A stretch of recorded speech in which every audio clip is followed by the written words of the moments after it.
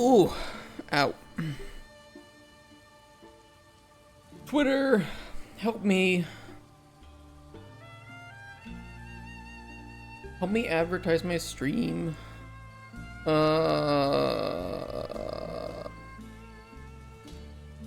are we doing today?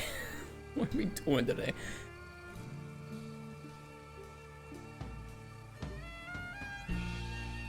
I think we're testing out dialogue today. Doing some final passes and revisions to our NPCs dialogue today, aiming to make a new public build by end of week.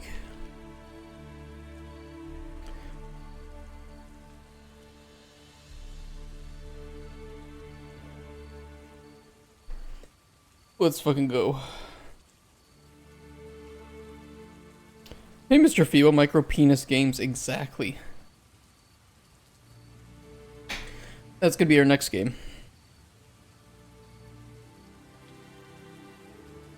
I feel like that would be, you know, like the game jousting with your friends or something? Whatever it is, where you play as a penis, trying to enter your friends. I feel like the hard mode for that game would be with the micro penis. By the way, we are not even 2 minutes in, so, you know, see ya ad revenue. For our under 100 subscriber YouTube channel that can't even monetize yet, so, you know, whatever. Story of my life, true.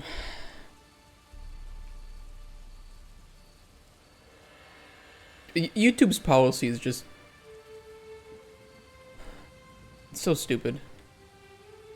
It's like this this coddling, this infantilization of society, that God forbid people can't handle some topics.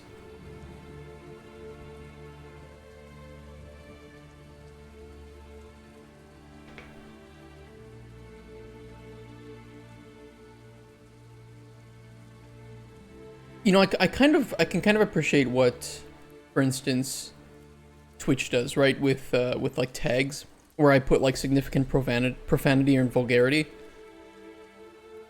Why can't YouTube just do the same thing and, right, like, just allow me to filter out all videos that are tagged with that, or, you know, things with like blood and gore, and then we're done. And we're done. I just, you know, require that people tag their videos with it, and allow people to filter it out if they don't want it. It's called YouTube. Yeah, I mean YouTube. Yeah, you're right. YouTube Kids exists. I don't see why an advertiser is gonna look at some channel like mine, where I say micro penis in the first 2 minutes, and be like, oh, oh no, we can't do that. Oh, nobody's gonna want to buy our dish rags, because now they'll associate dish rags with micro penises, and oh, whew. It's over.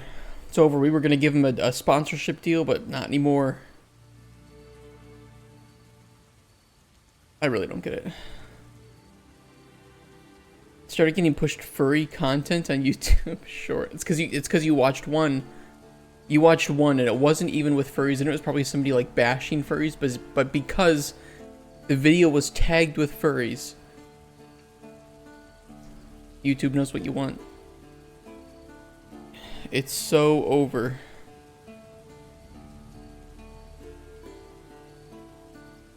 What are we testing today?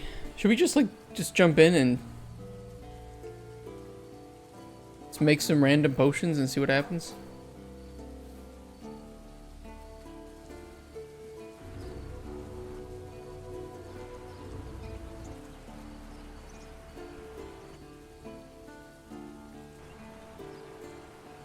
Some dude that runs a juice truck with Brandon Rogers. The fuck? Oh, should I? Dude, I totally forgot Spoon looks like an actual goblin now. It looks pretty good, to be honest.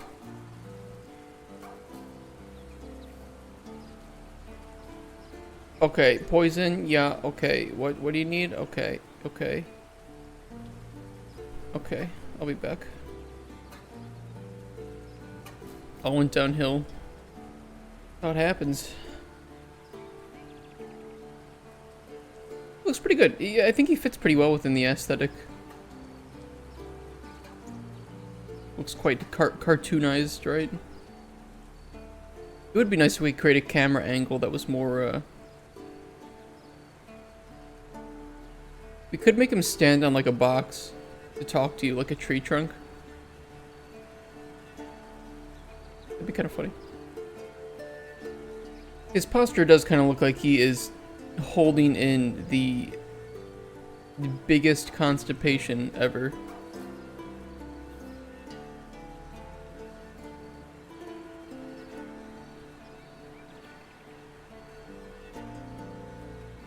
Who is Brandon Rogers? Explain it to me like I'm not almost 30 years old.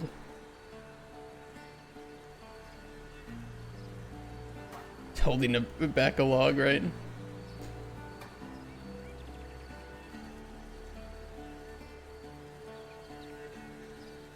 Once a paralysis poison too. Funny comedian. I admit the only comedians I watch pretty religiously would be Bill Burr, Louis C.K., Daniel Tosh. He's had some pretty good stand-ups. And I'm missing one.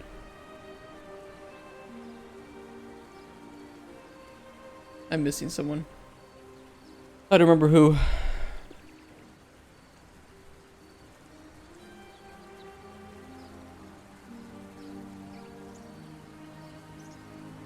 Funny, haha, man, right? Made the bit where it says there's only one thing worse than a rapist, a child. Wait, what? What? Guys, are you guys sure you don't just mean my stream last week?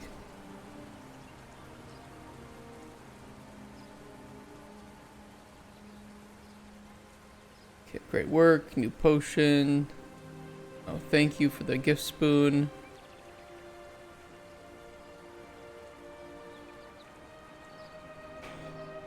I'll have to watch it after work today.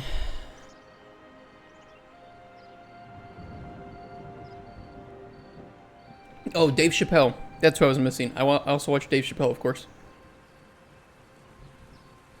Who's the dude getting the potions to... No, he's not. I mean, it kind of looks like he is, but he's doing what he says he's doing.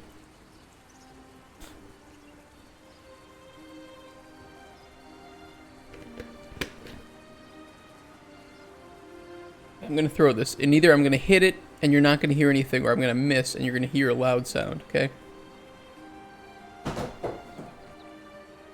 I missed. Wasn't that loud, though. That posture is up to no good.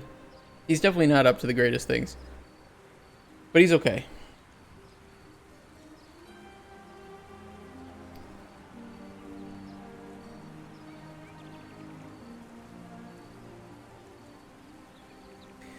Okay, he needs... What is the second potion he needs? He needs, not invisibility, it's, frenzy. And then he wants a carry weight and stamina potion that is sour, I think. Good to see Spoon got a model, right? He looks pretty, pretty sexy.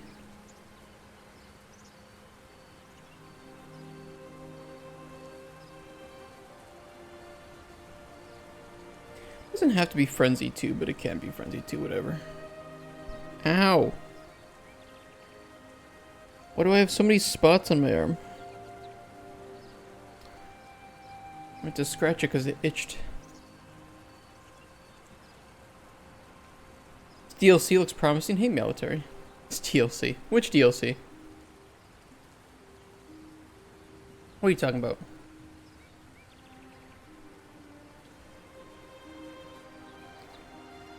Fortify carry weight. Do we have anyone with like stamina too?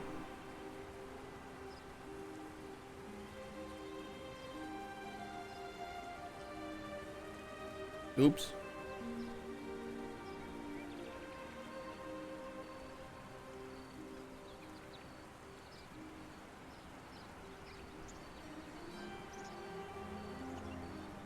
I mean, this doesn't have to be in the same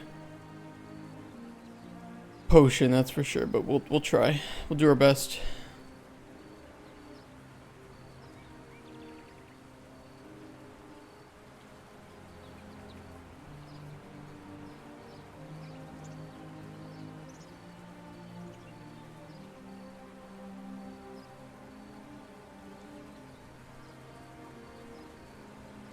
It's not very sour though. Is there anything with high sourness?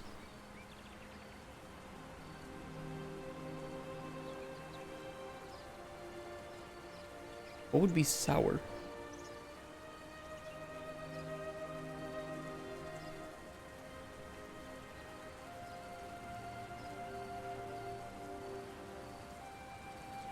I don't like the flickering that happens on the text. This is not Elden Ring. No, it's not. Is this something chat made? This is something I'm making. This is Cauldron Chronicles. What are you talking about? You've been here for Cauldron Chronicles. This is the alchemy. Are you actually military, or did somebody replace you over the weekend?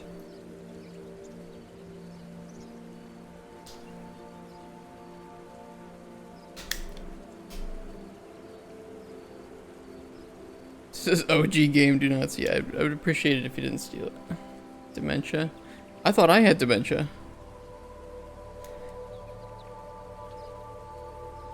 Imagine it differently. You saw us making the dialogue, right? Or do you mean like you imagine like the potion aspect, potion making would be different? I wouldn't blame you there, because so many alchemy games, the potion making is like a...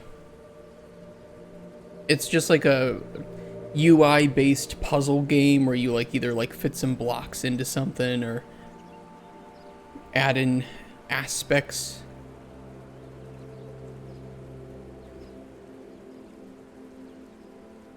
What is sour? Ground mystical thistle's pretty sour. It's only 0.6 though.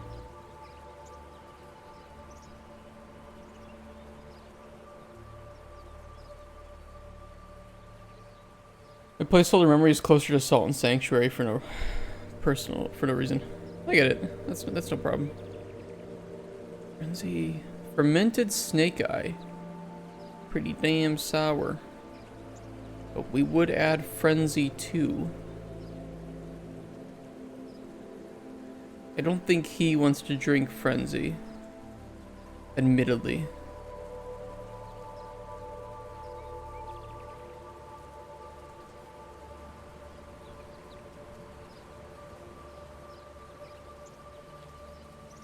Let's give him a spoon nut. Let's throw a spoon nut on here.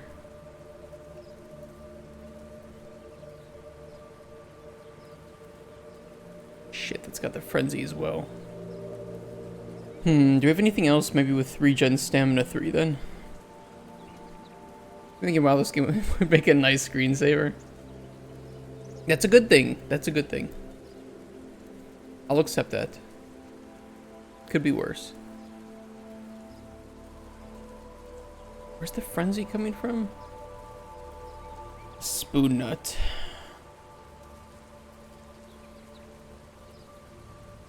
Shit. We have red teacup in there already.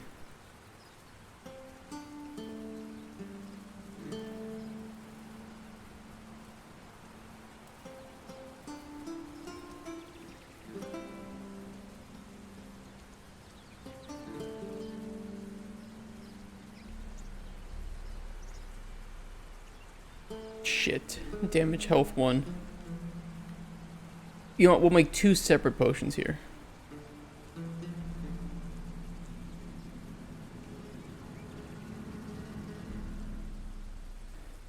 Yeah, we'll do the fortified carry weight in 1. With a spoon nut. You know, for good measure, right?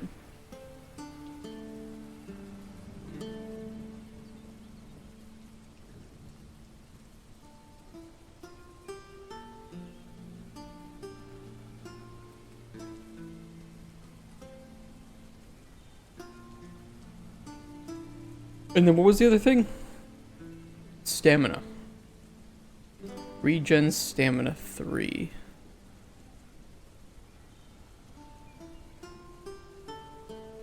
That'll work.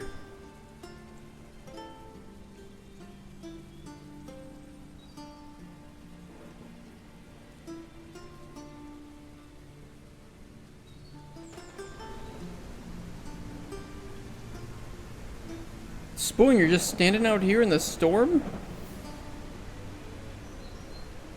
You can come inside and wait. You know, it's... Look, it's how much nicer it is. It's quiet. It's calm. Hey, he don't give a fuck, do we?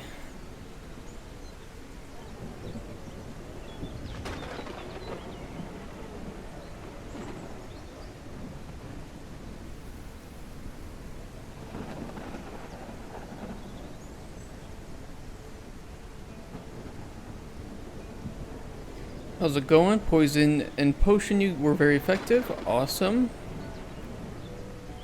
Okay. It gave us some free stuff and some snails. I love it. Shit.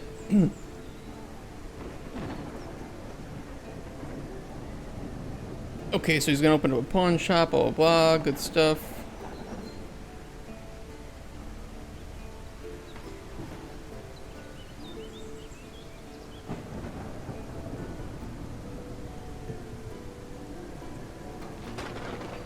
Okay. See a spoon. To see you again. Take care.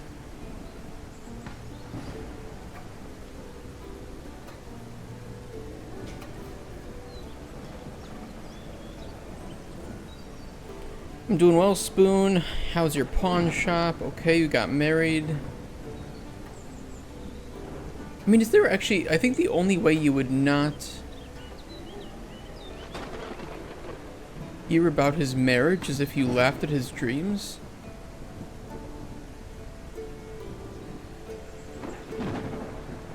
No, because you wouldn't hear about his pawn shop if you laughed at his dreams. You wouldn't hear about his marriage if you didn't convince him to let other people in.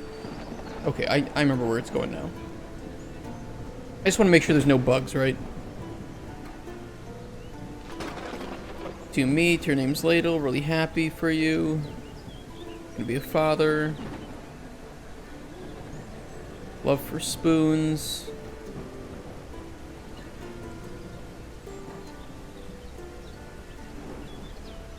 Wait.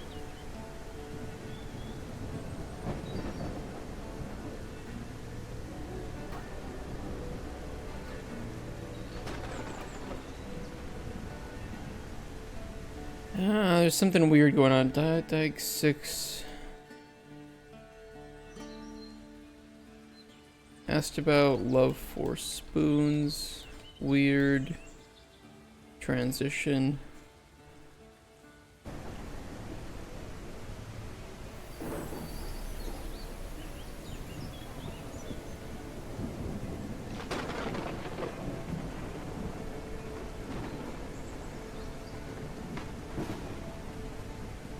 Wait, what? So you're going to go look for the gold now?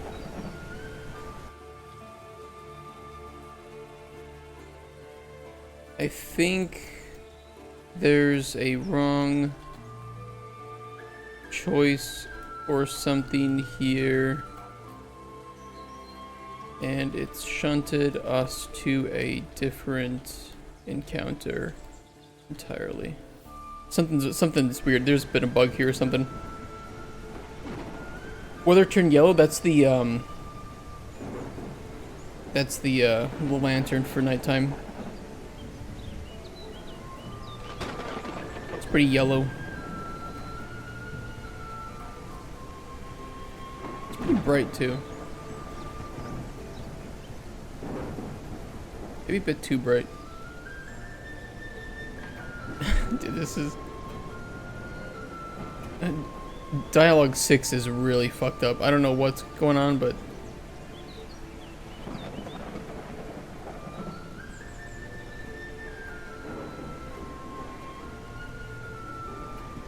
yeah, there's something weird going on here.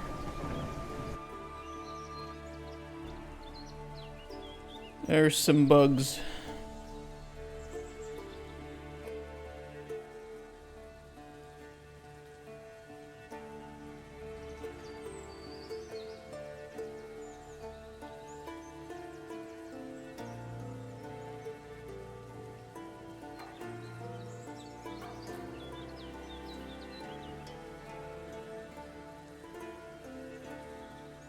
Dialogue node NPC 181. Where is that putting us?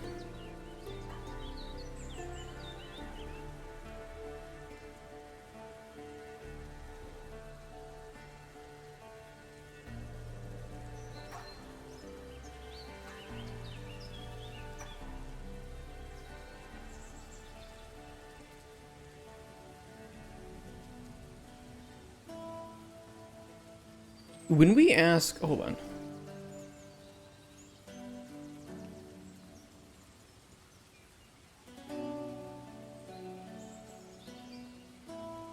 This goes to NPC 1. Where's that?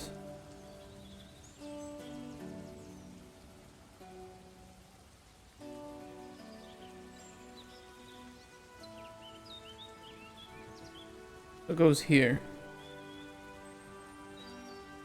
I don't know what this 181 is then.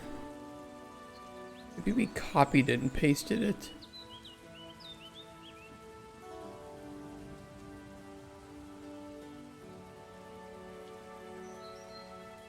Yeah, so that was leading us into the wrong thing, which means it was probably jumping us back into a different... It was weird. It moved us to an entirely different encounter for a second there, and I don't know why.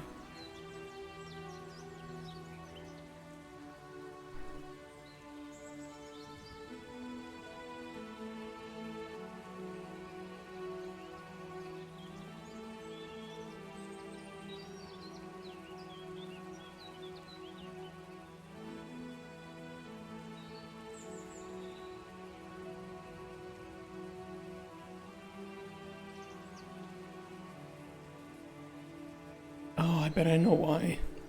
I know why.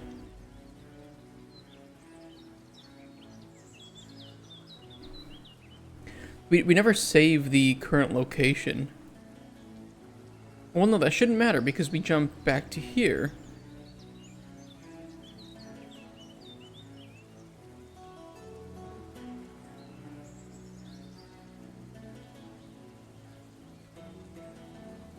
Six NPC 20. We jump to here. I see, okay.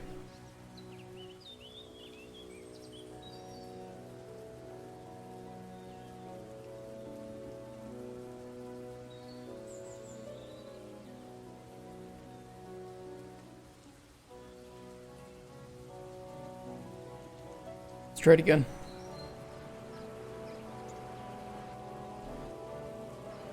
Do. By the way, this week too, I'd like to add in DLSS before we make the build. I think it's relatively easy to include, and it should be not too much work to add it to the menu. So while the game is pretty graphically intensive, if you do have a compatible graphics card, you should be able to get some performance boost from that.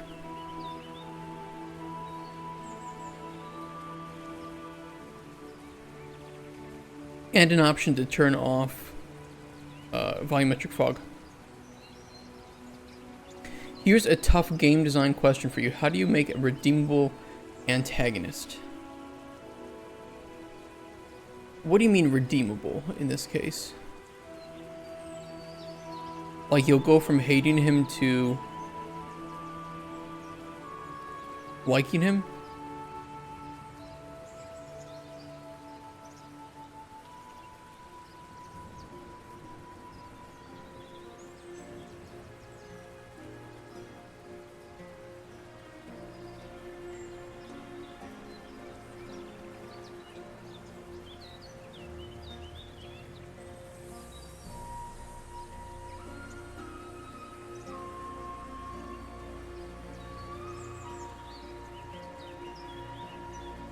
Taking us that in the end you can kind of sympathize, understand, doesn't exactly have to like. Well, in my opinion, all of the best villains are not villains in their own eyes. You know, they're doing the wrong thing for the right reasons.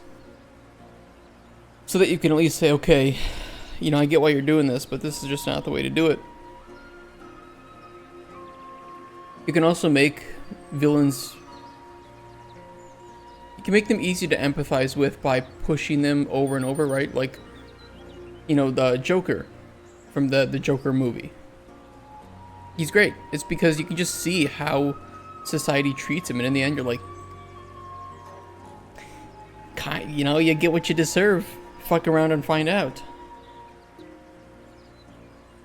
It's a good, very good movie. Do you remember when we were all told that it was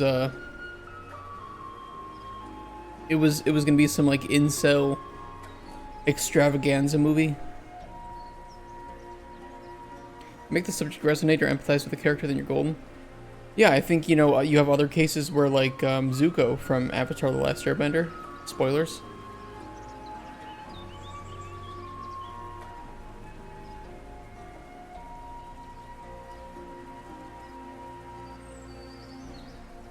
You know, make him do the wrong thing for a reason that that anybody can understand.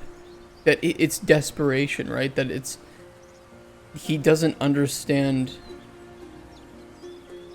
that what he's doing the wrong thing because all he wants is something that we all would want. It is a goblet spoon. Zuko redeemed himself. I was more thinking the dude doesn't redeem himself. Okay, so committed to the path until the end. I think you can make it so that it would be like Joker, right? It would be more the case of you're making the character do bad things, but you are understanding of why that character has been pushed there, and to some extent you can agree with it, right? Like, everybody hates a bully. So take an antagonist that does evil things and, well, in like Joker's case, make him the laughing stock of society, the one we ignore, we look down upon, we don't care about, and we honestly just don't want to have around in our lives. Push him to the very edges and you can see what happens, right?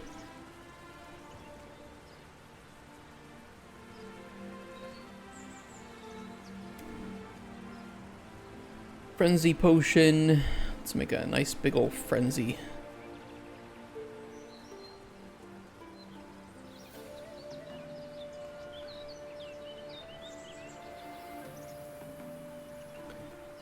Pretty sure I don't want fortify block and restore health on my frenzy potion, but thank you.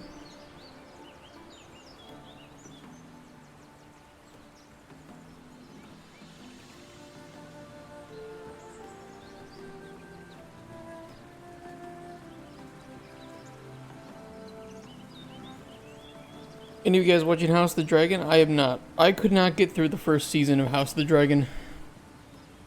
I found it kind of, I'll say the word boring, but it's not because I don't like the politics stuff of it. Like, I'm not some, like, Shonen Andy who just wants his battles. I just didn't find any of the characters really that engaging.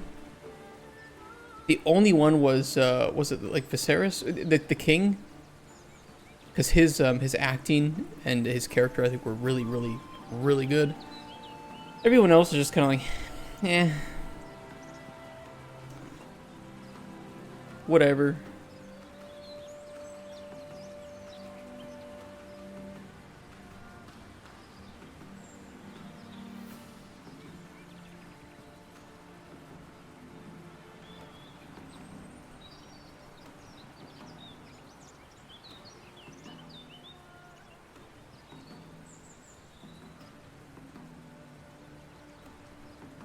Yucca, oh my god.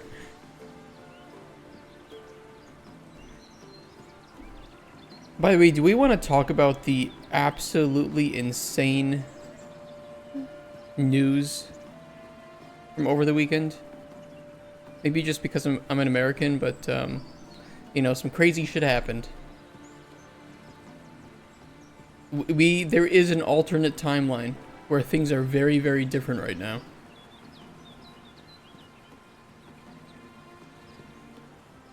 Pretty wild. Really into Game of Thrones. It's a big part of my life. I've read all the books and I wanted to complain about the direction of the new season. Don't appreciate the way that they've painted the greens. I have read only the Song of Ice and Fire books and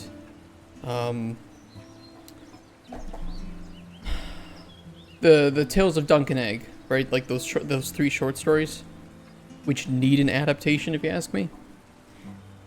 Trump tanked that shit. What a goat! Yeah, he threw up protection from ranged right at the last second. Conspiracies are getting crazy. Yeah, they are. I don't like the guy much, but he took that shot. Yeah, I'm not a Trump fan, but I don't want like people to get shot, right? I mean, not only does it make the country look really, really, really, really bad, but, you know, it just, like, that's not how we solve things in a civilized society.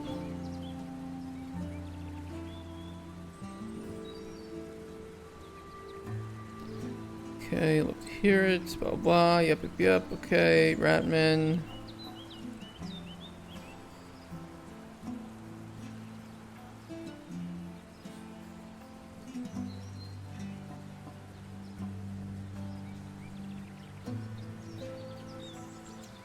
Commemorative spoons.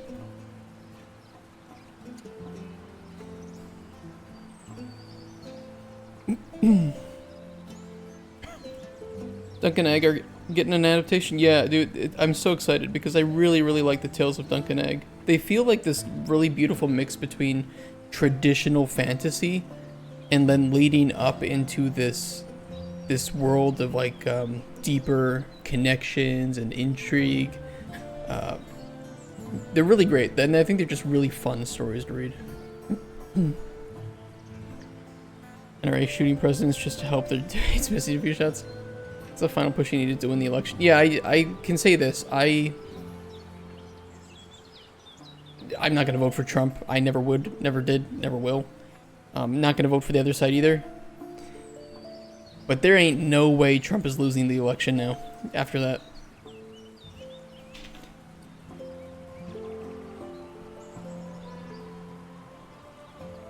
Pack it up. If you watch the original Game of Thrones, they're called Duncan is ancestor of Brianna, maybe Clegane. I'm not 100% off the top of my head. Oh, so eventually Brianna or Clegane are distantly related at some point to Duncan. Damn. But her emails, whose emails? Hillary's? I gotta be careful. I'm gonna end up accidentally falling out of a building or something.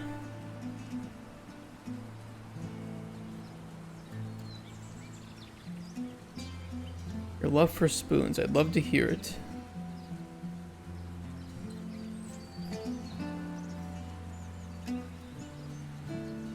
Don't be clumsy, easy. Hillary's she is a creative. You know, I said it back in 2016. I mean, everybody said it, right?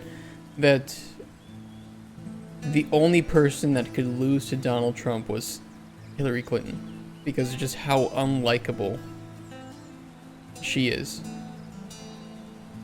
Little did we know. Little did we know they would say, "Hold my beer."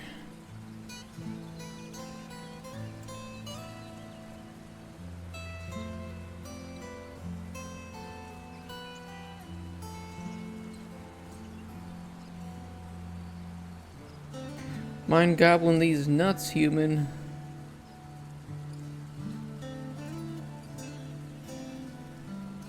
So by opening this shop, you're carrying on his passion for spoons. How's it going? Stop doing great at compete. Okay, perfect. So that's led back in here. Are you still collecting spoon nuts? You want some? Sure, I'll always take more spoon nuts.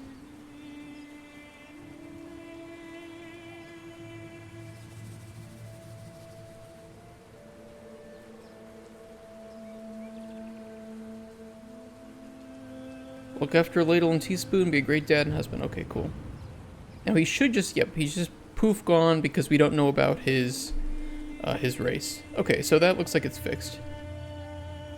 Yes, the mind goblins, right? I'll be able to vote next election after this one. Man, 2016 was my first election, and I kind of wish that I had at least had 2012 be my first election. You know, just one. Can we just have one, like, kind of normal election before I get thrust into Donald Trump versus Hillary, Donald Trump versus Joe Biden, and then Donald Trump versus Joe Biden version 2 Electric Boogaloo? This picture is so tragic. Next, he'll be isekai into world where fraud is OP. Trump is good for the states generally. It's been displayed by the Biden administration that you need a strong business mind to run your country. I think I just prefer the memes when Trump was in office. The Biden memes just kind of have this aura of sadness next to them, right? Where you make fun of him because of the decline, and then you realize, okay, well, you know, the person probably keeping him in here is his wife, most likely. You know, what they're doing to him is just kind of cruel at this point.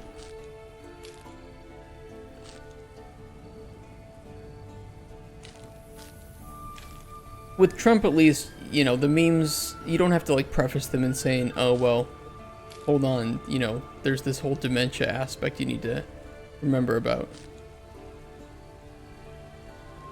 World is always a shit show, right?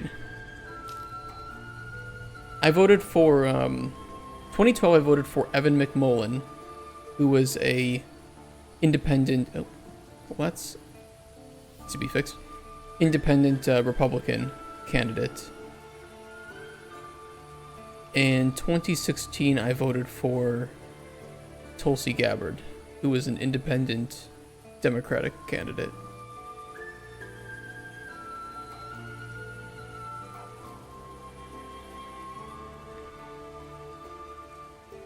Time to fix some trees. Gross. Look at this. Unacceptable.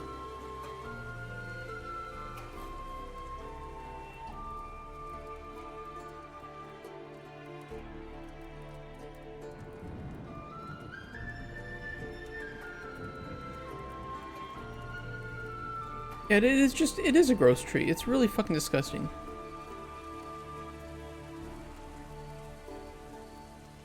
Ooh, nope. Nope, can't accept that. That is a corner that is still above the landscape. There we go.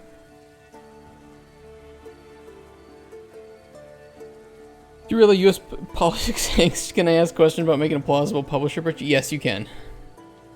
Some stump meshes. Bend that shit. I could.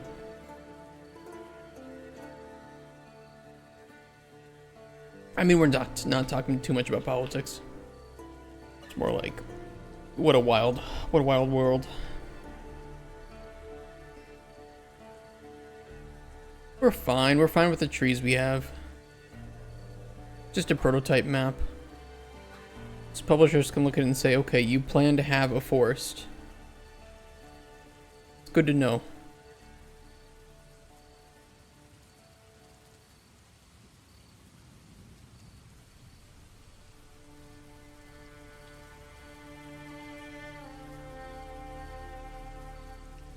Perfect ideas 1. Make playtest. 2. Recruit an artist. More staff. Vertical slice pitch. Yeah, that's pretty fair. You can pitch with first playable, of course. You know, your pitch is always more likely to succeed the more you have done with your game, right? So, you trying to make a vertical slice is definitely the way to go. If you can afford it, I would definitely recommend it.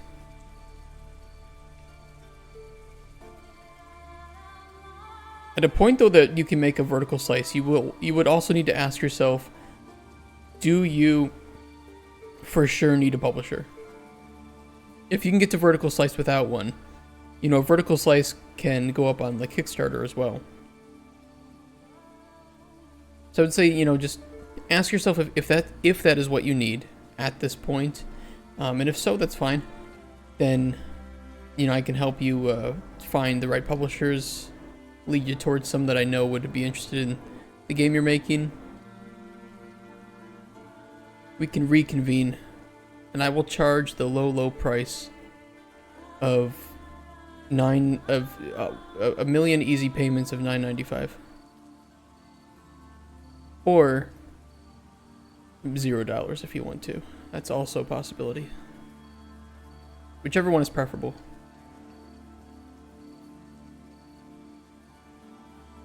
Why is it? How did I miss this tree? There's a tree in the rock. President, wake up.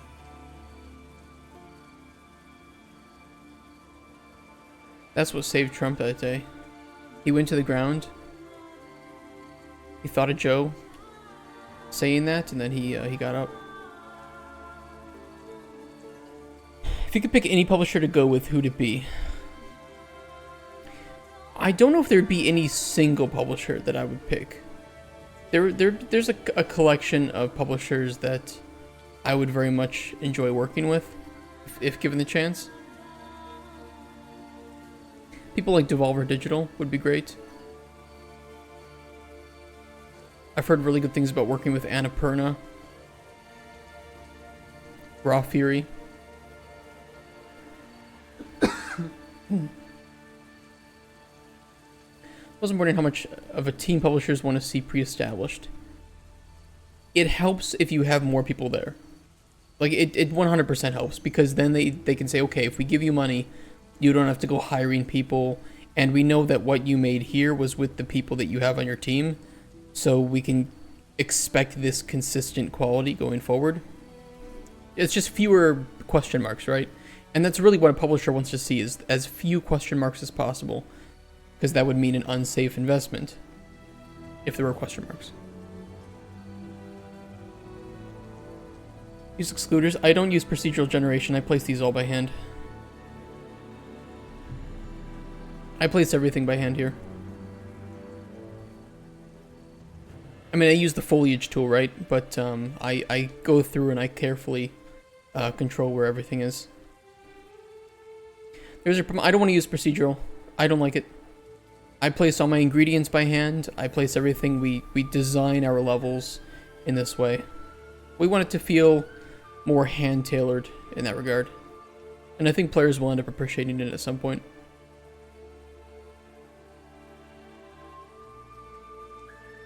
Would be convincing. Some people only need an idea, but for your own sake, I'd recommend.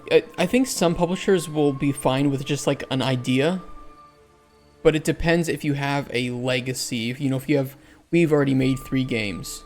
We know how to do it. We don't need to prove that we know how to do it. So if you give us the money, here's our idea.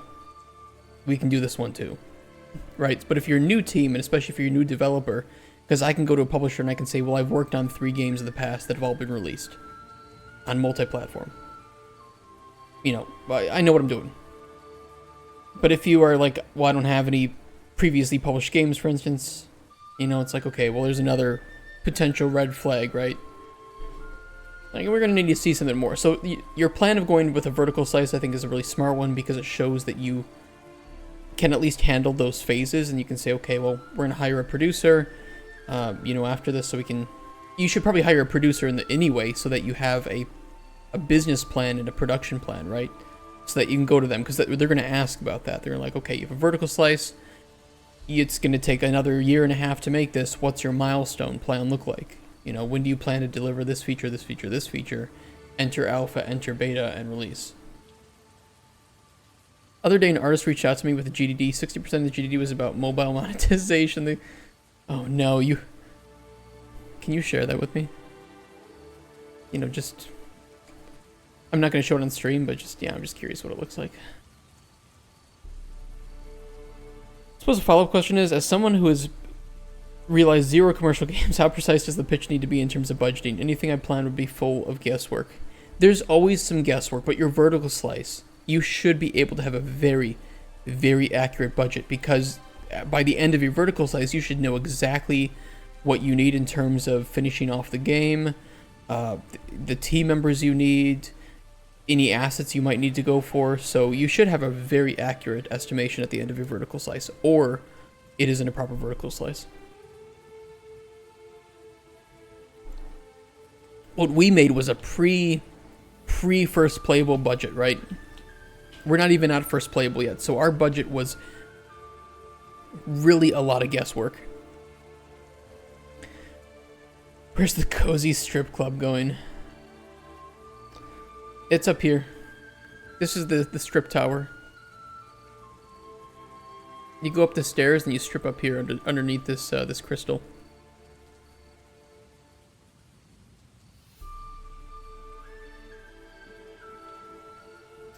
Thanks for the ice. No problem.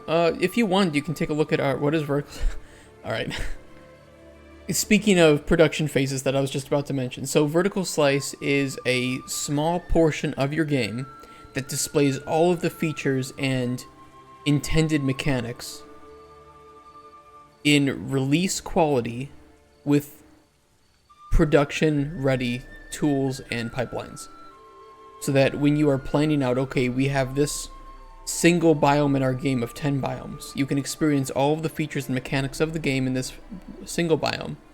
We then can determine exactly how much time and money, or as best as we can, it took to make this, or would take to make another one. And then we multiply that by 10, and that's our total budget for the game.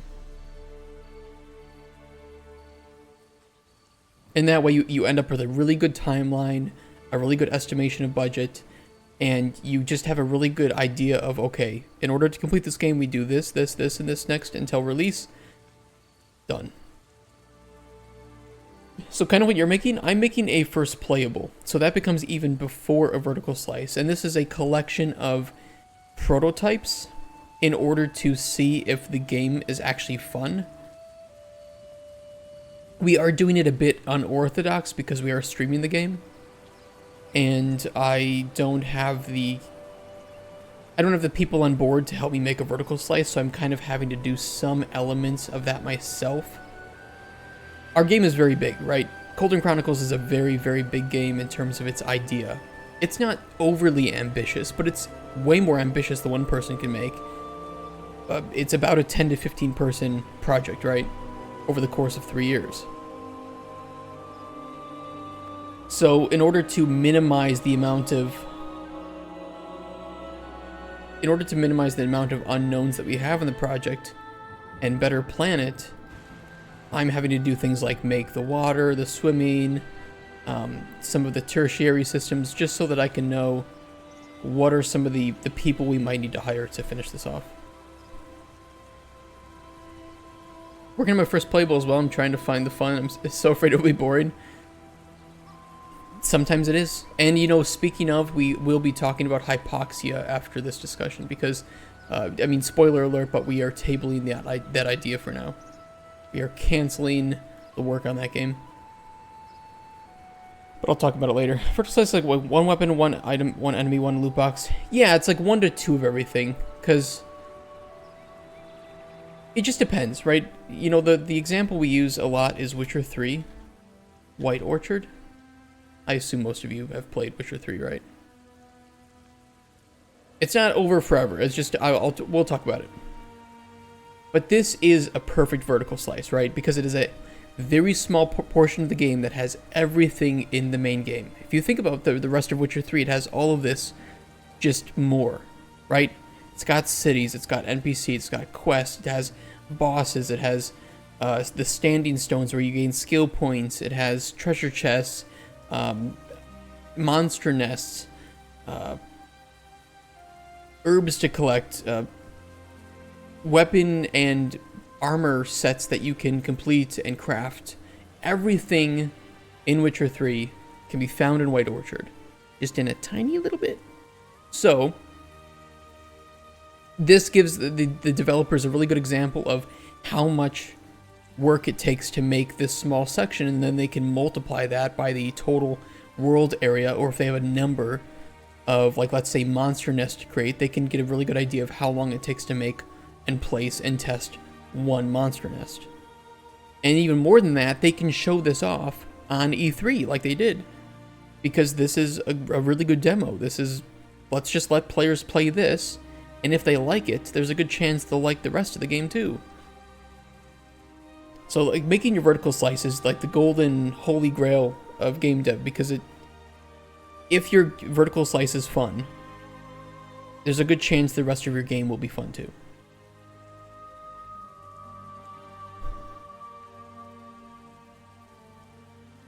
Are you intending on making different biomes? Yes. Yes, I don't know what yet, but I can say, you know, I want to have like a desert area, a swampy area, beaches and an ocean biome that you can explore, forest, plains full of flowers.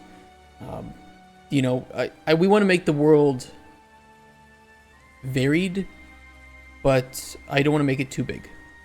I want to make it just accessible, right? So that you don't have to run around the world for 2 hours and get lost. It needs to be meaningful. Kind of like Breath of the Wild being playable in E3 debut, but only starting area. Exactly, Lazarla. That's exactly it. 100% it. That is their vertical slice.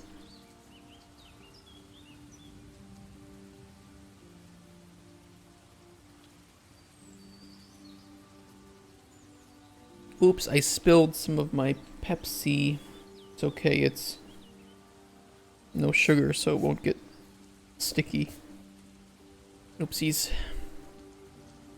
Are all the flowers going to be pickable so the player can sell flowers to buy a horse? Pretty much everything you see here that does have, you know, some like non-green color to it these are all ingredients. And you can see the little box around them, right? Because that's the collision, or the interaction. The biggest red flag for me is that this kind of makes the world. It means we can't like do a big field of beautiful lavender, right? Because then we would have to make all the lavender pickable, which probably would affect performance a little bit, right? But right now, it at least does make it so that when the player sees something that looks like it should be pickable, it is pickable. Like this pink flowers. Will there be visitable villages, cities, or other creatures? There won't be visitable villages or cities because you live like out in the wilds between two bigger kingdoms. So the only thing that you know are these forests. That's how we save some money. What are you thinking in terms of mobility, like horse gliders? Okay, so the world should be small enough that you can traverse it on foot, but there will be locations that you fast travel to. They're called altars, and you'll be able to utilize them with the corruption mechanic as well. So you can also use them to travel back and forth between your hut and the other biomes. There'll be one in each biome. Information in the game that states why a resource is not harvested to extinction? We could. I mean, what we do, we kind of do the Elder Scrolls effect with these too, so that you see like the smaller versions of them. When you harvest, you don't harvest the smaller versions, so that some of the color is still left in the world. Some of these aren't like that, like these, but most of them are like that. That way you can also see, okay, there would be one here, but I've already picked it, so I'll just have to wait till it grows back.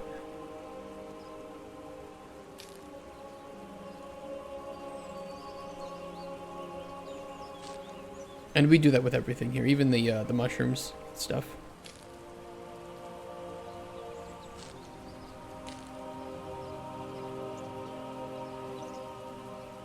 Hey bitch, what you doing? With your texture that isn't fully loaded in. Fine. Just Unreal Engine trying to conserve some VRAM. Can you go up those mountains in the distance? No, these are just for backdrop. The world, you can see the border here. If I press B, you can see it popping in and out. I've put up an invisible border around the prototype world. This entire world here, this level, is not in the final game.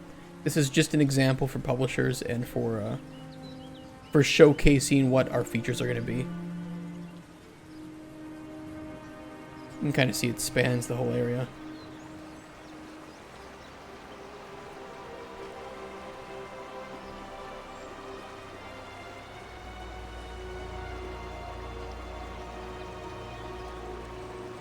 maybe develop a system for speed potions. Yes, I do intend to. So because you can drink your own potions, there's very likely going to be some effects that we do like speed that allow you to just, well, drink this potion yourself, go fast, right? I mean, we do want those sorts of effects to enable better traversal or open up shortcuts, secrets, things like that, help you to fight enemies. That is the intention.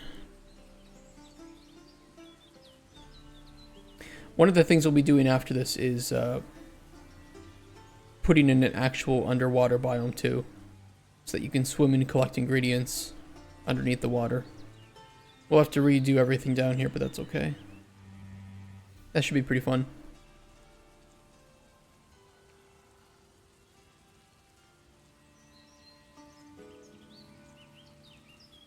Putting some beware to bear sign on the southern border of my map. Then bears will maul the player to death. We have no entry, which may or may not be an Indian rom-com movie. I was looking for a texture that we could use as a no entry sign, and this appeared. And, well, I just had to.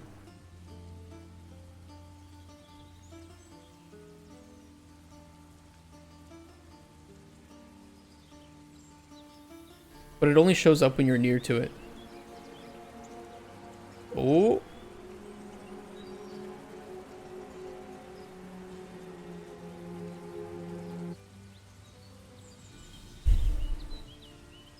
That kind of looks like nobody lives forever.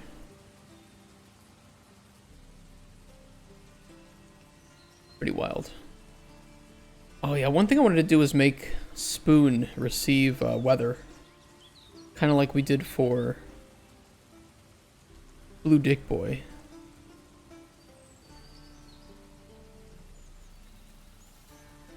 Is there a master material? Goblin base. Goblin green. And probably his armor too.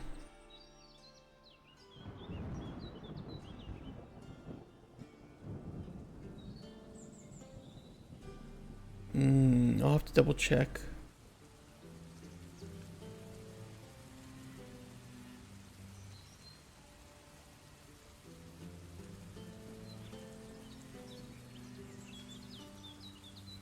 Matte skirt, leg armor, head helmet. Shit, I don't know which ones these use. We'll have to update all of them.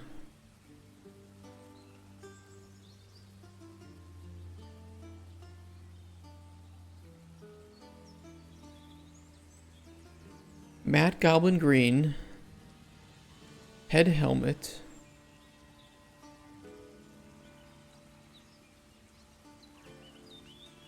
Armor blue.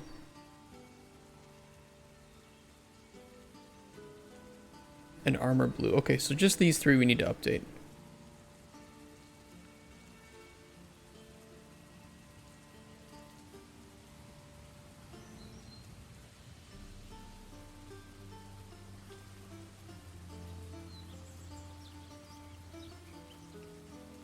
I'm going to use these same modifiers too that we did for Blue Dick Boy.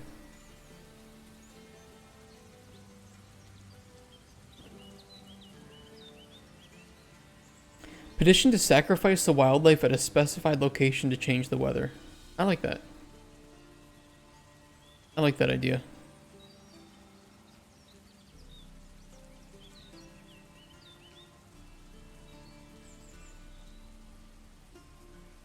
I could get behind that.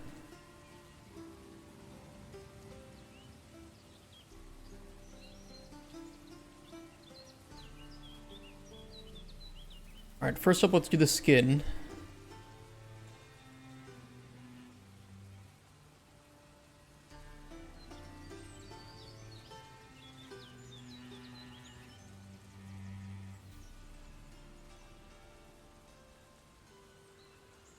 You know, for me, when I design, and this is just kind of how I try to design my games, but I try to add a lot of depth through simple things.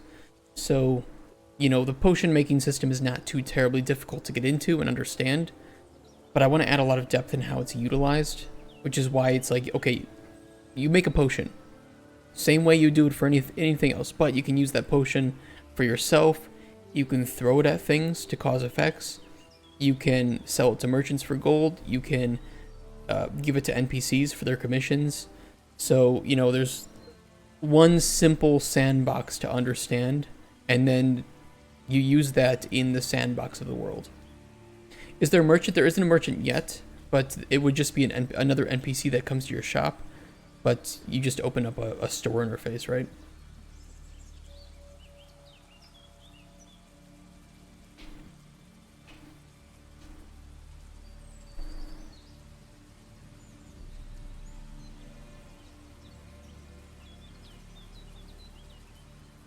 What kind of BS name are you using for him?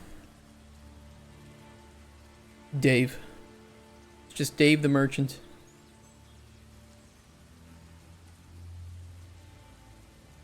Okay, red to ambient occlusion.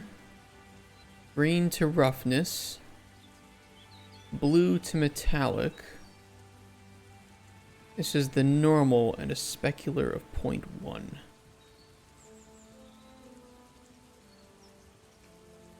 And we need a 3-vector constant.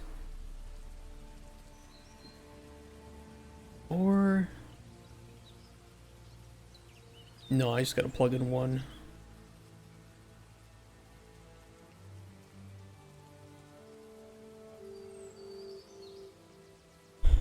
Sacrificed animals are typically eaten since passing gods are unlikely to grab them.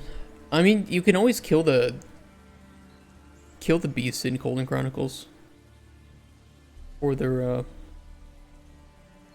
yummy stuff. It's an option. There might be some beasts, though, that you can harvest from. So, you know, one of the examples we used in our GDD was from Friedrich. I don't know if you guys watched that show. Let me find the image somewhere.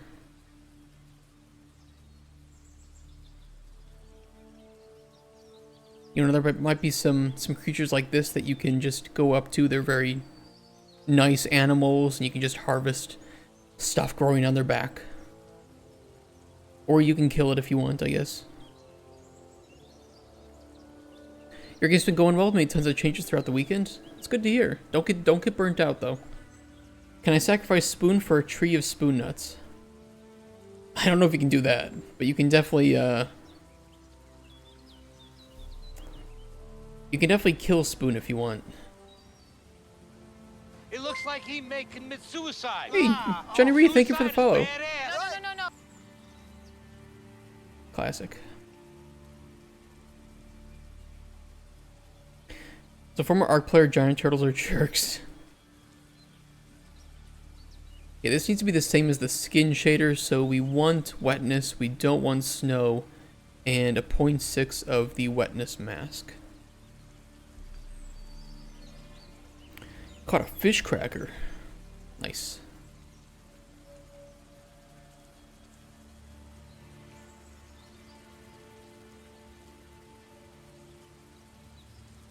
I'll throw him into the scene so we can see how this is working with his skin.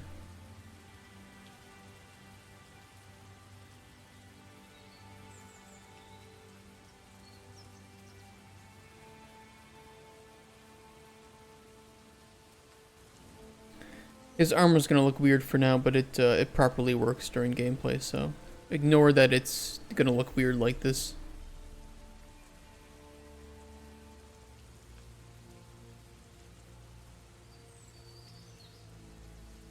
What can I spend all this hard-earned gold on? Absolutely nothing right now. Adding snow to the player's skin was a terrible mistake, but I had to fuck it up to figure it out. Yeah, I did that too. I was like, I'm curious how it looks, and I was like, nah, it wouldn't make sense because it would just melt on the player's skin, right? Now on their clothes, that makes more sense, but Player skin, not so much. How do I go about running a playtest? Do you want to do one that you would pay for, or do you want to do a playtest with just some random people? Just like find some friends and some people who are willing to help you out for free.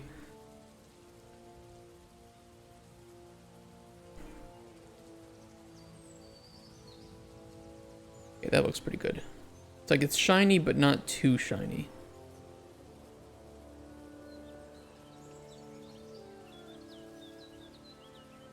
Are there people that do professional? Yes. Yes, there are. With varying degrees of success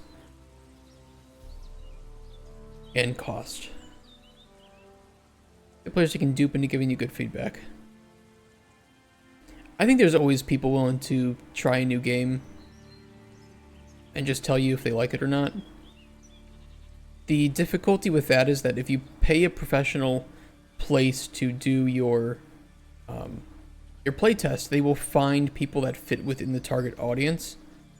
If you do it with just friends, you might be getting feedback from people who have no interest in your game at all, like your genre, and so getting feedback from them can be kind of pointless, right? I got famous stopped relying on good mornings, not coolies. Good morning, almost absent. I'm sorry. There's a lot of people typing in chat.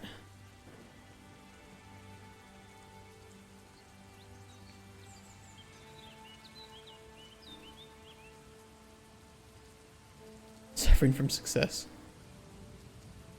I know at some point we will have an issue with, you know, it's kind of like a bittersweet thing, right? Where if we get popular, I won't be able to respond to everybody in chat. It'll just be impossible. I don't want that to be the case, but I also kind of want it to be the case because it means that we're doing a good job, right?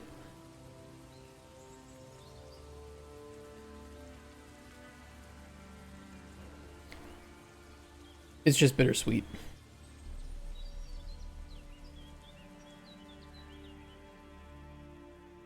Uh-oh.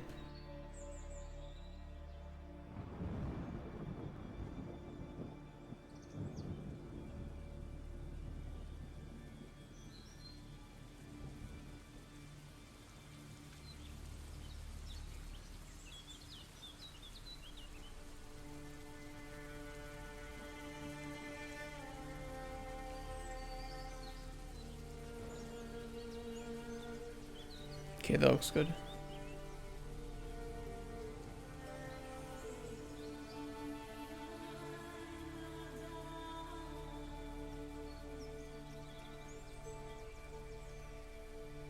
Oh, yeah, I know what the issue is. Just need my static bools.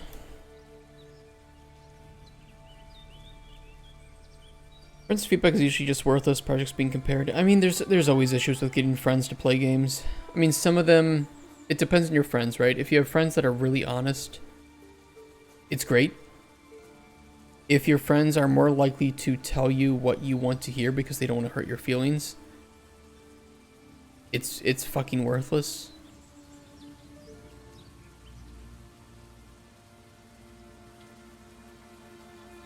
And that's where, like, the random strangers.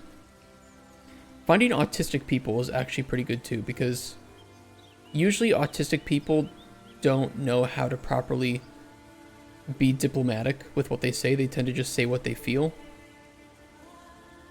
It sounds weird, but a lot of my friends in game dev are on the spectrum somewhere, because they're the people that I like the most, because they just tell me the truth. They don't play politic bullshit. They're just like, yeah, this sucks. I fucking hate it. Like, thank you. Finally, somebody can just say it.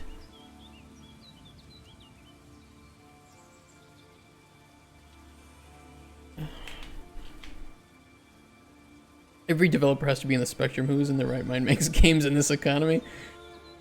Yeah, I was talking about it, because I met with the other couple Microraptor members, you could say.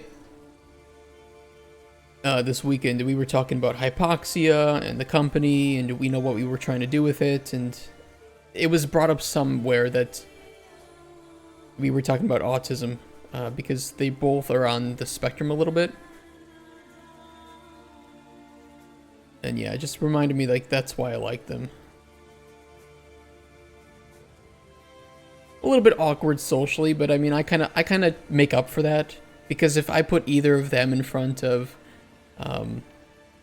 if I were to put either of them in front of like a publisher, I know there'd be some issues.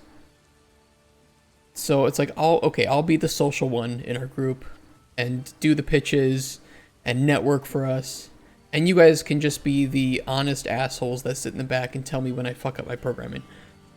Good enough. They'll only meet the others. I hope at some point. They're a little camera shy, which is understandable. One of them is just sunlight shy as a whole.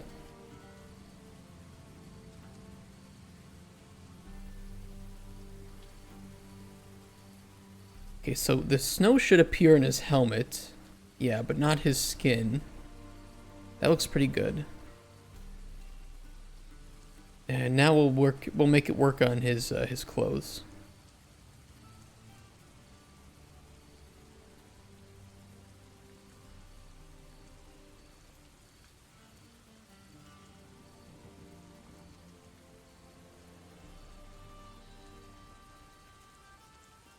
But speaking of, we did talk about hypoxia, and if you weren't here last Friday, we were doing some pre-production of a new game. And we all came to the conclusion that generally this is probably just not the greatest idea for the moment, because the way that we want to develop it doesn't really match up with the skills that we currently have. So we want to spend a bit more time thinking about it, determining what we need from a technical level to achieve it, and then come back to it in the future when we feel a bit more confident and have a larger team that can handle some of the technical art requirements for it. Female playable character win. I know in Cauldron Chronicles, I'll just let the player choose if they want to be male or female. It's not really going to affect much, but we may be able to do something with, I don't know, we'll see. What kind of game is it? It's a submarine game. Very narrative driven, a lot of, it's out of my wheelhouse, to be honest. It's not a genre that I typically work on or have designed for.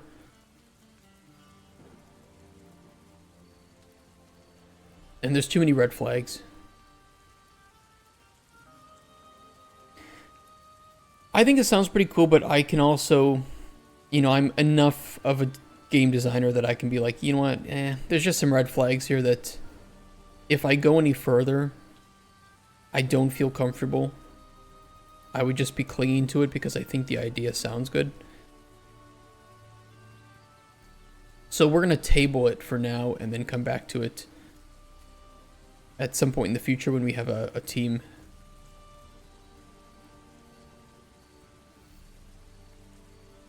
Not that.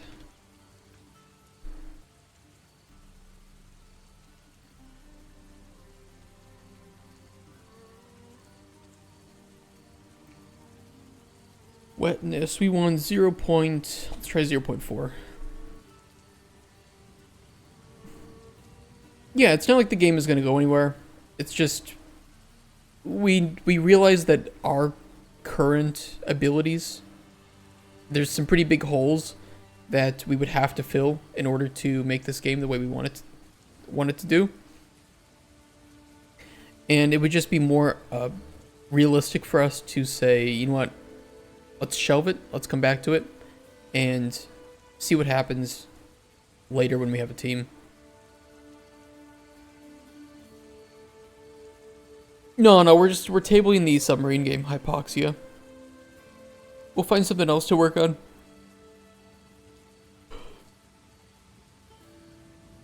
Yep, just a reality of game dev, right? Where it's like, if something isn't a winner, you either need to say, can we make it a winner? Or should we just wait and see what happens at some later point? It's fine, the whole game can look like this, right?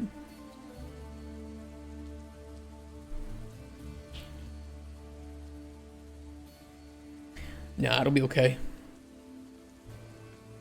We will continue to work on Cauldron Chronicles. You know, I've already done enough. I'd thought about this game for at least a year before we started streaming the development of it. And I was pretty damn sure that there wasn't a reasonable way that this could be a failure. Like, there were for sure going to be things we might have to change or iterate upon, but that the core idea was pretty damn good. With Hypoxia, I didn't give it as much thought, and I was just like, okay, well, you know, we'll see. We'll see. I'll do a few days of pre-production for it, and I'll be able to gauge whether or not I feel like it's a good idea or if we can do it. And I think that it's an okay idea. I'm not really a fan of the story or the gameplay, and I think that the technical requirements to make it look as good as we want it would be too high for our current team abilities. So we'll just, like, I have the one sheet. I'll throw it with the rest of our one sheets, and we'll come back to it in the future. And instead, we can maybe work on... You guys all seem to be pretty interested in that coin dozer game. So I was wondering what you would think if we did that instead. This looks pretty good, actually. Let me see what rain looks like.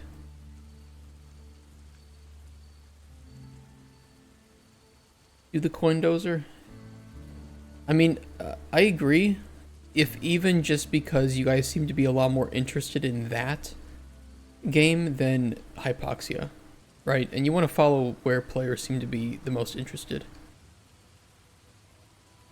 Okay, that looks pretty good. It looks wet, but not too wet on the... Okay, it looks pretty damn wet, actually. The specular is pretty high. Jesus Christ. Why so shiny?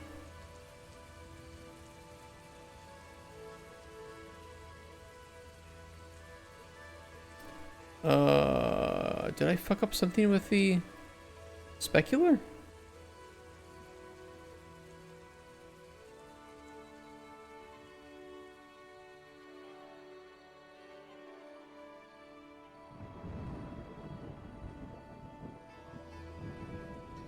What did I do here?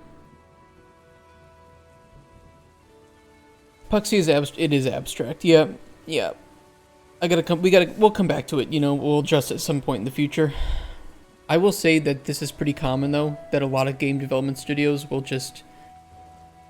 they'll throw like 5 ideas that sound decent at the wall and just see which one sticks the most. Or try to do some pre-production and see if it still is interesting after doing it. And this one just was like, there's better.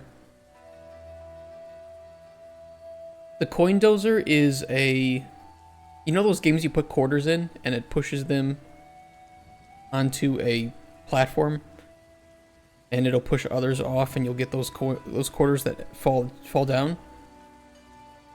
That's what it is. But I want to go deeper and make it so not only is this going to be a just casual game to play, so like no microtransactions or whatever. It's gambling, but you're not doing real money, and you won't ever be able to run out of coins, right? Competitive. Like, I'm thinking there will be like a mini game, a couple mini games you can play to earn coins if you run out. And there will be different modes, so I thought of like a roguelike mode where you have different objectives for different tables. And then there are boss battles that you can do with it. Also pretty easy to do. Can we shake the machine? Yeah, sure. Fuck it. Why not? Who cares? It's a single player game.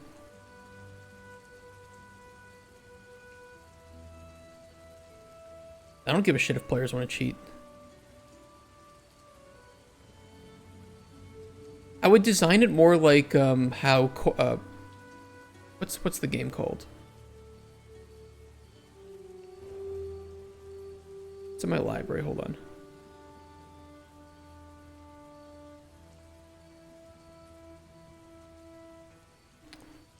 Where the fuck is it? The coin game. Ironically called the coin game. Where, you know, this is like an arcade simulator. And you have tons of different arcade games that you can play.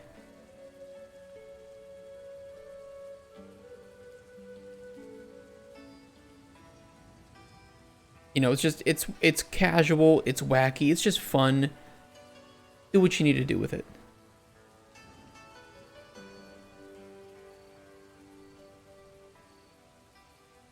Why is my specular weird here?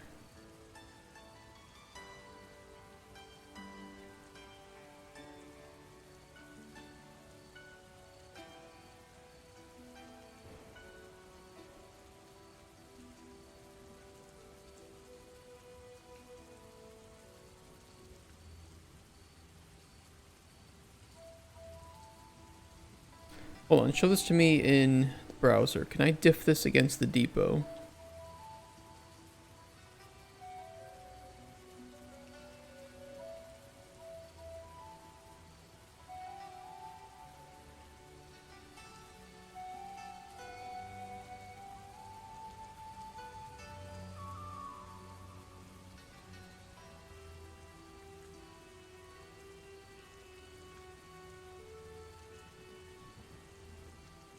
Why is this so shiny? What did I mess up here?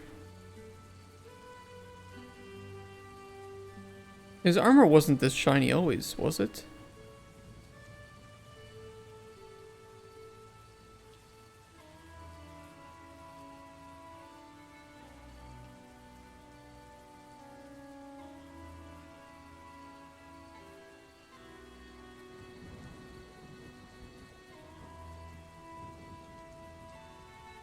Did I mess up the...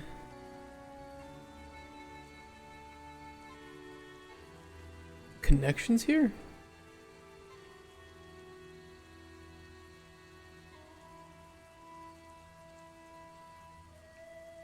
Let me undo this and try it again.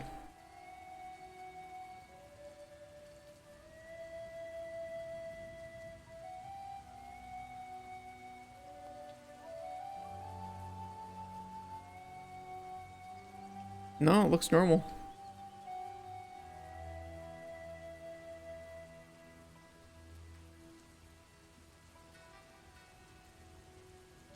Oh, I'd switched the blue and green. I thought the blue was leading, I think I had metallic and roughness backwards.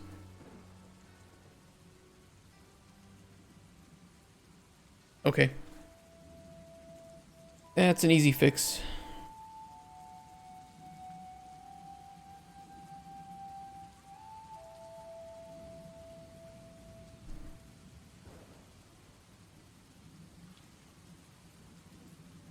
We can either work on the coin dozer game or we can work on Project Decimation, which I also think would be pretty fun to work on. Mainly because it would be just... it'd be a lot of like toilet humor and stupidity. We can do pretty much whatever we want in that game.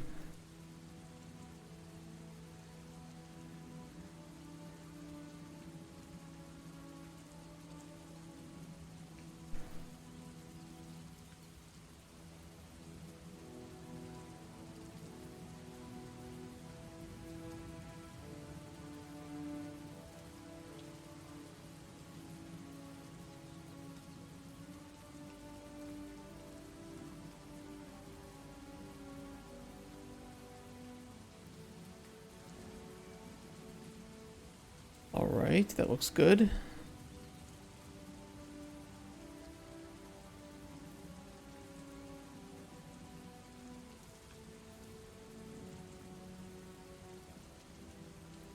Base, metallic, specular, roughness.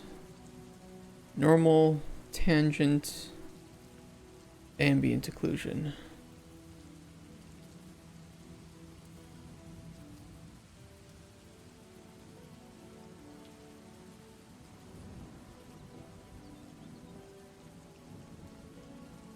That looks much better.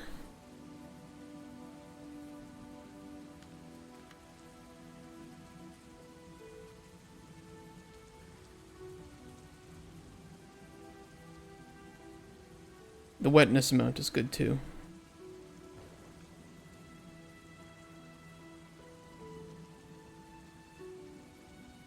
Could even be a little bit more. I think we could do like 0.5 or 0.6.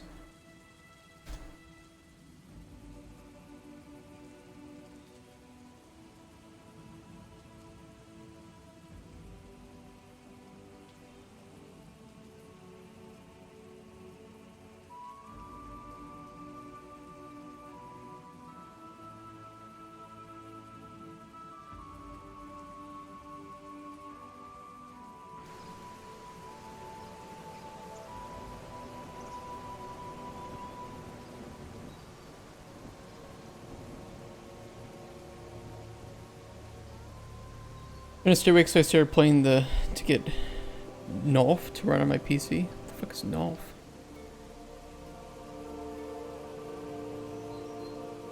Okay. It looks good. And let's check with snow.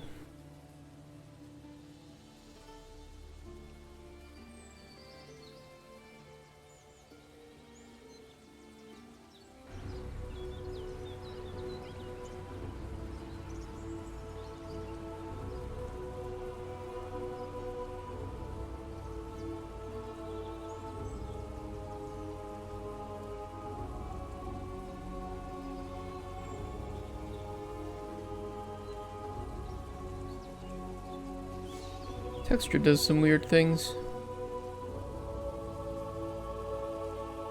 Looks like a bit too much snow on the clothes too. I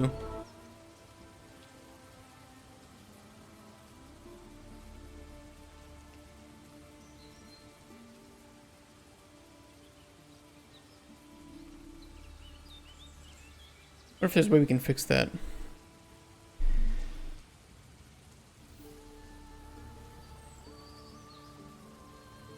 Skeletal mesh.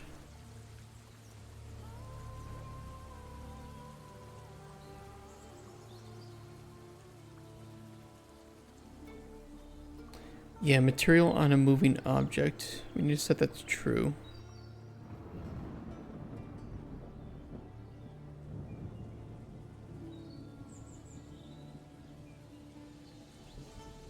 That might help it with moving like that.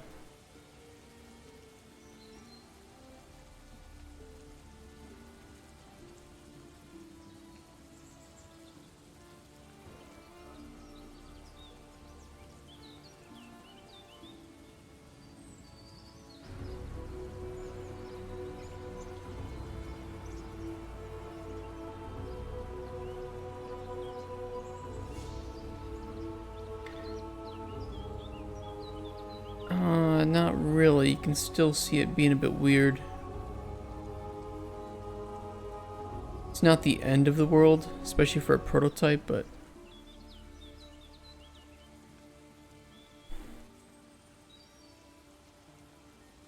let's tell it it's for a skeletal mesh too and see if that fixes it.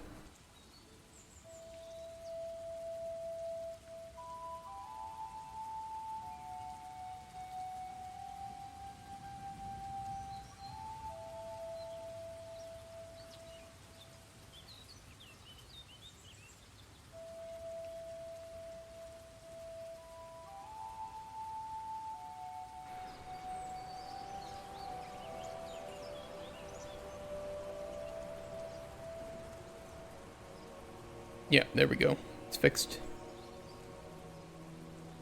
That looks better.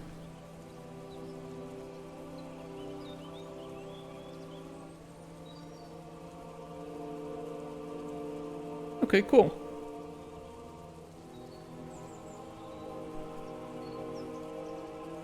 Engine hasn't crashed in a while. Shut the fuck up.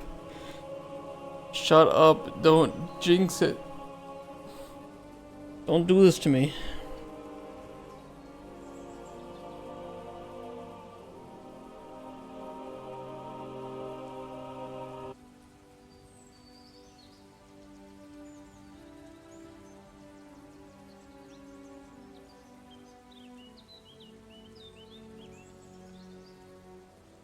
Should we add in DLSS?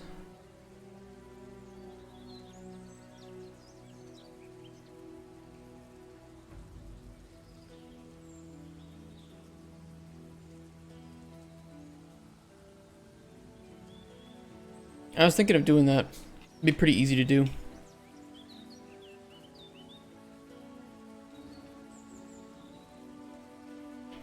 And I need a volumetric fog box tick because it, there do seem to be some performance issues with it. Well, not like issues, but it is certainly quite strong.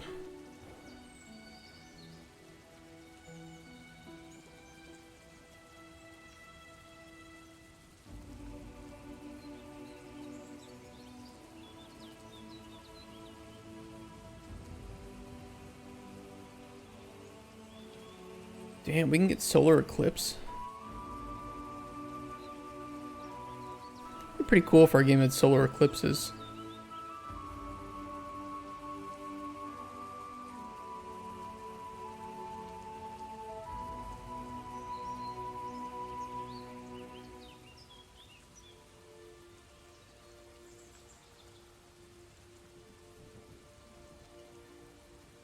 Moon phase changes over time. That should be turned on, actually.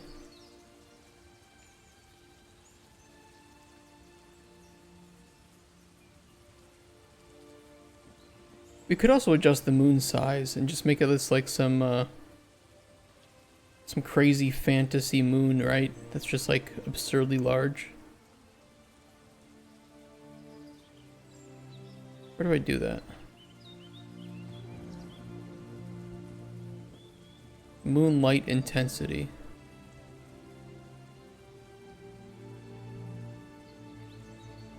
Yeah, that's pretty intense, isn't it? 100. 1003. What a moon.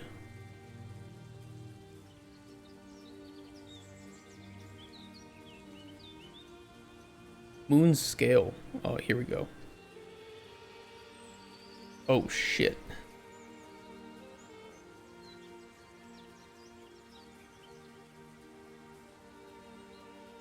That would be pretty wild. Moon texture.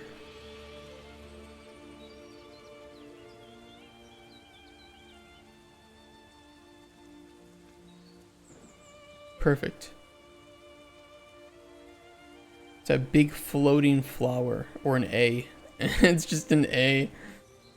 Just gamepad controls. Look in the sky, it's a left bumper.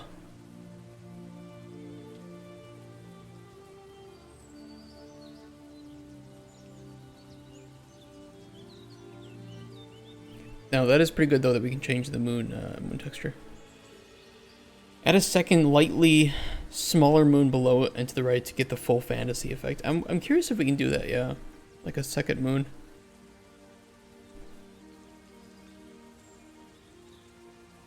Custom moonlight actor. Interesting.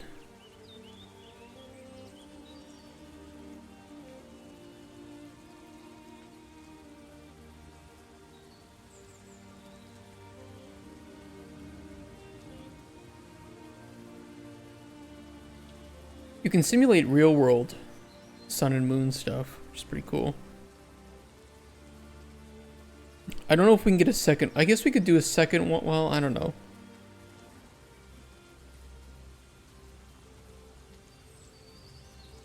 That could be a bit tough. Add a bat signal? Holy shit, dude, that'd be great. That would be pretty awesome. 500. Oh. Bit big. 100.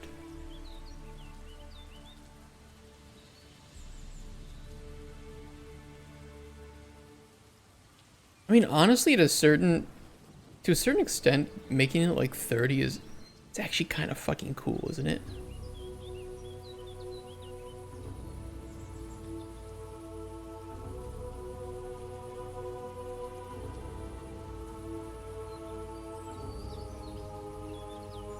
It's actually kind of, I mean, it's certainly not realistic in any way, but it's kind of cool.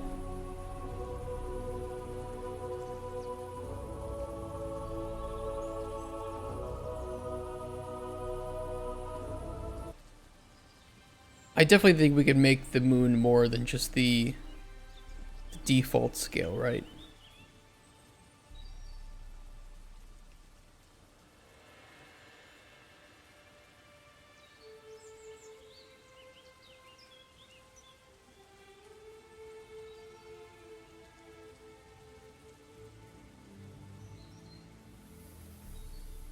Can I change the intensity during certain phases?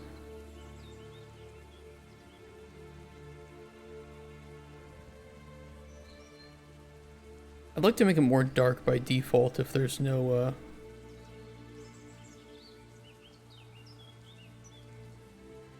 moon phase contrast.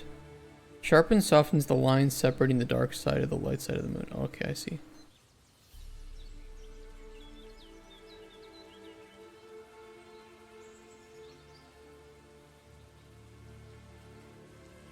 Oh, I see. Okay, so that makes it more...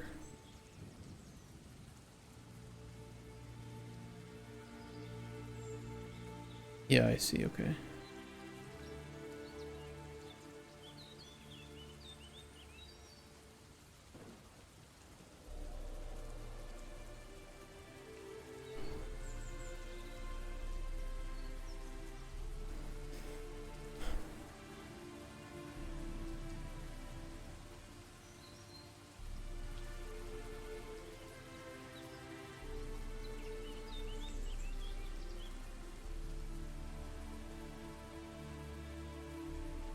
Just playing around with it, right? New moon light brightness. Oh, that's perfect. Exactly what we want. So during a new moon...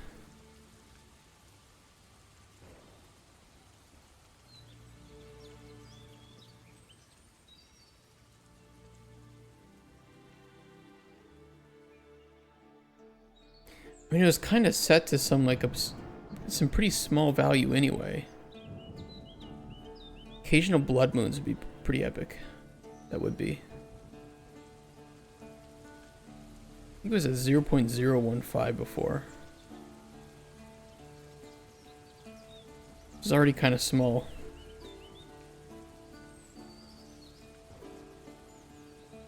Harvest moons would be pretty awesome. Yeah, I think we could easily achieve that. We would just change the light coming from it, right? It's pretty easy to do. Change the texture.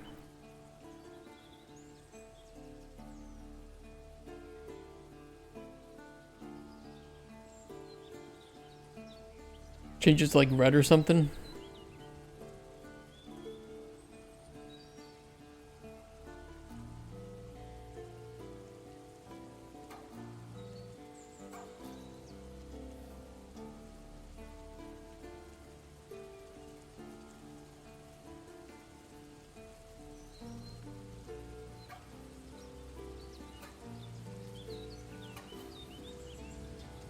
I mean, that's maybe a little bit too much at the moment, but, you know, demonstrates that it is an easy thing to achieve. Screams boss fight to me. Definitely doesn't scream something that is very good for the world.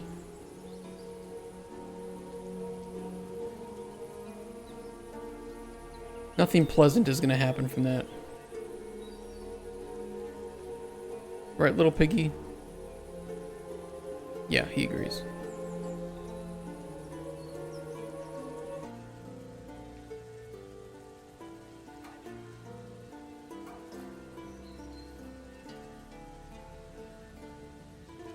A lot of options. It's pretty crazy.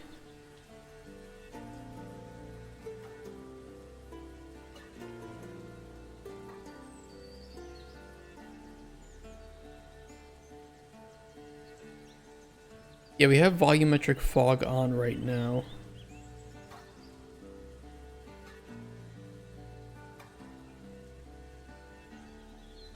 And it does look really good. It looks really, really awesome. It's a bit hard to see until you play it, but you'll just notice that the fog is fully volumetric.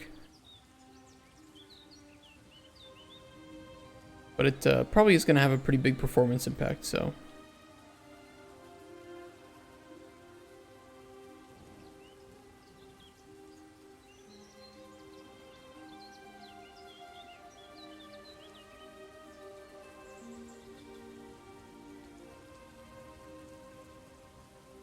Bugs in the lantern are cool detail. Thank you. They do disappear if it becomes daytime.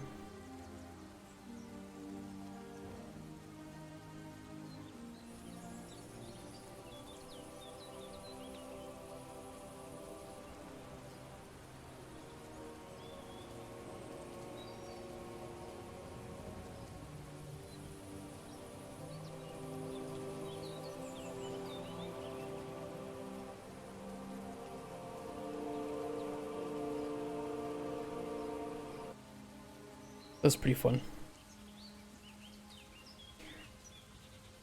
Volumetric. I'm trying to think of ways that we can kind of make the game run a bit better. Stars intensity.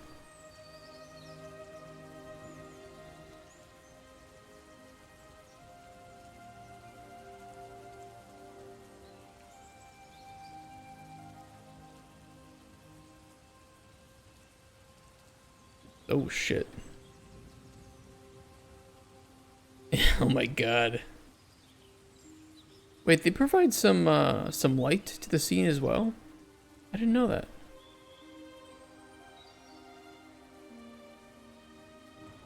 Interesting.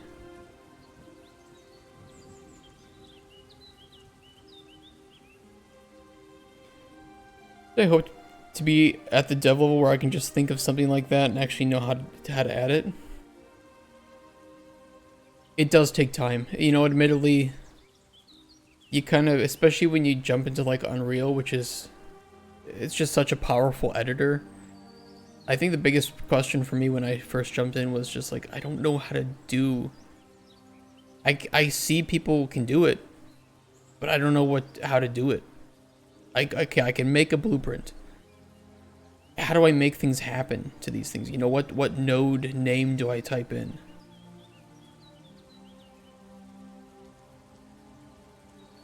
It's like just learning a lot of lingo. And I think that's one of the things that separates, you know, juniors from seniors in a lot of cases, is just knowing even just basic lingo. Where, you know, I work with a lot of junior designers and they have as good of ideas as me or anybody else, but they don't know how to achieve it. They don't know the teams they're going to need to talk to in order to get it done. They don't have any red flags they might see about it yet because they don't know the amount of work it takes to get there. So the more experience you get just kind of working outside of your comfort zone, the more you start to understand where others in the team might struggle with certain things. Know what I want to do but not how to do it, or even I know how to do it but not what pieces fit where to make it happen. Yeah, I know for me one of the biggest question marks was like blueprint and communication. I know how to get something working on one blueprint. How do I get it to send that information to another blueprint, right? Which you might need for like making a door open, right? With a button that you make. And the button is separate to the door. You could always make it part of the same blueprint, which, you know, you can do. It saves time.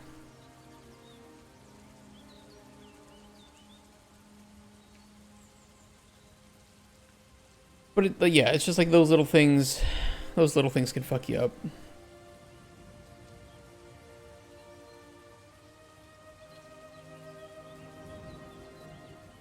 Wind direction, wind debris?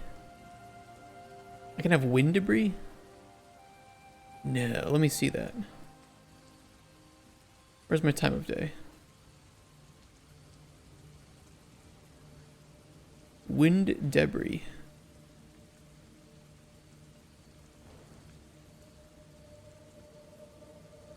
So I have the thunderstorm here.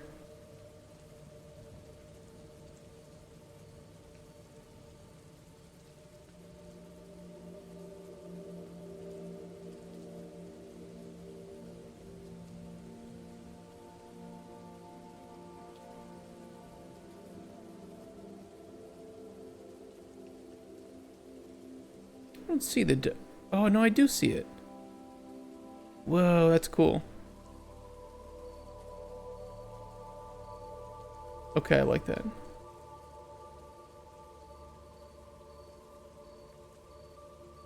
Where's the slip and slide, right? If it was easy, then there'd be no market for this stuff. Yeah. If it was easy, I think everybody can jump into game dev, but there's just a really high learning curve. And it doesn't stop because there's just... The moment any new technology comes out... Well, now there's something new to learn, right?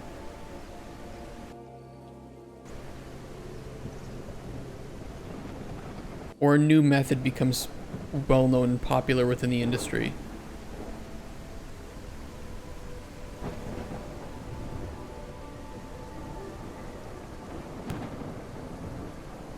I think there's definitely the case where you're right. Most people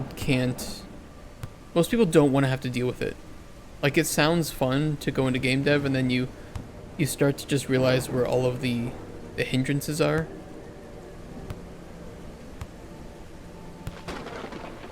And they're just like, fuck that, I'm just gonna go do something easier. Then they realize how much money you would make as like a game designer. I love it. And you're like, definitely fuck that. I can go make the same amount of money or more doing something way, way easier. And I don't have 50,000 people competing for the same job. Wind directional source. You know, it would be nice to have a wind source actor affecting like the trees and stuff. That's just, we know we can do it, we don't need to do it. Screen droplets. What?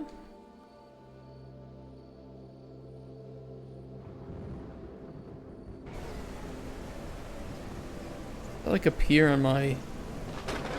Oh wait, hold on. Oh, I have droplets on my screen. That's pretty cool.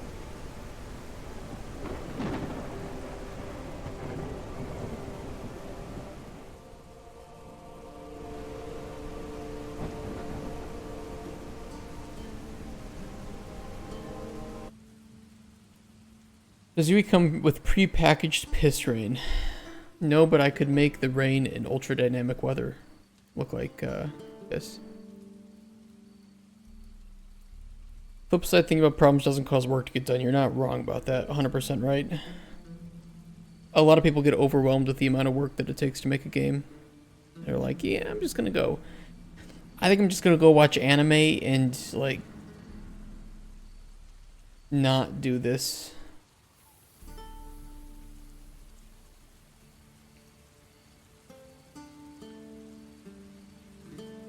Analysis paralysis, it's true.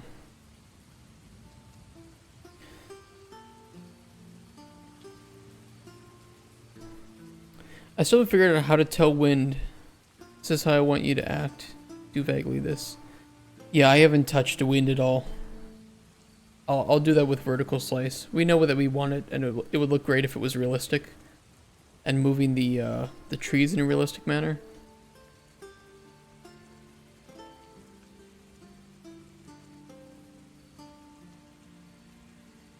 So I decided to jump in with this game jam today. Good luck. Yeah, definitely good luck. You're gonna learn a lot. I'm sure there's a middle ground between analysis paralysis and literally running your progress into the ground. It just comes with if you ask me, it comes with experience. Like, you're going to have... There was no avoidance to overestimating, or I guess underestimating the amount of work that you need for your game idea. There's no way around it when you first jump into game dev, because you just don't know what to expect. Unless you are so prepared that you know that just clicking a box and making it randomly appear somewhere else and getting a point will be the limit of your abilities when you first start. Even if you see, I want to make an easy game where I am just platforming, you know, like something like Only Up, right? A game like Only Up. You are still going to be very surprised by the number of challenges that you'll face with making that game.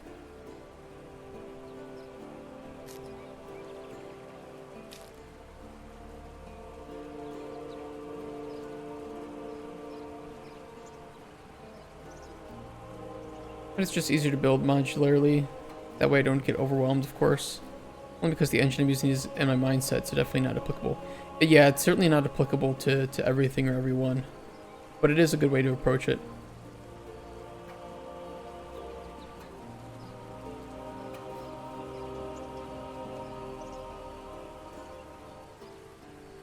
Okay, time for Jesus.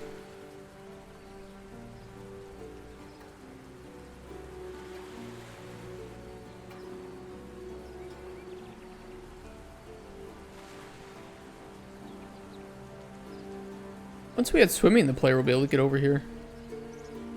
Boy, get off the water, right?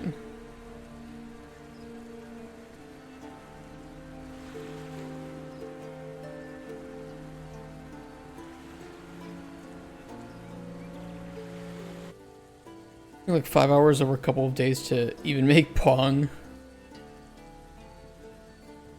I want to see the challenges in making a coin dozer game. The one thing I don't like my solution of in my original coin dozer game was the spawning of coins where you click, because it's really hacky. Like, I was rendering, so there's an invisible, if I remember correctly what I did, there's an invisible button on the screen. So you have your screen, right? There's an invisible button on the screen that I get the dimensions of. So there's some number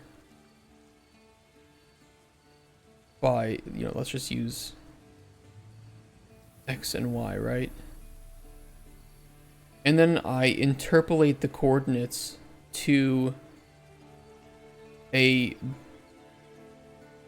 area in the dozer itself underneath it. Well, see, you don't exactly want to do raycasts. You don't exactly want to do that. But yes, it was before that.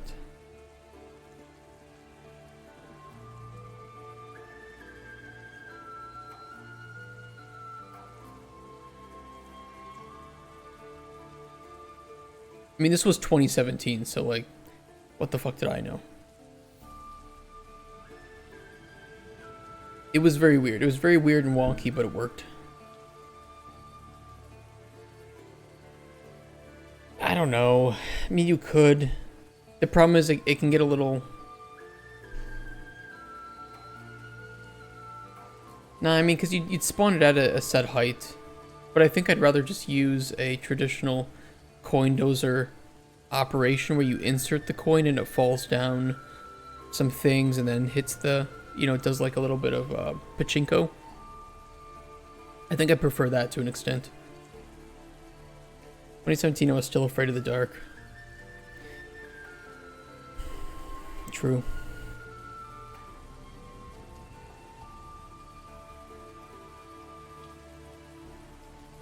We'll see what happens. I mean, I was thinking we could, if we have like different boards, we can have ones with holes, we can have multi-level boards. I was writing up a whole bunch of notes on the trains this weekend.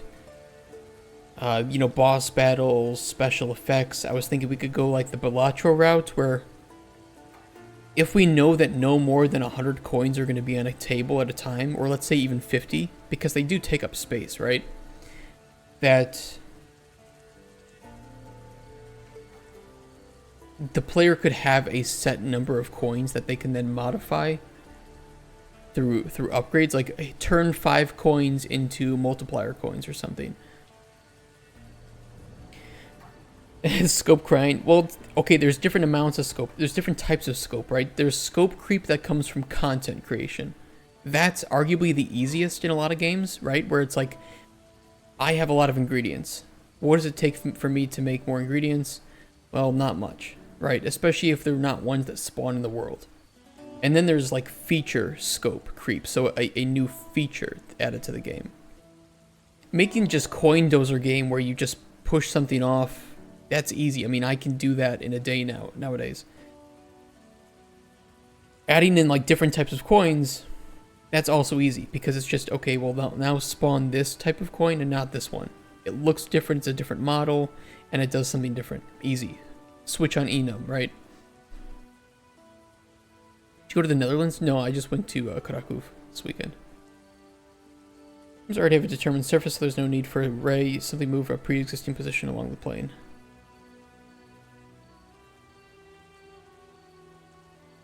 What do you mean? Yeah, it was the spawning on click that we had in our original. 2017 me solved this in a very weird way, but it did work.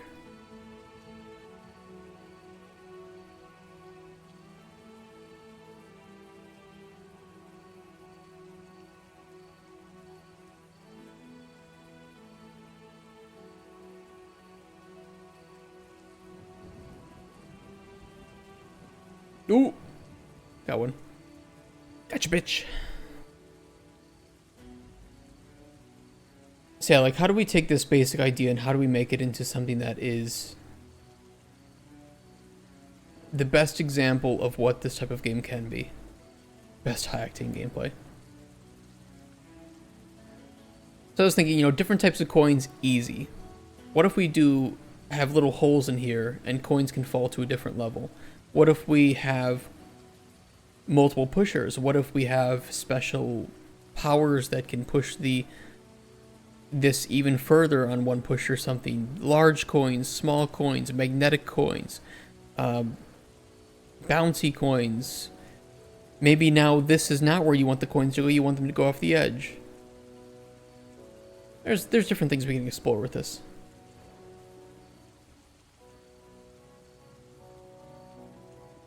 All while making it ethical. What's the market look like for a game like Coindozer? Casual. Probably all ages, although it might lean more towards older age. Casual gamblers. We'll see what we can do. Maybe we can put some like Twitch integration into it as well. Hate that ones that fall off the edge doesn't count. Well, it would be too easy then, because then everything would... You'd just win. The coins are named. That'd be pretty fucking funny. What if you need to watch a 5-minute clip of raptors staring at you to get 100 coins? That'd be pretty good. Add codes around this map for free coins? Oh no. One thing I can say is it would still fit within our values, right? So we wouldn't be doing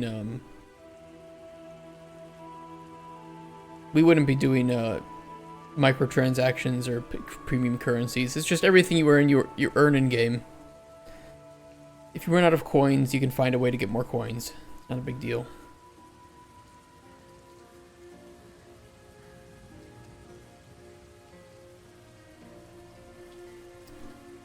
I need...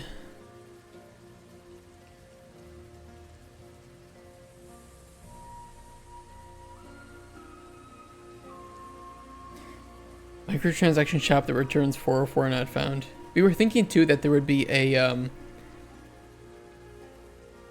non-fungible token coin that you could get, and when you obtained it, you could spend that to buy NFTs in the game that would just slowly lose value until they reach 0, and you can't do anything with them.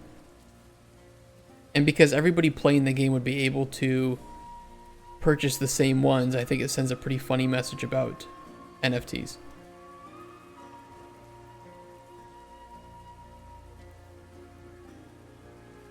Okay, I need this working. Where's the download? Where's my download? Not this one. Here we go. UE 5.4.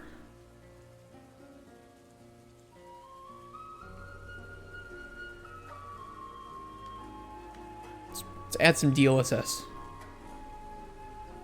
Can you just jiggle the coin slots of other games to get a chance at more coins? Yeah, sure, why not? It's a single player game. Have fun.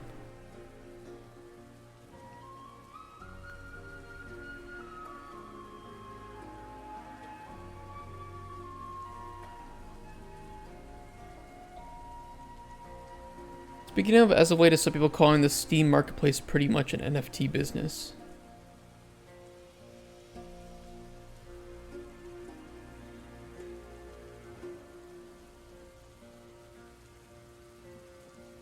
It's much closer to just more like a standard microtransaction hub, because it's not like what you're buying is one of a kind. It's just that you're trading stuff with other players, and a bit of that goes towards Steam. Like you're not buying anything real. So I don't know. No, DLSS is not for the coin game. It's for Cauldron Chronicles. That's why I'm doing it. We're just talking about the coin game.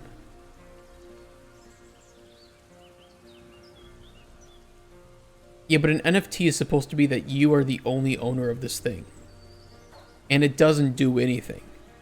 At least with the Steam marketplace, you are buying an item that you can use in a game, usually. And you are not the only owner of this. You're just buying an instance of this, right? If I go on the TF2 marketplace and I buy a strange shotgun, it's not like I'm the only person with a strange shotgun.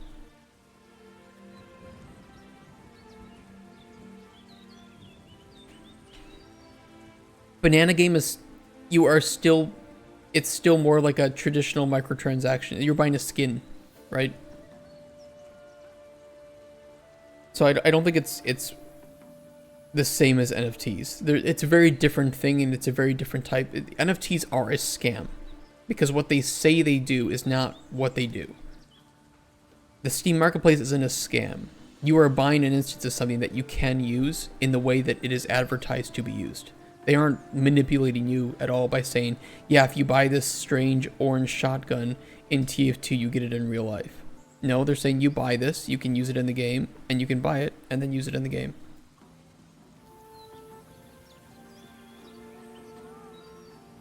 No, it's different, because NFTs were that they are completely unique with their whatever was the face of that NFT. It's not the same at all. It's two different things. Then you would say every single store for a game is you're just getting NFTs. If they sell a limited edition item in a game that is only available for purchase in 1 week, then you would say that you're buying an NFT? No, you're just buying a limited edition skin. You can still trade it. It still has use in the way that it's intended to be used. Okay, how do I get this? Getting started. How do I do it?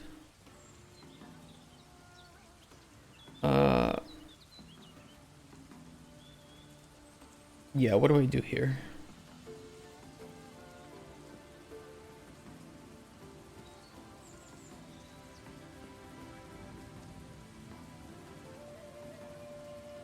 Okay, in the plugins, I see DLSS. We probably have to copy and paste this somewhere.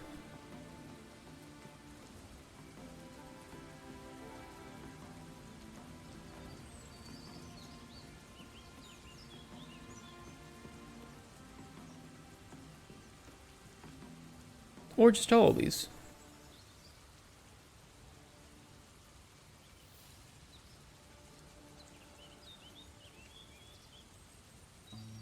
Would it be in here? No, I should probably place this in the engine one, right? Not the...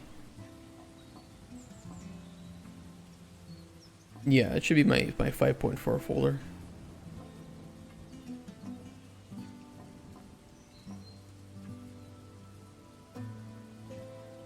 Where is it? Here it is. Okay, engine, plugins.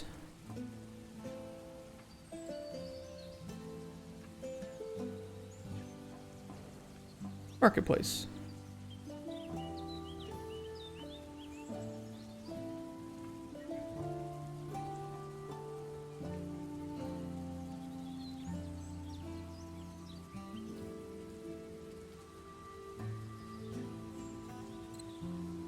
Yeah, but it still has a use.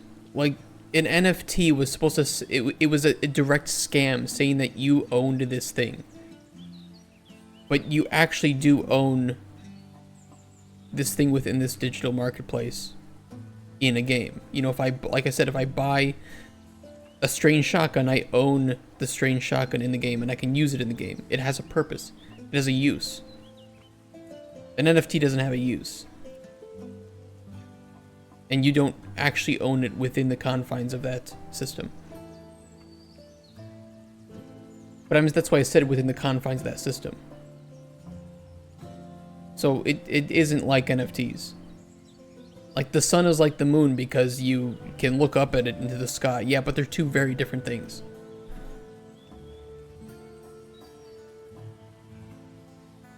Well, an apple is like an orange, yeah, but they're still two very different things. They share similar qualities, but they are not. They're not related in the ways that are the most important, which is that an NFT is a scam. Buying an item skin on the Steam marketplace is not a scam.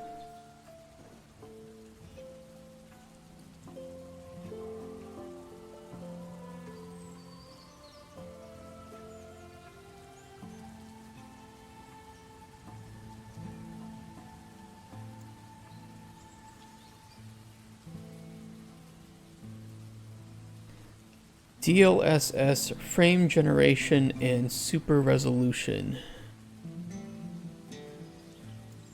NVIDIA image scaling. I don't know if we want those. We'll start with these.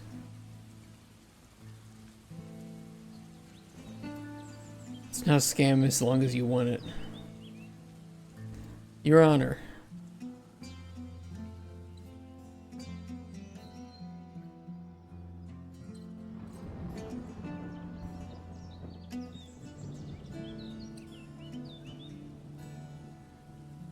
Oh, there's some like render queue. Okay, hold on. Let me type in DLSS. Okay, we might need that too.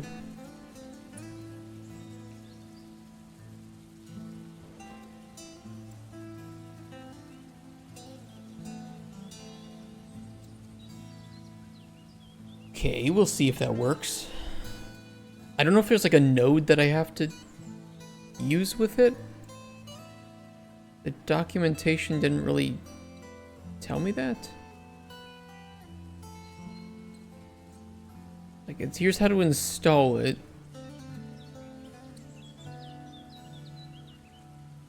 Okay, documentation. DLSS Super Res.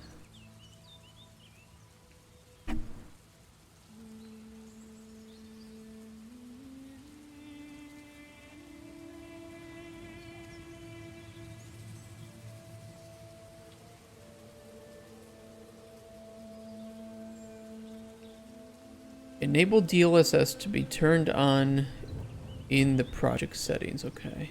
Hey Datu, how you doing? It's good. I'm adding some DLSS into the game right now. We're figuring out how I do it. Plugins, NVIDIA DLSS to be turned on in editor viewports. Okay.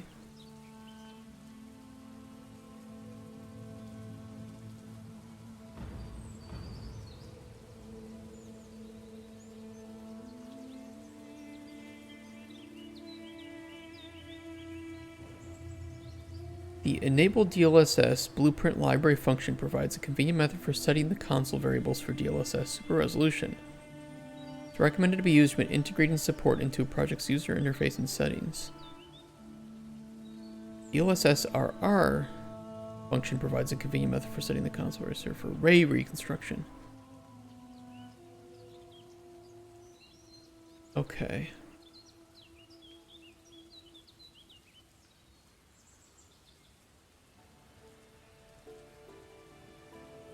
It's actually kind of nice that I can use DLSS in the editor.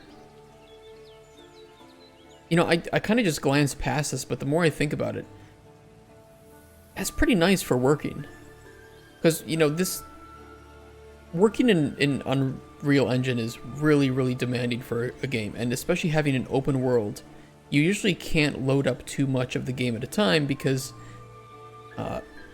it's really taxing on your system, especially for VRAM. There's a reason why, you know, games don't render an entire scene at one time because it would blow up your GPU. But when you're developing, you may need to have a lot of this opened at once because you want to see all these things. And being able to render it at a lower resolution and upscale it can give you that extra performance boost without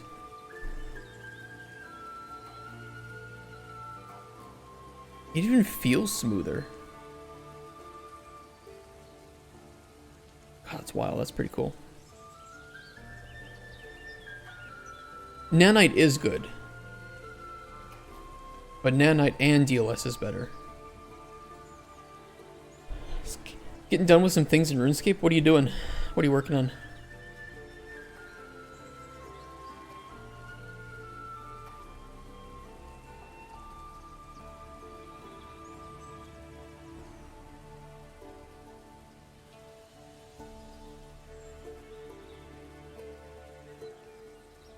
SR, that's super resolution. So we need to make sure the following console variables are set.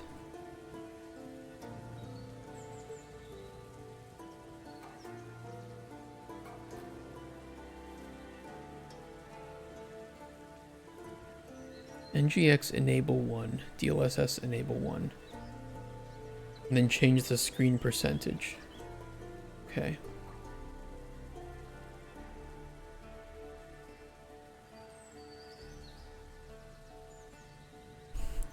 You don't like DLSS in games, Military?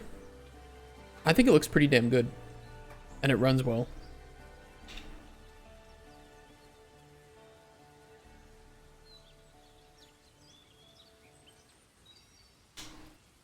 Finish Ratcatcher is nice. Finish the hard and medium Valador Diaries. Very nice. Doesn't know what DLSS even is. So it is a upscaler. So if you can render your game at a lower scale, a lower resolution, and upscale it to your native resolution so that it doesn't use as much of your system resources, and your game will look near, you know, as good as the technology allows it to look.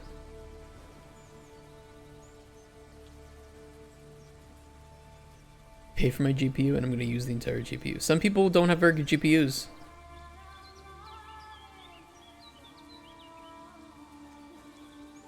Yeah, the Ken's got a good good example there, and it can really boost.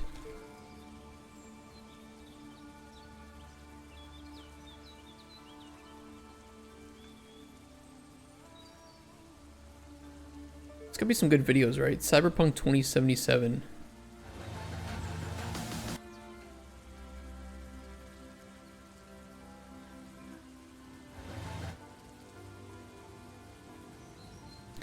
So you can see between the left and the right with DLSS on and off.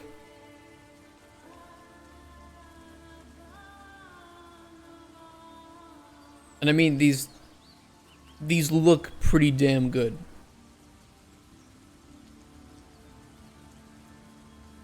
For a very, very large FPS difference. Yeah, RT is ray tracing.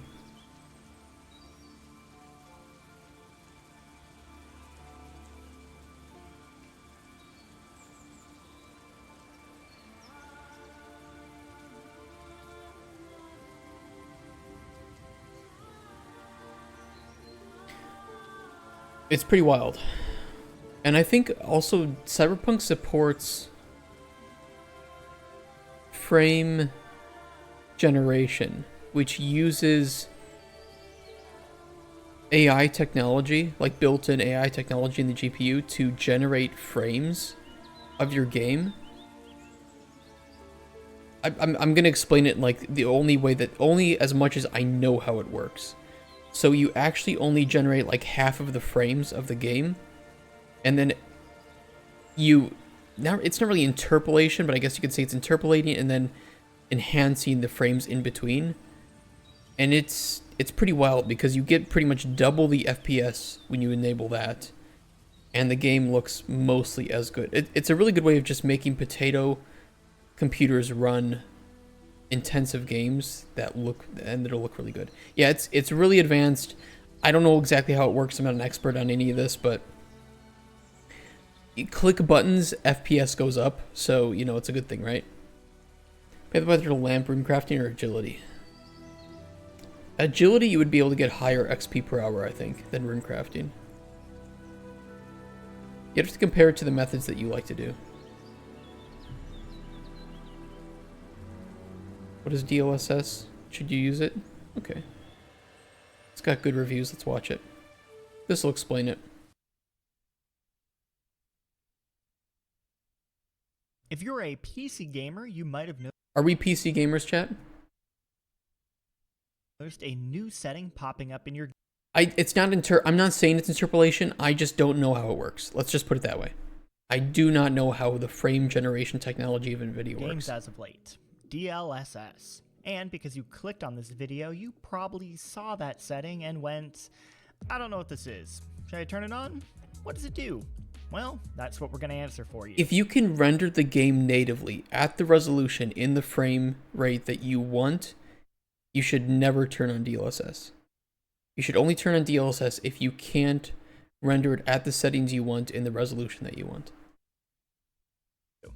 Up front, let me just say that like with other NVIDIA features such as ray tracing, DLSS is only available on the RTX 20 and 30 series of graphics cards. And while not as visually eye-catching, it has the potential to be even more impactful in your game experience. DLSS is an AI-based image upscaling tool created by NVIDIA. It stands for Deep Learning Super Sampling. Traditional super sampling is a technique where you have a game running at a higher internal resolution. Yeah, so like original super sampling was you don't want to turn that on because you will destroy your computer, right? Because it'll render the game at like 4K, for instance, and then scale it down to 1080p. So you get really, really good fidelity on the image, but you're having to boost the game up to some massive resolution, right? So I remember like Metro was one of the poster child games for super sampling, and it worked really well, but it was really intensive to run. And this is kind of like the opposite way, where we, instead of, well, I mean, that would be downscaling to some extent, and this is going to be upscaling. Resolution than what's displayed on 20 your frames monitor. getting Crisis, right? This is most commonly used as anti-aliasing to help remove jagged edges. You can also manually do super sampling yourself using your graphics card settings. So while your monitor might only be 1080p, the game could be running in 4K. Gamers use this to create crisp, sharper looking image quality in games, but it requires beefy hardware. Yeah. But say you are in the opposite camp and are someone with a less powerful machine and want to adequately run games on a 4K display. This is where DLSS comes in as a solution. Using AI machine learning enabled by NVIDIA's RTX video cards that have AI-based tensor cores, DLSS takes a target resolution and displays an image of that quality while using a lower base resolution. So, say you're like me and have a computer that can run games at 1440p, no problem, but starts to struggle when displaying at 4K. But I have a nice 4K TV that I sometimes like to play games on. By using DLSS, my 1440p game is reconstructed in real time to 4K with less of a computational cost it would take to run the game natively at 4K. Which can we just appreciate the fact that that it's real time, that the amount of energy and technology and engineering that went behind making sure it can run in real time is fucking wild.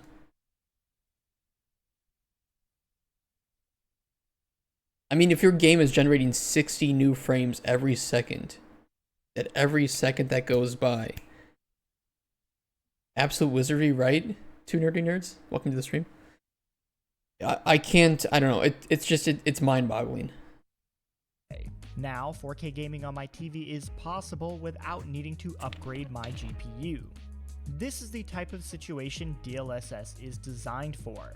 Players with an RTX card and supported games can use this AI-based rendering technique to enjoy higher resolutions without needing to break the bank on their hardware. And it's only going to become more necessary when 8K displays become more prominent because, Lord knows, I won't be able to run games natively at 8K for a very long time. Of course, this isn't just about... Most people can't even run a game on max settings at 1080p right now. Like, seriously, I mean, no, I know people are like, oh, I can run 4K, 120 hertz. It's like, no, you fucking can't, unless you're like playing Fortnite or Minecraft, okay? How about you just take a back seat, okay? Because seriously, trying to run most modern AAA games at max settings at 1080p is already enough to max out the best GPUs and the best CPUs. It just ain't gonna happen unless, and I'm saying without DLSS, right? Without DLSS. 1080p is great. I love 1080p. I don't have a 4K monitor, and I know that if I got a 4K monitor and a game didn't support DLSS, it's like there's no way that I'm gonna be able to run this at max settings. Secret is to only play indies, right? That's true. You're not wrong. Another common indie W. Honestly, struggling to even see enemies in long distance games like Apex. Yeah. No, I still use 1080. I like 1080 because I know that with my 4070 and my 13900K at home, I can run every game that's going to come out in max settings, 60 FPS, 1080p. Because I'd rather the game look good and run stably than look like ass just so I can play it at a 4K resolution. What's the fucking point then? Banana game in 8K. Yeah, it's like I don't think people are going to be buying 8K monitors and we're going to have the same 14-year-olds like, oh yeah, oh, your PlayStation 6? Oh yeah, I could build a PC that runs those games just as good for even cheaper. Shut the fuck up. Okay, sorry, I had to rant there. 4K and 8K. Let's watch the pretty games. Boost even 1440p as well, which is great if you want to lighten the load on resolution so you can use other enhancements such as ray tracing. It's some impressive tech, yeah. And unless I'm trying really hard and comparing screens, I've never been able to tell the resolution was being digitally enhanced while playing. What I am noticing... I mean, even if we go back to this...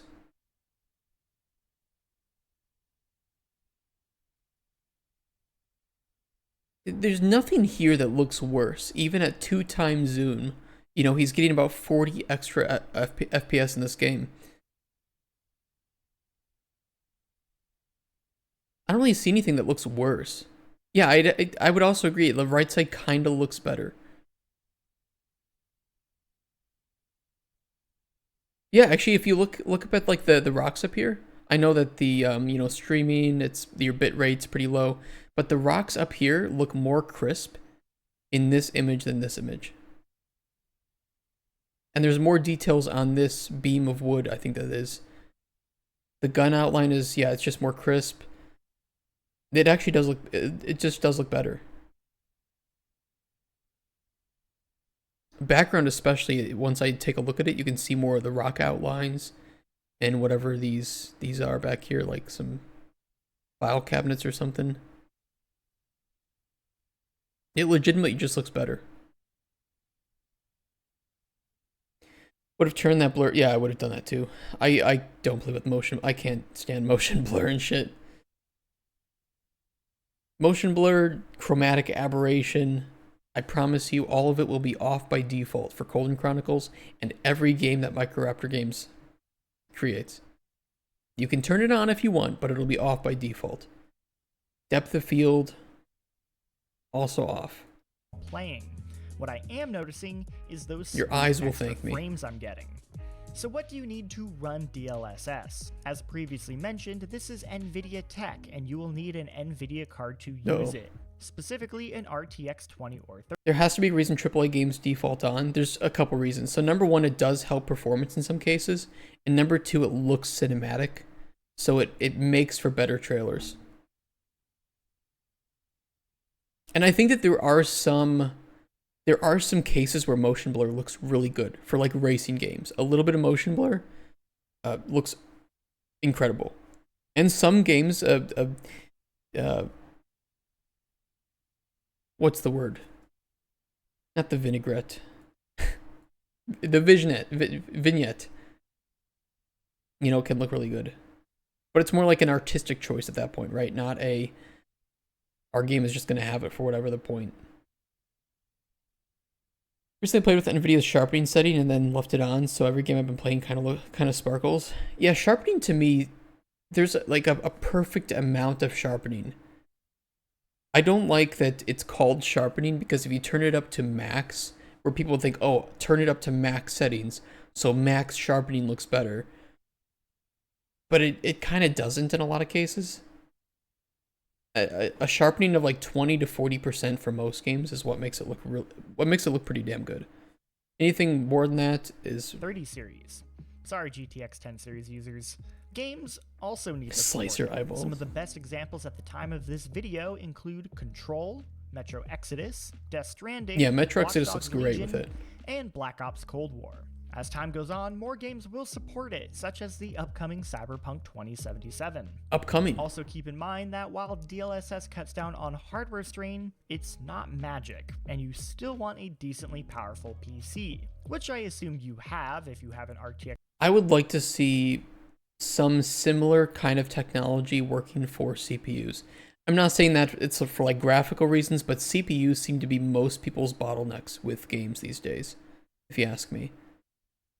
And CPU optimization for games is becoming worse and worse. X20 left it on max. Hard, but it's worth mentioning. And that's the long and short of it.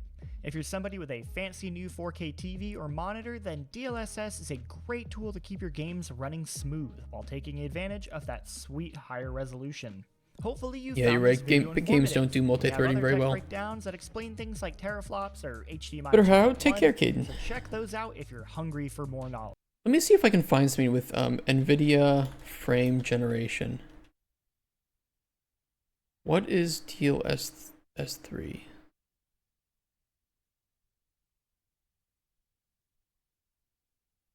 Why do people hate frame? I want to see an example of frame generation.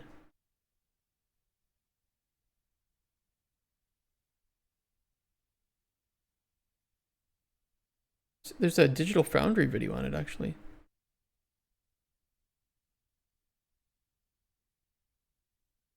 Just by chance got the why are you running giant multitask. Hey, nice.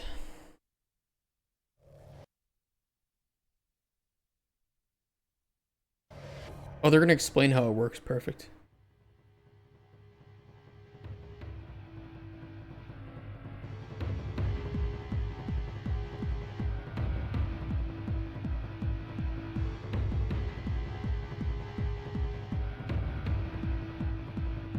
Since when did Digital Foundry have such banger music? Frame rate by 2 or 3 times just by downloading a small program on your PC. Ghost of Tsushima running at 40 FPS? Well, you can click a button and now it's running at 120 FPS. That sounds like a pipe dream, but it is more or less what the program lossless scaling can do for you by utilizing frame generation technology. In this Wait, there's just like some... I thought it had to be enabled in games.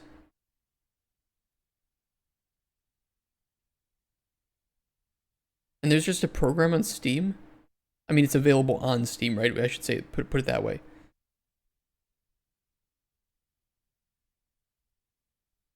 Some dude in his basement made it? Dude, there's no way. I thought you had to enable frame generation in the project for it to work. But you're telling me there's just a universal... What? video, I will detail how lossless scaling works, how the generated frames look and feel, and I will describe what I think are some of the best use cases for this interesting program. Getting right into it, the multiplication of your frame rate via lossless scaling's frame generation is not magic, and it is important to detail what lossless scaling does to increase frame rates via its frame generation, as it is fundamentally different to that which we see in DLSS 3 or FSR 3 frame generation. I remember I tried it in... I did enable it in Cyberpunk 2077, because I wanted to see what that game looked like with it. And it definitely didn't look as good as native, but the amount of frames that it was giving me was wild. Like on max settings with ray tracing, everything turned up to maximum. Like your computer is going to explode if you turn this on kind of settings. And I think it's at a certain point I was getting over like 120 FPS with frame generation. It was just crazy. It was absolutely wild. DLSS 3 and FSR 3 leverage the final color frame of 2 rendered images before the HUD is drawn, plus motion vectors for both frames to generate the in-between frame. Motion vectors can be thought of as a cheat sheet almost, which tells frame generation tech where and how objects are moving. DLSS 3 and FSR 3 have access to motion vectors since they are integrated by developers in a dedicated way into the game code. Lossless scaling is a mod and does not have access to internals of a game, and it is a post-process after the game has done all the rendering. So it only has access to 2 full rendered color images with the HUD on them. And it has See, that's a good explanation, right? Because that's what I thought, is when you have to integrate it so that it can pull data from the game, right? And in this case, the motion vectors, which makes sense. So that it can provide you with a better quality generated frame in there. So the one that you can get off Steam is just a post-process, which again makes sense. So it's probably not going to look as great as if it was natively supported by the developers. no access to motion. But it will work with any game. Vectors. Lossless scaling has to guess as to what in an image is moving. According to the developers of lossless scaling, the frame generation used in the modding tool utilizes a form of machine learning to more accurately generate the in-between images it makes. With the latest version, lossless scaling can generate 2 in-between frames instead of the 1 if you choose to. DLSS 3 and FSR 3 currently can only generate 1 in-between frame, so at max they can double your frame rate. Lossless scaling can amplify frame rates by up to 3 times since it's generating potentially 2 There's no way that can in-between look frames. good though, right? That sounds pretty awesome, but I think based upon this description here, you could imagine where the limitations might be. Compared to the other techniques, we can see what I mean. Slowing down and looping 120 FPS footage, we can see that there is a hierarchy of quality. Oh yeah, look at that. Okay, hold on. Down and looping. So all the way on the left, we have lossless scaling 2.1 frame generation. So that's the one that you can get off of Steam. Middle one is FSR 3.1, so that's AMD's solution, and the one on the right is DLSS 3.7. So usually people say DLSS looks a bit better than FSR, but both FSR and DLSS should look better than lossless scaling. 100. And you can see that with the artifacting that's occurring on the lossless scaling version. 20 FPS footage, we can see that there is a hierarchy of quality. Lossless frame generation's interstitial generated frames have more visible error, taking up a larger portion of the screen, and FSR 3 with its access to motion vectors fares better by a healthy margin. DLSS 3 with its usage of machine learning has even less error on screen than FSR 3, where there's less ghosted empty space behind the hand and sword. Oh yeah, you can see that. Look at that. I mean, it's super noticeable when you slow it down, and it's probably a little bit less noticeable otherwise. But yeah, NVIDIA spends a stupid amount of money on R&D. And I guarantee that even I don't know the extent of some of the stuff NVIDIA is making. They have this whole like Omniverse app, which is really stupid if you ask me. But some of the applications on there that you can get if you are for free, by the way, are wild. Hold on 1 second. Somebody's at my door.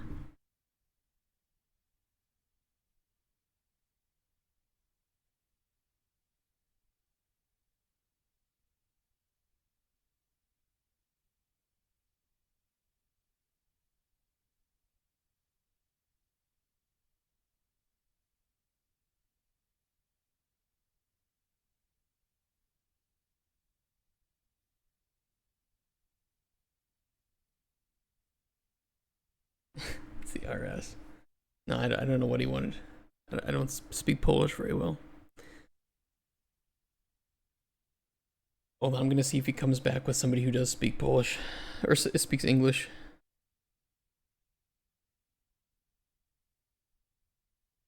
It definitely does look worse. I didn't know FSR created some of these artifacting. This, however, looks not great.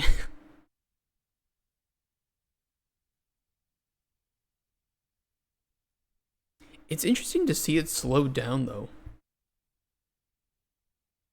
When I turned on FSR in games like Baldur's Gate 3, for instance, I tried it compared to DLSS. It didn't look that much worse, but that game also is like it's pulled back, right? And this is a close up. Like it's simply copying and pasting moving objects, including the background. It's kind of weird because it's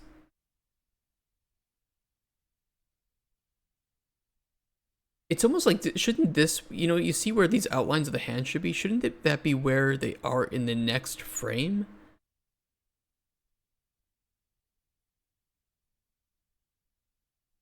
So I'm wondering if we're looking at the generated frame right now. We must be looking at the generated frame, but the game is already trying to prepare for the next frame.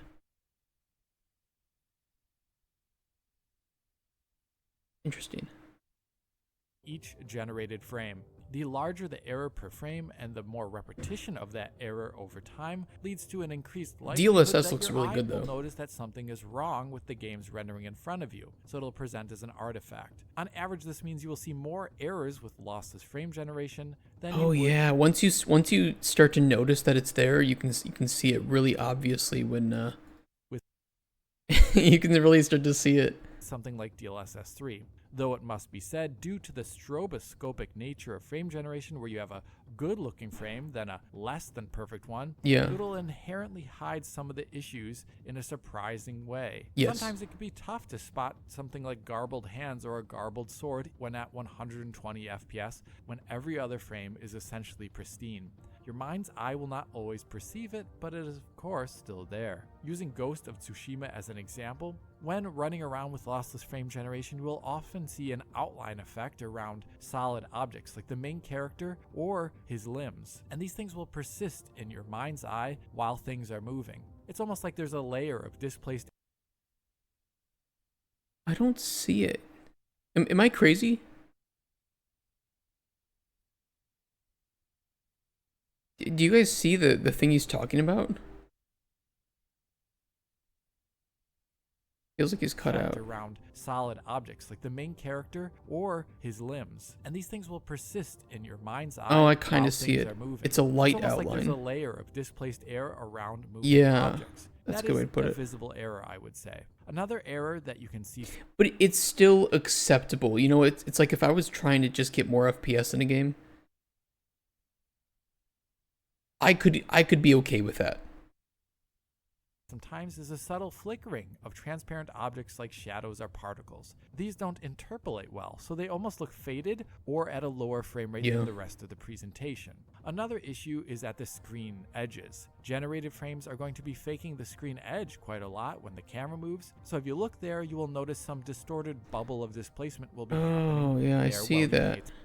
Attention to it. The less movement, though, the less obvious such an error is, and this will apply to all frame generation tech. The last most common error you would see with lossless frame generation is in HUD elements or with the mouse cursor. As I mentioned earlier, lossless frame generation has no concept of what a That's a really good limitation showcase there, is right? Because it isn't ignoring the HUD, whereas native usage and integration of DLSS or FSR can just say, hey, don't consider the HUD part of this shit, right? But if you're just reading what the screen is giving you, I don't really want frame generation for my HUD, especially if it's going to make the HUD look like shit, right? HUD is and what is not, so it's going to have issues. Check out me using it in Turok Dinosaur Hunter here. Notice how the weapon wheel, when it comes up, looks weird and distorted as I move. If you pause a frame, you can see why. Lossless scaling is having a hard time understanding what is background and what is the foreground HUD. Oof. The issues. That's an oof. This happens in pretty much all games, and it comes with the Developer man, thank you for the subscription. With this self-anal massage, you can reclaim an important part of yourself. Developerman222 Thank you so much. just resubscribed for 1 month. Hope you enjoy the emotes and the content. And the fish. Territory, since this is just a post process, unlike DLSS 3 or FSR 3, which will have workarounds for such things. These limitations and errors I just mentioned will increase at a higher scaling factor, so using the 3x frame rate mode, for example here where there's 2 generated frames, we can see that the left is running 60 FPS internally, while the right is running 40 FPS internally. I don't like that the fish, though, will spam people who subscribe. I don't like that. I kind of wish that it would just, like, fish 5 times and then just print those out in one message, but, yeah, I should fix that. Whatever. But they're both outputting at 120 FPS. If you pay attention, there's more distortion and greater error visible over. Oof. This is an oof right here. Damn, I'm rich now, right? Wish I had that much money in real life. I wish I had that many fish in real life. This is 3 times generation. Wow. Time on the right than there is. I mean, having native support for frame generation is the ideal, but being able to implement it into any game, I mean, I can't complain for what I'm getting, right? On the left, as more of the frames on the right are generated and the gaps between real frames are larger in time. Running Ghost of Tsushima again in this 3x mode targeting 120 FPS makes the error in images obvious, I would say. The game does look pretty fluid for a lot of the camera movement, but larger movement of characters or the camera will break the visuals, I would say. 40 to 120 FPS frame generation, as I'm showing here, does work, but I think many people will find issues at this lower refresh rate of 120 Hertz that I'm showing here. I would say if you're going... Well, it's a very fast-paced game, right? With a lot of visual fidelity on screen, especially with the grasses, right? That was one of the things that just makes it look so beautiful, is their grass is insanely optimized, and they can have this lush, very dense grass waving in the wind and looking beautiful. But imagine trying to be an AI algorithm generating the frames in between that. It's not the best game to... It's a good use case for it because it's a game where you would want to use it. But it's also a bad use case because it's probably one of the worst games to have it look and feel good. Going to use the 3x mode, which triples your frame rate, then you would want to... But I'll say this, if you are playing on like a computer that can only get 40 FPS on Ghost of Tsushima, and you want to get a higher FPS, I think utilizing this lossless scaling is pretty damn good. Hey Serena Oasis, how you doing?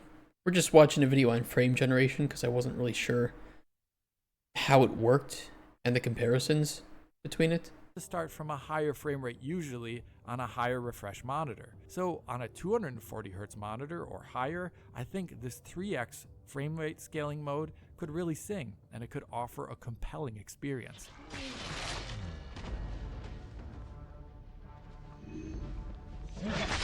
Yeah, that's a good point, Military. If you are really curious, I'll share the link to this. Or if you want to watch me react to it, at least it'll be up on YouTube later with a much higher bitrate in the stream. Twitch only allows 6,000 kilobits per second. Visuals are not the only thing you have to think about though with frames. It is crazy, Ken. It really is. I mean, it's milliseconds, right? It's just wild. And 16 milliseconds would be with 60 FPS.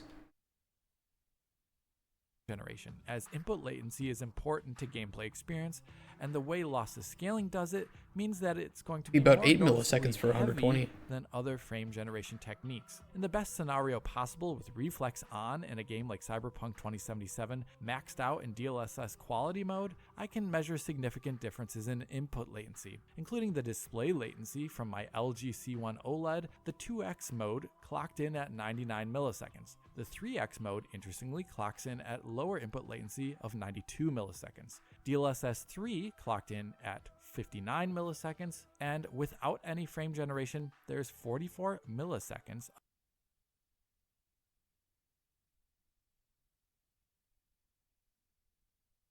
Jesus.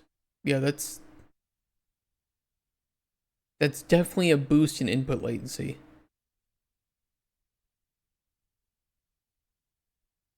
Wow. Of latency. In a like-for-like scenario with reflex on as we're seeing here, the 2x frame generation from lossless scaling has almost double the latency of DLSS 3. And given how it's adding 48 to 55 milliseconds of latency depending upon the mode you're using, you may feel a bit of heaviness in the controls by turning it on in any game. So input latency and visuals are not exactly perfect with lossless scaling frame generation. And I think in isolation, if you look at all those negative aspects, you might be starting to think, okay, what's the point of this all? Is this really recommendable? My personal experience while using it though is anything but negative. I generally found it usually compelling, functional, and genuine. I mean, for games like turn-based games, right, where you don't need that reflex time. Like imagine if you're trying to play Baldur's Gate 3, right, and you can't get the FPS you want, but you want high fidelity because, you know, the game looks good, it's produced very well. I can imagine that it would look great for this kind of thing. Obviously, there's a lot of like visual effects that might look a little bit wonky, but at least you're gonna have a really good looking picture and it'll be running well. DLSS make more graphical lag? Hold on, let me go back. Yes. But it's frame generation. So it's specifically frame generation, not the DLSS aspect. But it makes less input lag than this lossless scaling application on Steam that you can buy. Worthwhile for many titles. For modern titles that offer things like FSR 3 or DLSS 3, I obviously wouldn't recommend using it as you would be increasing. Isn't DLSS frame generation? No, DLSS is super sampling. So it's rescaling the image. But frame generation is it's only generating every other frame of the game. Or I guess it's taking the native generation of the game and then just adding in frames in between it. I think that's a more accurate way to put it. Increasing latency, artifacts, and more for little gain versus traditional scaling. But for titles that lack modern integrated frame generation, then it can offer a really positive enhanced experience for fluidity. That's what I was thinking. And I would highly recommend it generally. As you've probably guessed based upon the B-roll in this video, I think my favorite usage of this lossless scaling frame generation is to take titles up to a higher frame rate than they. I was just gonna say, I mean, he switched to From Software. I was just gonna say, couldn't you use this? Well, I mean, I guess because Bloodborne, if you play it on PC anyway, you can boost up the FPS through the emulator, so it's not really that useful, but it would be useful if there are games that are frame locked. The frame generation doesn't interfere with the physics of a game, so a game that has to run at like 60 FPS in order to have accurate physics, you should be able to boost that up to 120. Strange thinking how difficult it must have been to create something like this. Yeah, it's already difficult to understand what it does. We're in the same camp with that. Otherwise possibly could. Although the PC platform always has been the one for high frame rates since the mid-90s, not every game was always coded in a way to allow it. Take Freedom Fighters. But a lot of games have frame rate. Yeah, that's what I was thinking, is that for games that have frame rate bound mechanics, you could use it because it's a post process and it wouldn't be affecting the game, what frame rate the game tick is running on. It would just be affecting the output of the frame rate because it's adding frames in between the ones that the game is generating.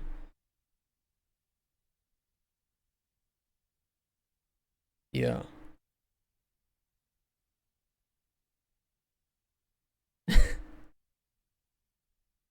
I'm pretty sure that's how it's working. Or I've just got it completely wrong.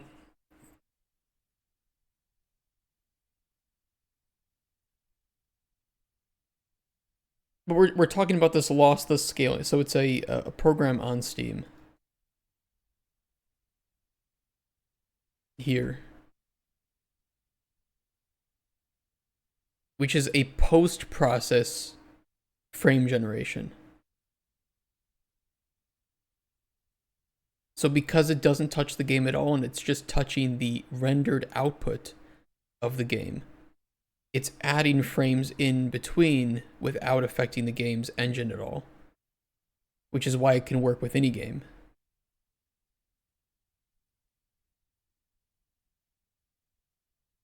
Always wonder what these highly skilled developers are like or where people find them.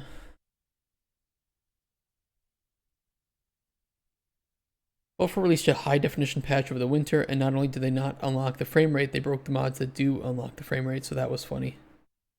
Classic Bethesda. Because I think DLSS and FSR are integrated within the engine, right? So in order to utilize them, the developer has to enable them. And that could then, because that's going to read how it was described, the motion vectors of the scene, in order to create a more crisp version of that frame generation. But the lossless scaling is just utilizing the output of the game and then adding frames in between. So the game it's still running at 60 FPS, like it's still generating 60 frames per second, but then this sitting on the top of it is adding frames in between so that it's outputting 120 FPS.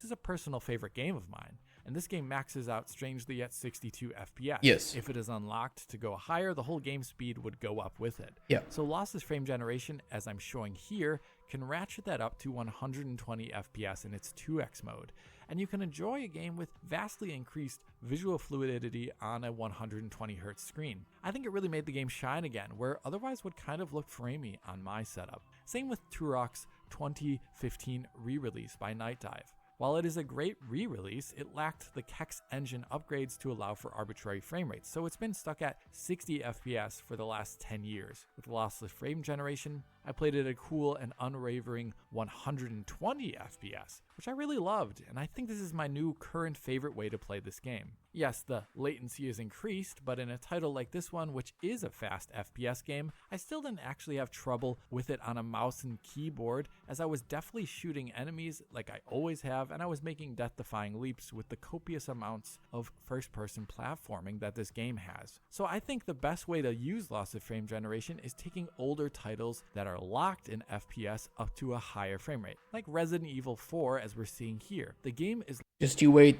A developer is going to release a game and be like, okay, we locked the game to 30 FPS so that it's easier to run on your systems. And then they just expect you to use frame generation to fix it. Instead of 10x developer in my team, he was also vegan. Worst combo to deal with socially. Very brash and blunt. If you didn't get called an idiot at least once a day, you knew he wasn't in office that day. Can you clarify why that gameplay looked so... It is slowed down. So it's played at 50% speed, but it's being recorded at 120. So it's just being slowed down to show you how, how the frame generation looks. Yeah. So all of it here, you'll see in the upper left, it'll say 50% playback speed using 2x frame generation. So it's taking it from 60 to 120 FPS, but it's playing at 60 FPS on YouTube because it's playing at half the speed. Locked at 60 FPS in all versions, and you can bring that up to 120 FPS in the 2x mode on a 120Hz screen, or something like 180 It looks good. FPS It really does look 3x good. mode on a screen with a To higher double your refresh rate. FPS. This gives the game a new... And it's not even like the marketing, oh, click this thing and it'll double your FPS, and really it's like 20% more. No, it's actually just doubling your FPS because it's generating a frame in between each of the ones that the game is giving you. Level of fluidity that you have probably not ever seen before. And I think this is the best case scenario, really. These older games locked at 60 FPS. Not every game, though, has been fortunate to have only been locked at 60 FPS, though. Some of my favorite games are locked at 30 FPS. Yes. Like Command & Conquer 3 Tiberium Wars. I love this game, but my goodness, it is so sluggish when you're commanding due to the 30 FPS. Lossless scaling frame generation in the 2x mode, as I'm showing here, or in the 3x mode on a VRR display, dramatically increases the fluidity of the game, though it must be mentioned, on a game like this one, which requires a mouse and keyboard, the extra input latency from lossless scaling and that 30 FPS input will make the game feel sluggish on a mouse. It was borderline for me in this game, and some of you may not like the way it feels. On the other hand, there's something like the original Dark Souls release, the one that's locked at sub 720p at 30 FPS.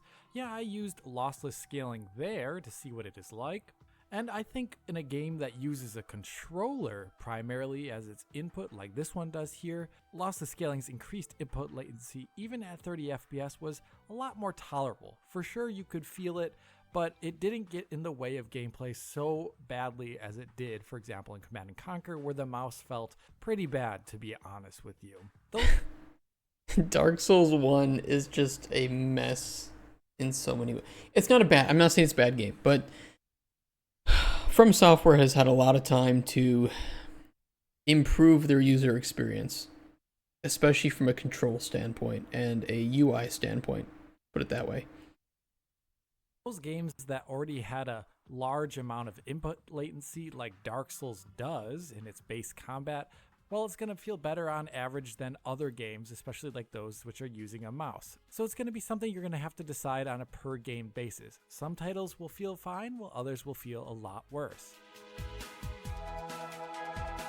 That's pretty cool.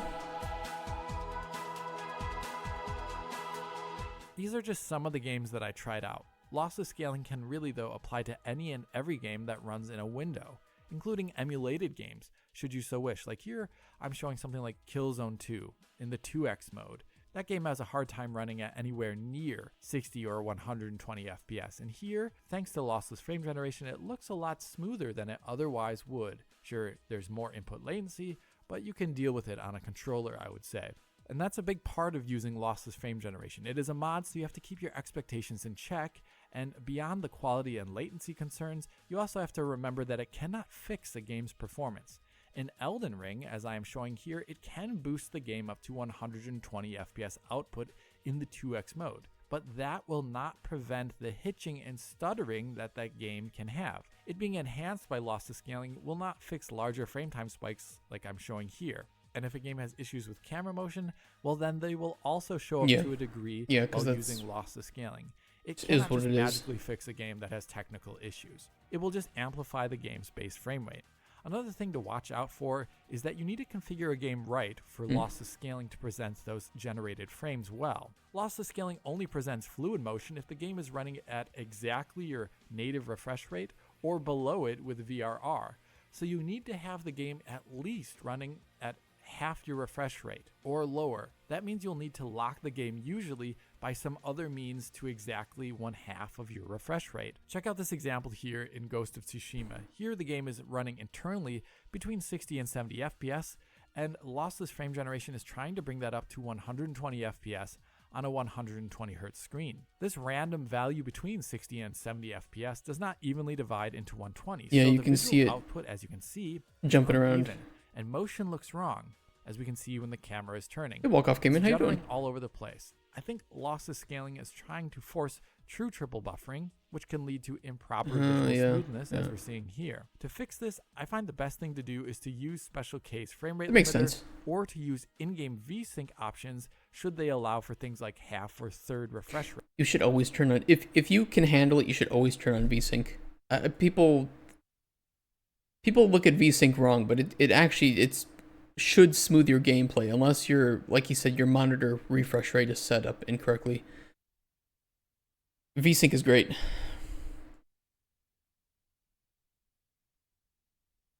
Let's see if we can add DLSS to our game. Let's get this running finally.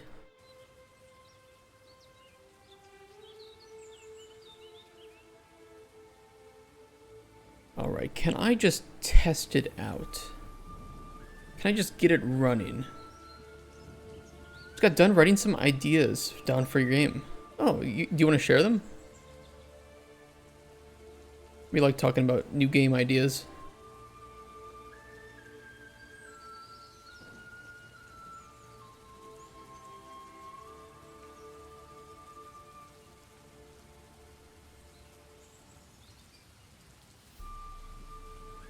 I should just be able to test it by just running some console commands.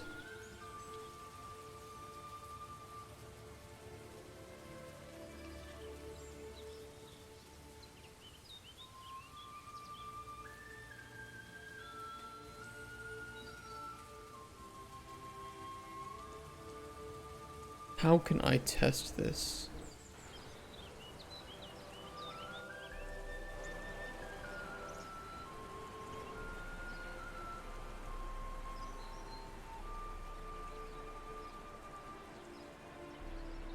It's not really going to make it render at a lower resolution, though, is it?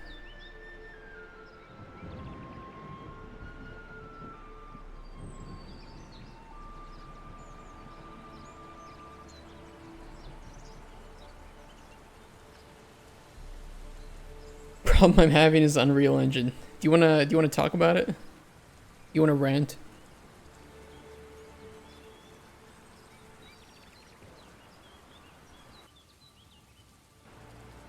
See if we can get this running. r.ngx .dlss enable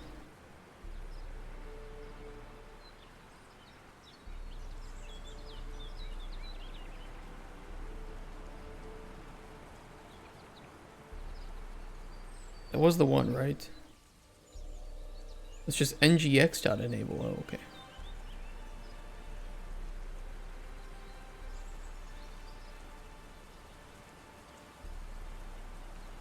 Yeah, how do I know if it's running?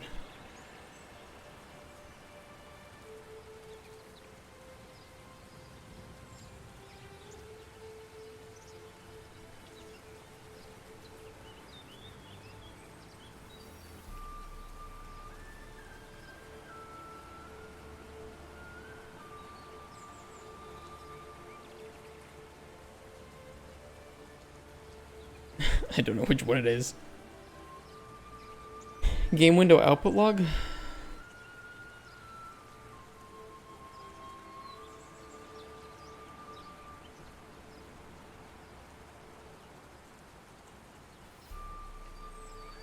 To read only.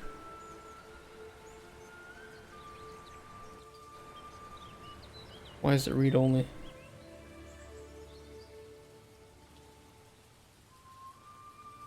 .3D fighting game is what I'm looking to create. Ooh. So what's the problem that you're having with it? You said the interface is confusing? What are you stuck on like right now?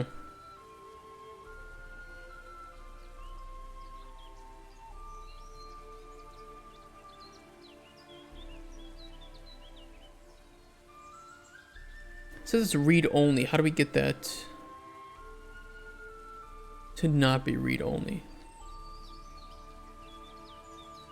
Can be overridden on the command line with ngx enable. It looks like he may commit suicide. Suicide is Thank bad. you for the follow. No.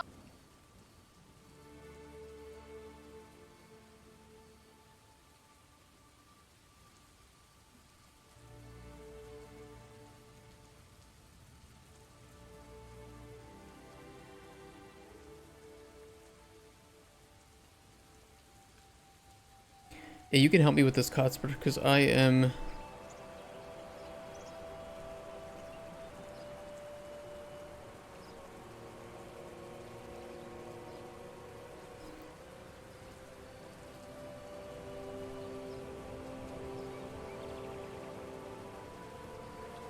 do we do the, I'm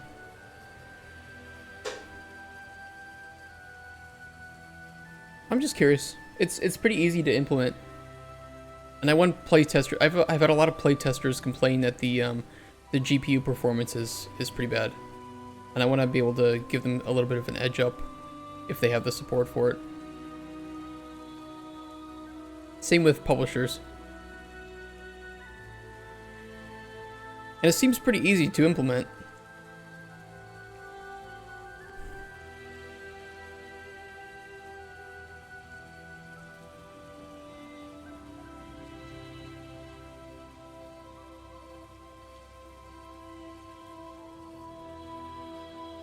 Console variables.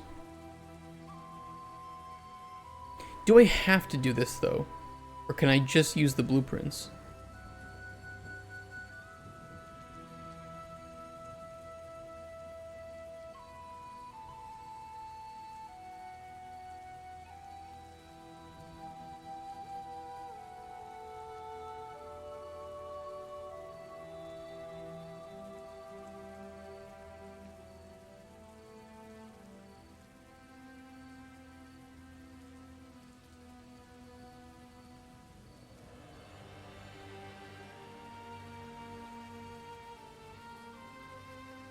Enable the plugins. Enable viewing in editor. We did that. I guess we can see if it's working in editor like they mentioned by adjusting the screen percentage.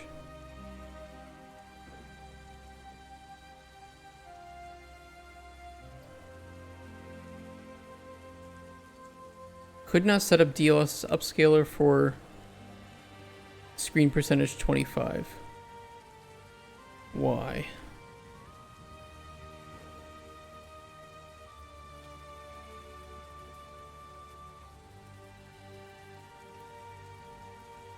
Oh, values in 50s to 67% are recommended for DLSS. 100 for DLAA, 50 to 100 for DLSS RR.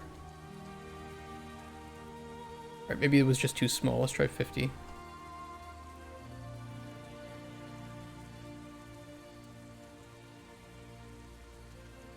Bro, what?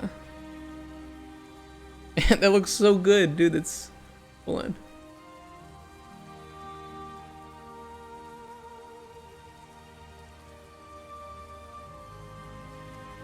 I'm rendering this at 50% of the resolution of 1080p.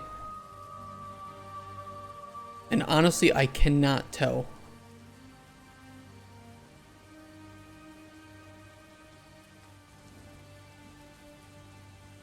That's wild.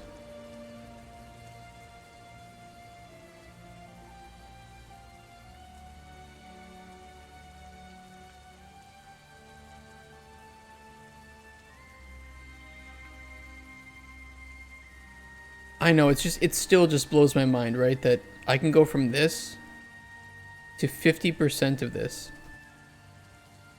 Which, this is how it looks before DLSS kicks in, right? And it's like no change. That's great though. I really like that you can enable that in editor. And I was telling people before you shut up, Cutsper, that is pretty game changing for developers working in Unreal in open world games. Just because of how much of a strong GPU is needed to work in Unreal Engine.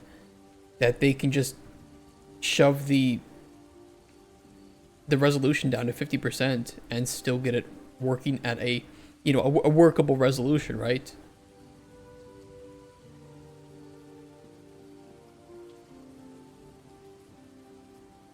I mean, theoretically, I can now add in even more to the level and work on it in engine because it's just going to be a lot smoother for my GPU. We all know my CPU is the problem, but still, it's just impressive. It's very impressive. Okay, now we need to make it working in-game. Enable DLSS Blueprint Library function provides a convenient method for setting the console variables for DLSS Super Resolution. So it sounds like if I do this, I don't need to do it in the other way. Is a Ryzen 9 with a 4060 good? That's what I have in my gaming laptop. Yeah. Yeah, I mean, the laptop version of those will be a little bit less optimal than the desktop version. But if you're trying to work in Unreal, those are more than okay. And especially because you don't sound like you're trying to work on like a some massive open world game, right? That you should be more than okay. I'm gonna get in Slab, have a good painless integration. Thank you. I will try. I'm gonna try to put an override into the player character and just see if we can get it running.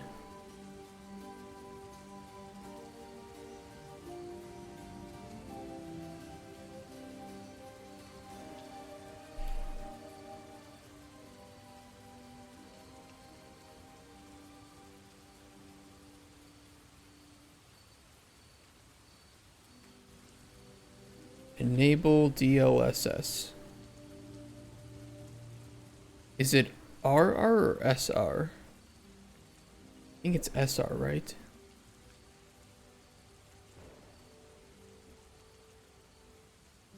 I'm using a flip-flop just for this, don't hate me.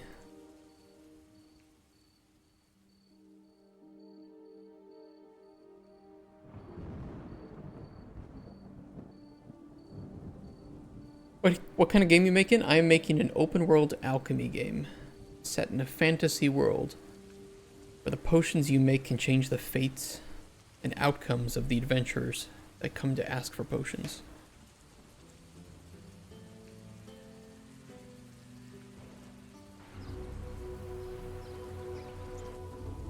Also Spoon. We do have a goblin named Spoon. That's true. He's right here. We've been debugging him lately. He's a good little boy.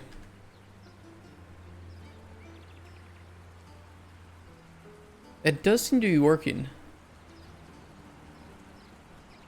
Carol! Carol!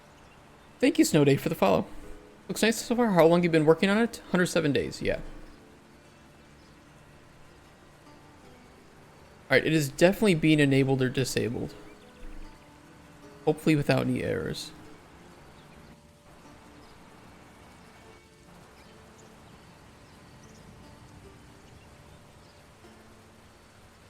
Yeah, it works. Okay. Looking good. Thank you so much. I really appreciate that. We have some weather that looks all nice and sexy. Nighttime weather.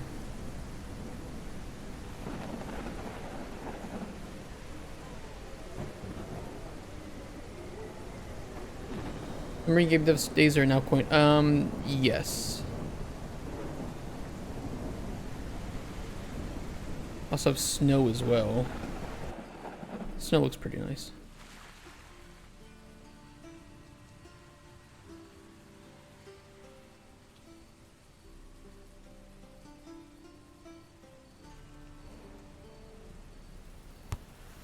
And beach balls, of course. You know. Can't go wrong with beach balls.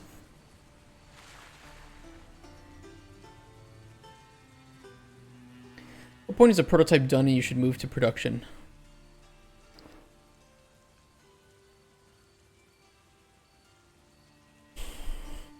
It depends on the game and the studio, right? I think every studio's got a little bit of a different definition of that. But if you had to ask me, I would say that a good prototype should test for sure the game loop and all of the major red flags that you hope to start to jump into for your vertical slice. That way you have a really good idea of the unknowns that you'll have to address when developing the vertical slice, because that is going to be the start of your production, right? Is the creation of the vertical slice. So I think a good prototype is more just, have we tested everything we need to test? Have we assured ourselves that the gameplay loop and the pillars we have are solid? Are we ready to move on? You say it's fair that game loop and most major mechanics? Yeah, I would say that. Yeah. Especially, yeah, major mechanics is a good way to put it. I would reword that maybe as mechanics that you know aren't going to, or the mechanics that may have a negative effect on the game that you aren't sure of if they're perfect or not. I do have a question. Go for it. You can ask any question.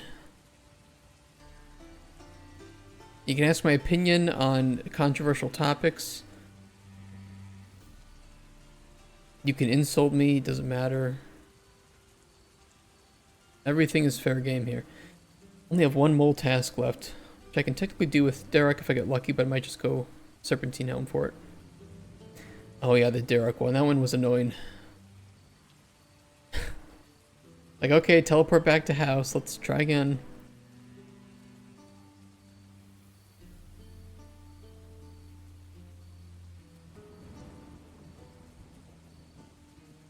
DLSS SR. So I assume SR means super resolution. But I don't know.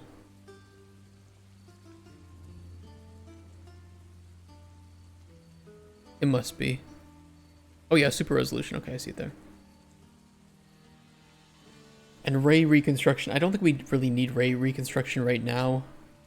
And DLAA we can make a separate thing entirely.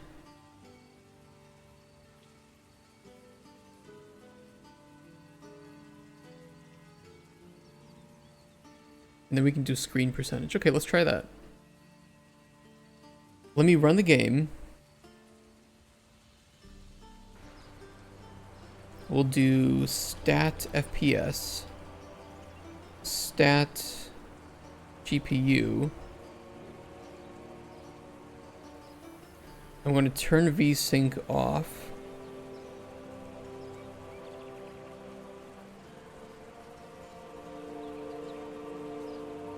I'm going to do DLSS on, which shouldn't increase my FPS, to be honest, because my game is CPU issue. Yeah, okay, so it's on. And then we will do r.screen percentage 50.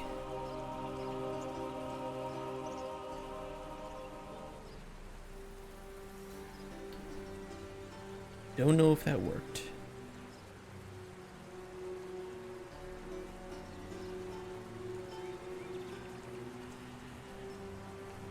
Oh no, that definitely helped. Take a look at the total average in my GPU. When I set it to 50, it goes from 17 down to 14. Okay, and if we set it to 10, it's gonna hate us. Looks great. But 50 looks good. Alright, so DLSS is working in the game. We just need to like hook it up to the settings. I have a learning disability, so if I don't understand something, please don't get up. Don't get mad at me. Don't worry, we won't. We're all game developers. We all have some sort of learning disability, or well, we didn't choose the best.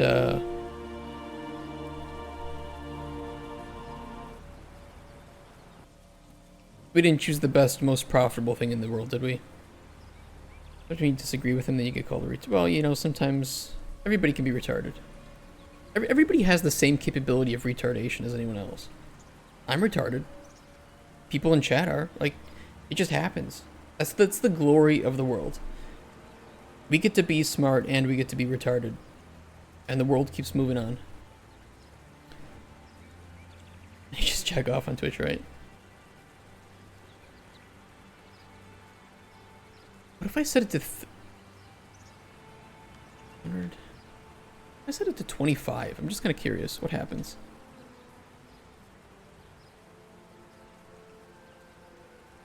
doesn't really do anything. Kind of looks like ass now. Yeah, 50 works. Kind of have to go with that.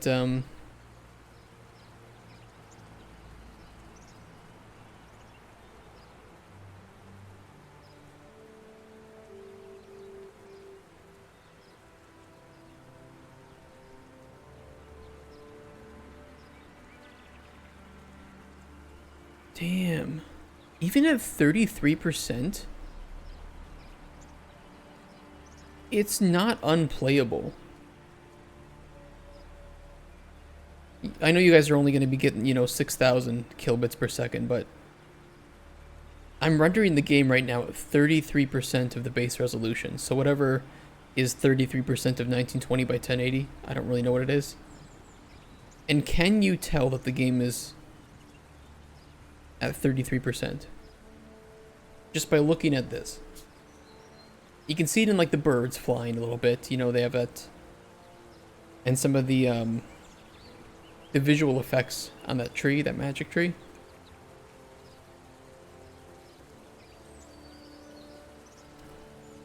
But it just, man, wow. No, they aren't the most high poly or high fidelity. Let me go stand by like these two things, right? You can clearly see the writing on the sign. You can see the outline of the signs of those small things. 33%. Here, this is what it looks like actually with 33% screen resolution with DLSS off.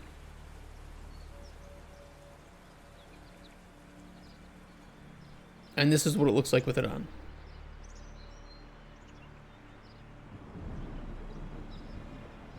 I mean, the grass just kind of looks like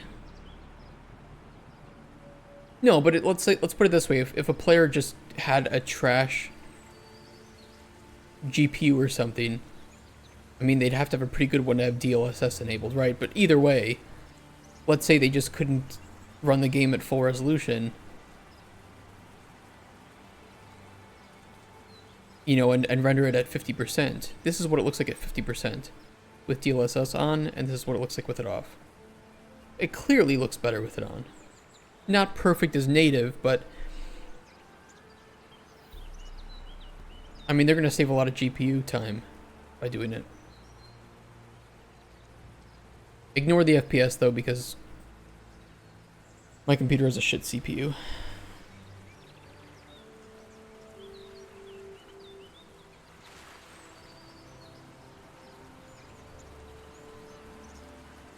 Looks nice.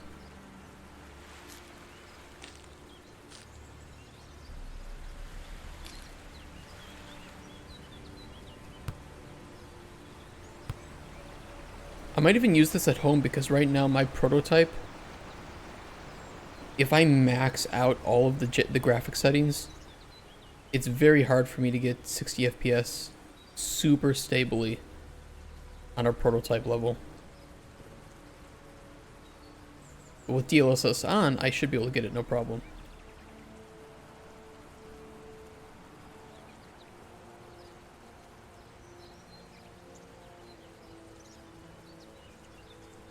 Yeah, looks good.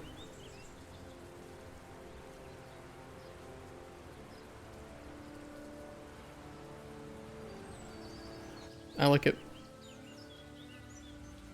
Trying to make a 3D stage. So like you said you're making a fighting game, and you want to make a 3D stage where your two characters can fight in 2 dimensions, right? So they won't be able to like move into the level.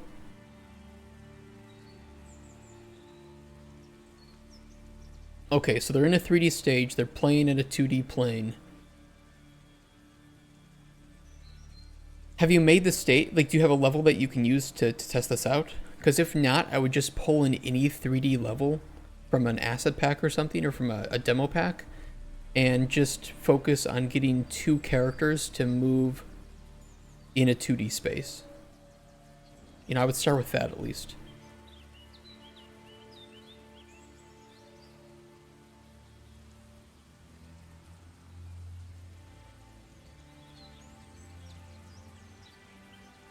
Step 1, install. I mean, you can do it in Unreal. Making a character move in 2D is really easy in Unreal. You just constrain it to 2 axes.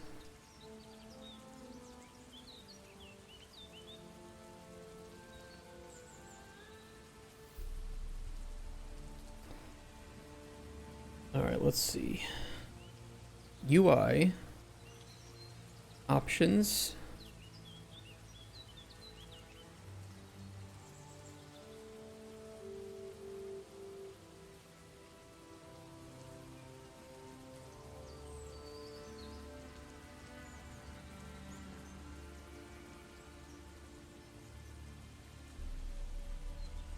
Fish pond is full of junk. Well, that's because you guys fished up all the fish. What am I supposed to do? Should I just make a new box for DLSS? I don't think it should be related to graphics presets at all for sure.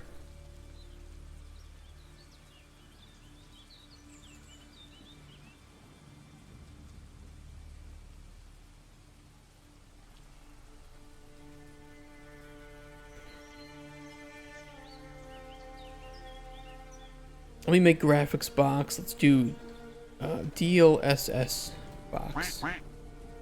Quack quack. And we will need a setting for DLSS enabled. So it's a Boolean.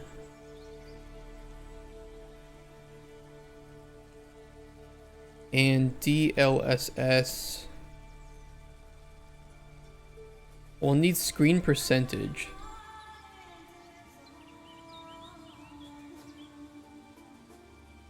That can be a slider.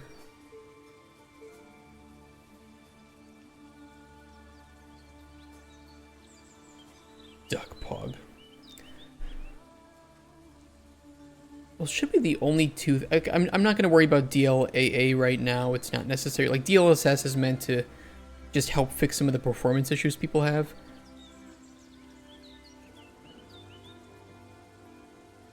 How do they handle, like, performance mode and quality mode in DLSS? How do we do that?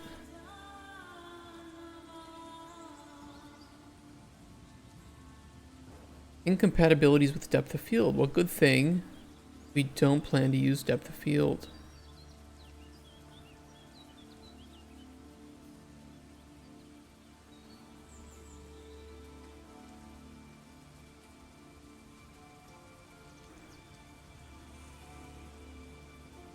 Wouldn't it have to disable my...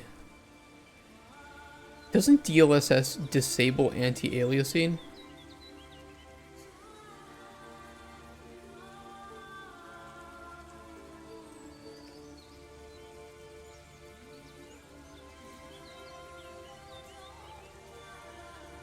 How do I change DLSS modes?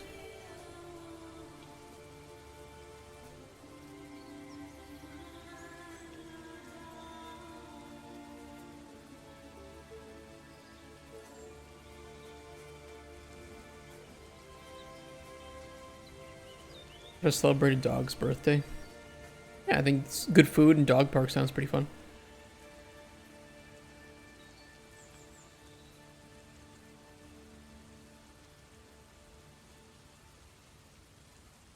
Enable motion vectors.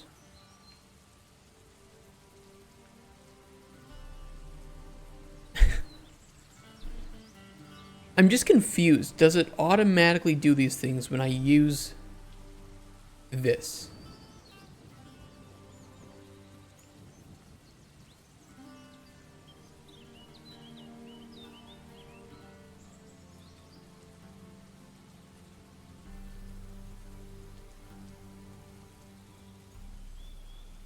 To select a DLSS SR quality mode, set an appropriate upscale screen percentage. Okay, so screen percentage is mapped to quality mode. How often do you stream? We stream every day of the week. Usually for a 7 to 8 hour stream, starting at 9 a.m., roughly 9 a.m. Central European time, and going to about 4 p.m. Central European time. Some days, like this Wednesday, I might have to take off a little bit early.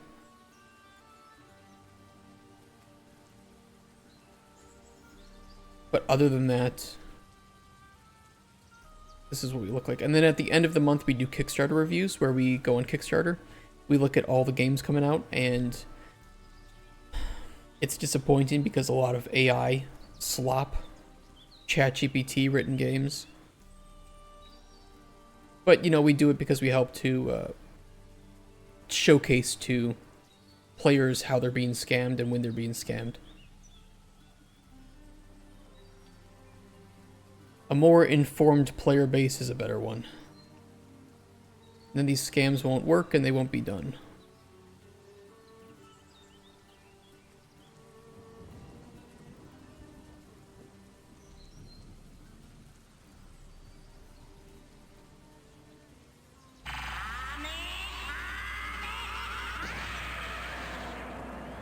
Classic. Thank you, Goku.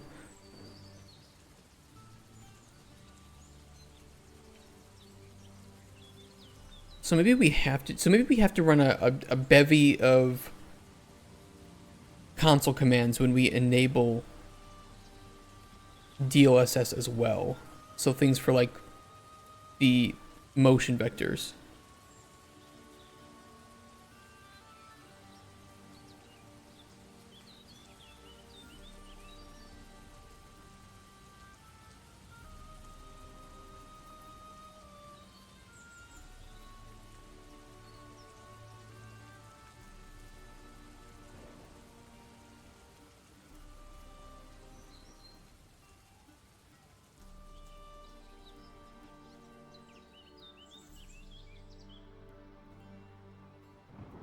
By default, when DLSS RR is enabled, it will override all built-in denoising.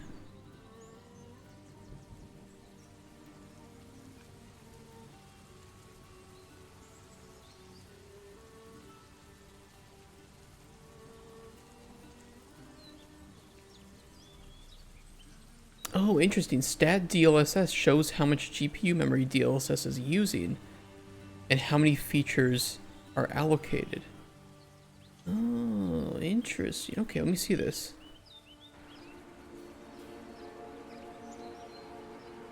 Stat DLSS.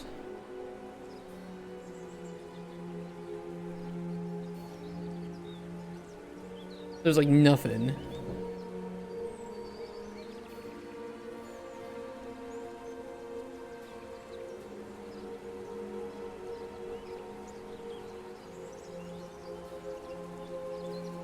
Hold on, I need to print whether it's on or off. Print string DLSS on.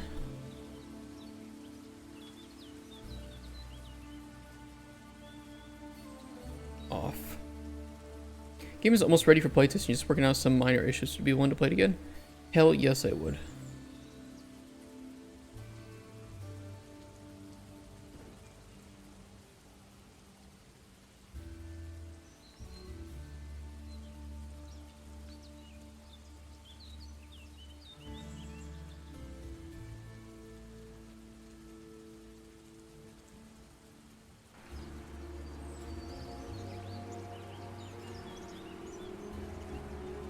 Okay, DLSS is on. R.screen percentage 50.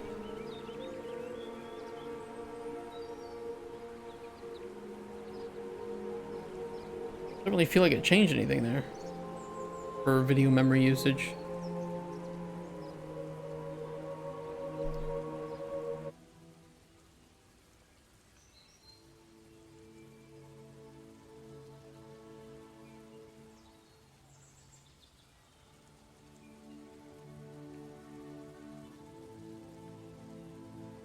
Try this one. It says its default though is 1.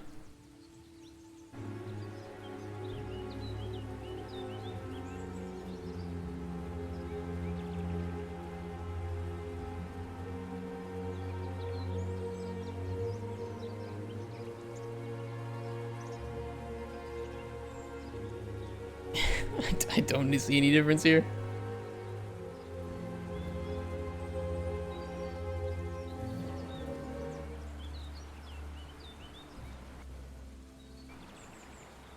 You know what, keep looking at the pretty scene. I'm gonna go to the bathroom real quick. I'll be right back. BRB.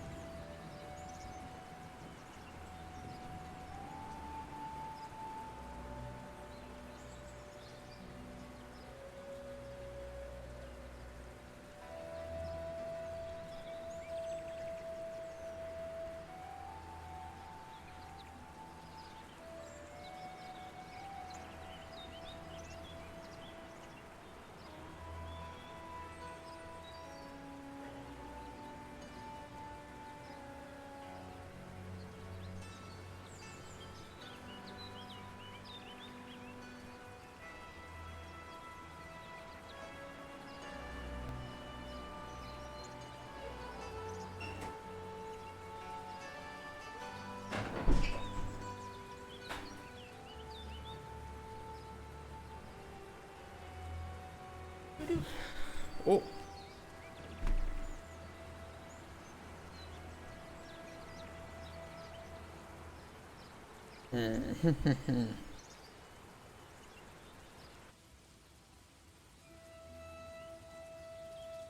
Reflections, water reflections, auto exposure.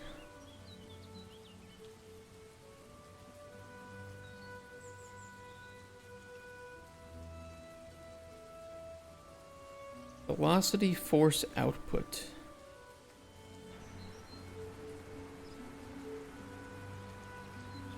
Oh.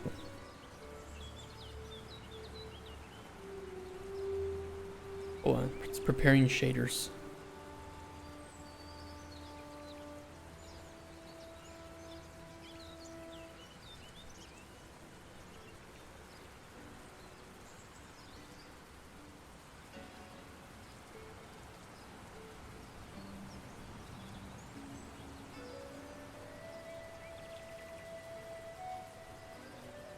Okay.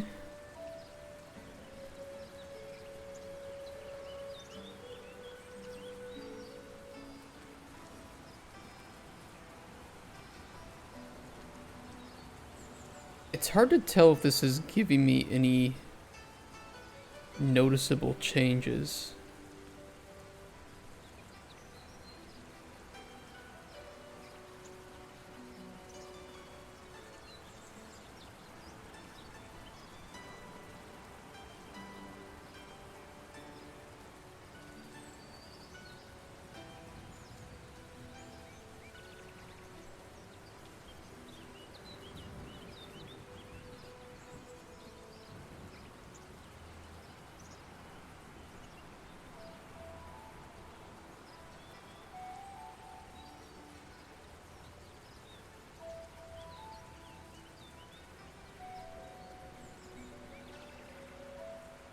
Yeah, I mean, I don't really know how to judge this well. What I know for sure is that it's working. And yeah, turning DLSS on, changing the screen resolution to 50% retains about the same quality and you get lower GPU usage, so I'd have to check this on a level where I know my CPU wasn't the issue.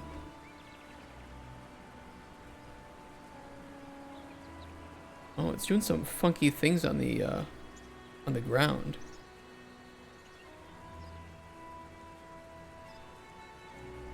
Probably because it's trying to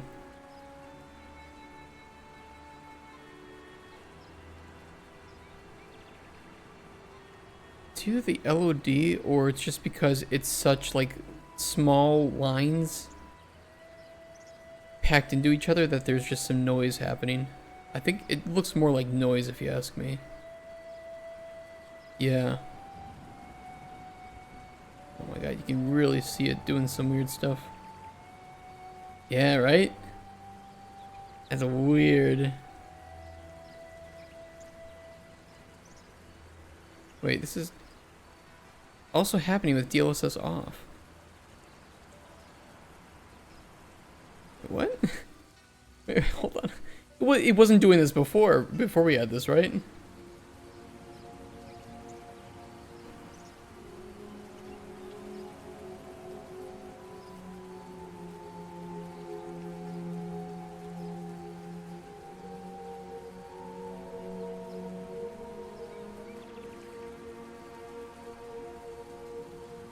Okay, was it this force output? It's whatever this force. I think it's this this motion vectors. Yeah.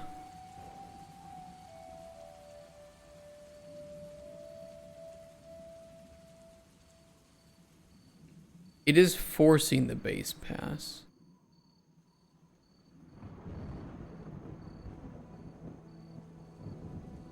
The following concept can be used to render motion vectors for all objects and not just the ones with dynamic change. Okay, we actually don't want that on. Okay, I misinterpreted the point of that. We actually don't want that on. It's better now.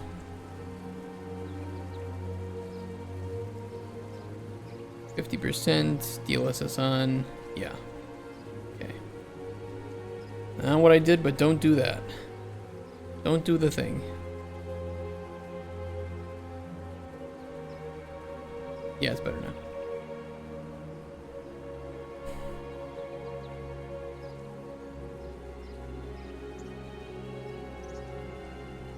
Lesson learned. The thing that it says you can turn on, I prefer not to turn it on.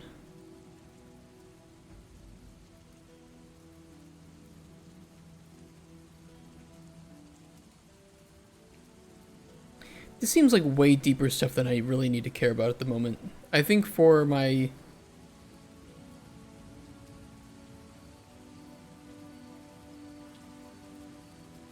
I think for right now, I just need to enable people being able to scale the resolution and... or the screen percentage and turn DLSS on or off. That's about it.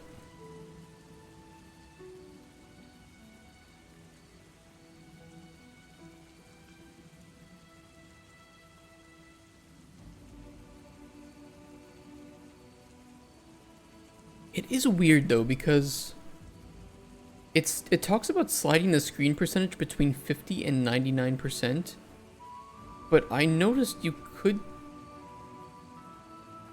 scale it even more.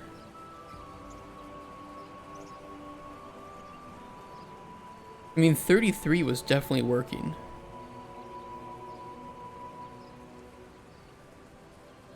But that's because I was specifically doing it within...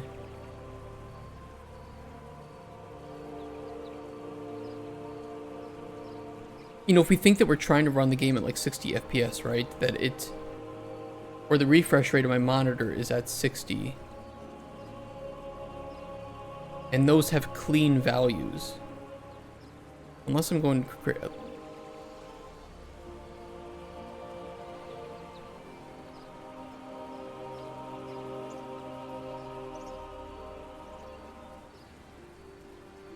Let's just do one.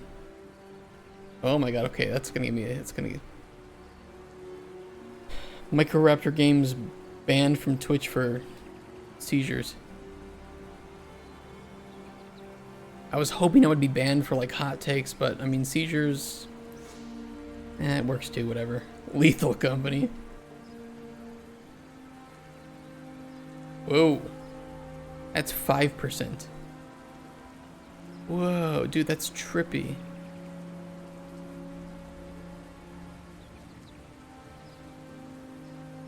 It's actually, if you move it, rendering it at 5% DLS is... Whoa, dude, that's so fucking trippy. It is working. It just has such a little amount of data to work with that we are pushing DLSS to its limit.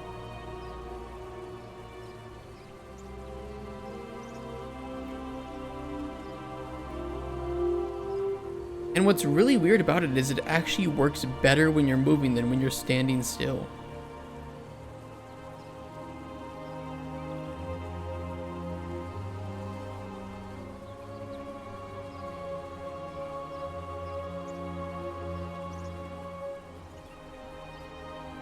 That's crazy. That's wild.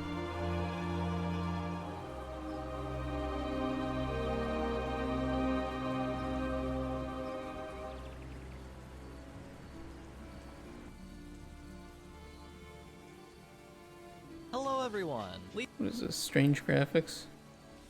Oh, I can't watch this right now. Oh, is this some like deep dive into how the graphics actually work for it? Like some of the shaders? Is that 4K? Apparently if you set it to 100 you get DLAA. If you set it to 99, that's where DLSS... It's kind of weird. You'd think that setting your screen percentage to 100 would just mean that DLSS is not enabled. But it actually turns on DLAA.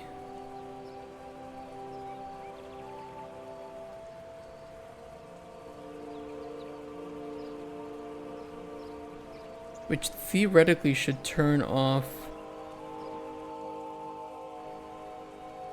or nullify any sort of anti-aliasing, right?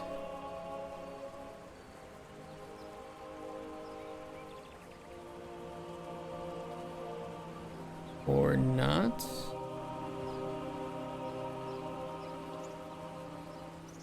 I definitely see jaggies on there. You can see it, FOV 50. You can see the jagged edges on that.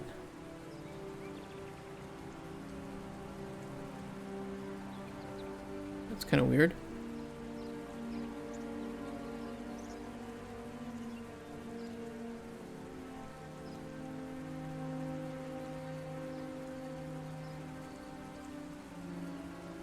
Downgrade your game to 800 by 600 and then losslessly scale it up to your settings resolution. Oh, really? Interesting.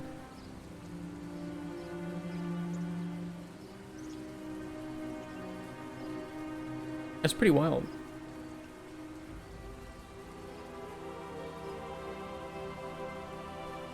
I feel like things like DLSS are kind of the future, though. Made this demo? Yeah, I did. I'm trying to get some DLSS stuff running.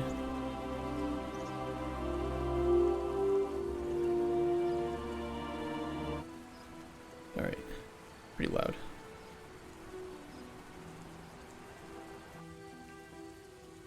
Yeah, DLSS is a very good use case of AI. I don't see DLAA running at all, though.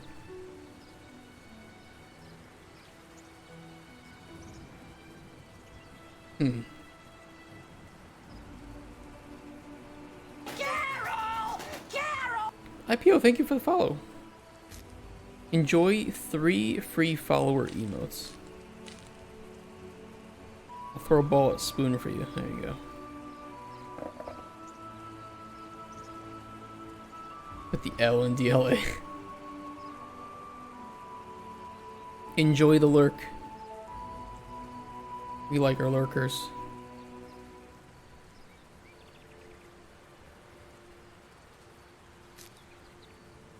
For people who donate $10 though, they can have me call out a lurker. I'm just kidding. Just ever since hearing about the guy that did that. Like, hey, I noticed you're not talking in our chat.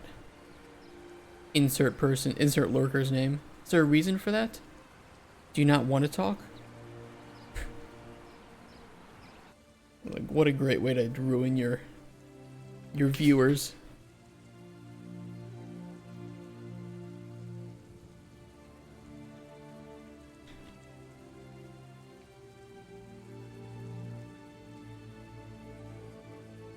DLSS.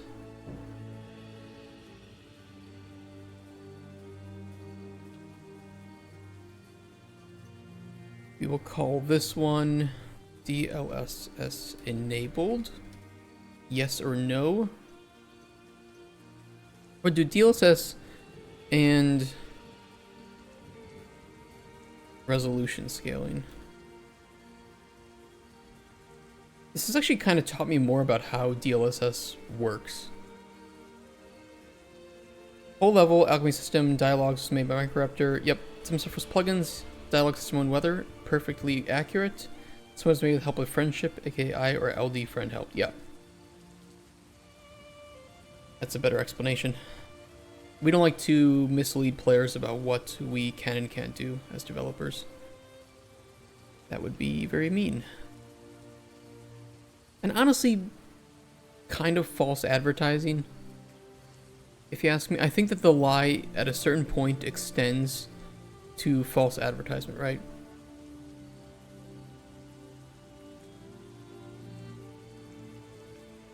Maybe that's just my view of it.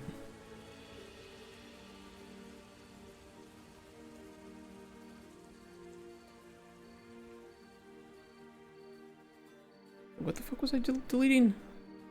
Oh no, we need this one, okay.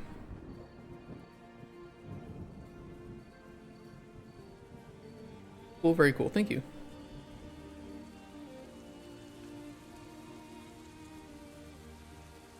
Alright, let me grab one of these sliders.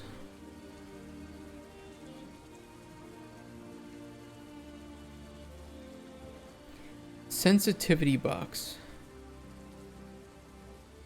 I feel like for the last 10 years or so, people have been amplifying that slider up to maximum. There's my hot take for the day. Got a game dev question? Go for it. I'm best with game design questions, but I will do my best for anything game dev. Why is the line wrong? Holy shit, that triggers me.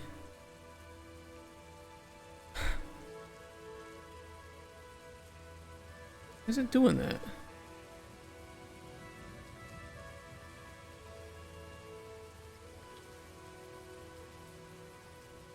Has it always been like this?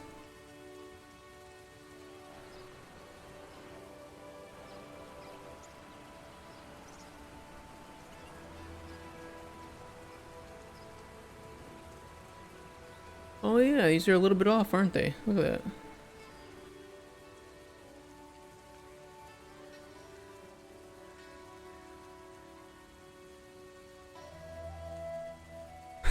Okay, let's ignore that. Don't look at it.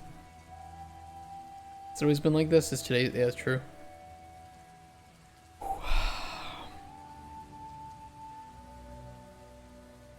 Right? It is ruined. And the sad part is that this is the least important thing we have to touch for a prototype. And yet it is the thing that I need to fix for the prototype. Hey, Creek, how you doing? Is it because there's like padding? There must be the padding. No.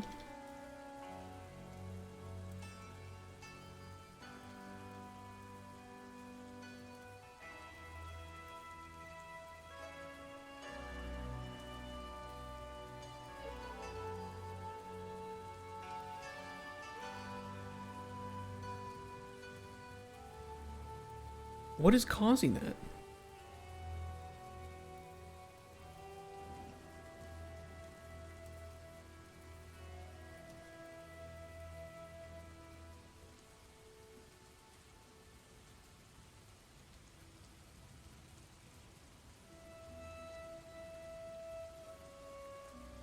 Newer games such as Tarkov, Rust, and Dark are first-person multiplayer games. Yeah. When you steer a character, you see hands and a gun. You look down, you will see feet. Yeah. However, other players will see your full character. How is this done technically? Is it like one-to-one? There are two solutions stitched together.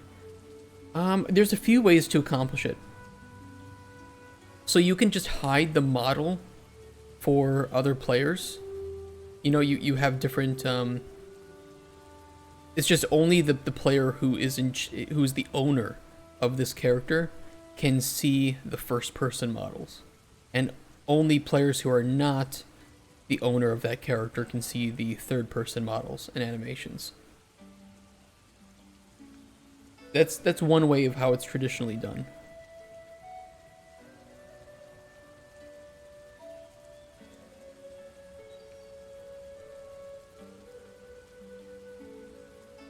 Two cameras can work too. That's another solution. Hey, McMatic.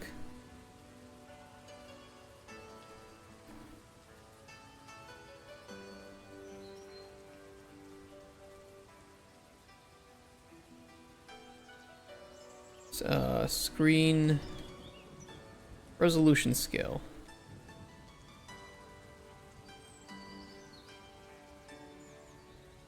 I think we'll have to jump between here too, because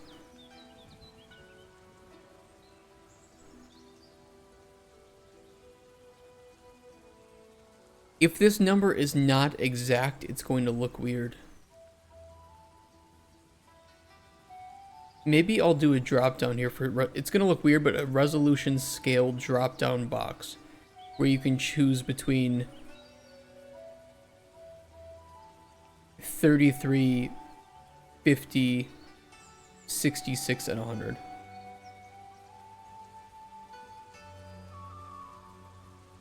It sounds really stupid, but I don't know of the other way to handle that.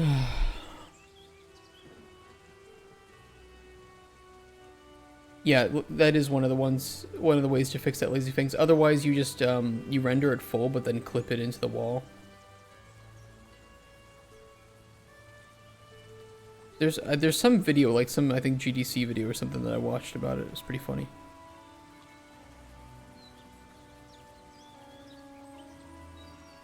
DLSS enabled box. Why is that a box? It'd be a boolean. Where's my booleans?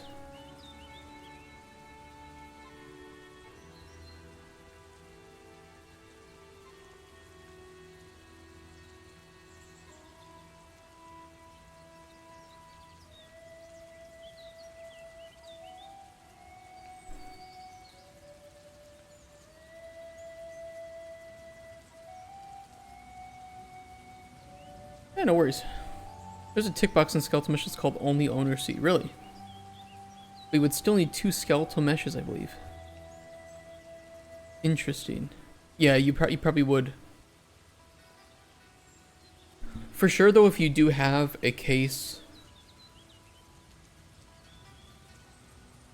If you're going to do a case like that where other players can see... I mean, that's usually the case, right? When you have multiplayer, somebody can see your character, you can see your character differently, and you play in first person, make sure that you have different animations for first person and third person, because they're designed in very different ways to look good with different camera setups. And you can tell games that are in first person, but they're using third person animations, because it'll look really, really bad.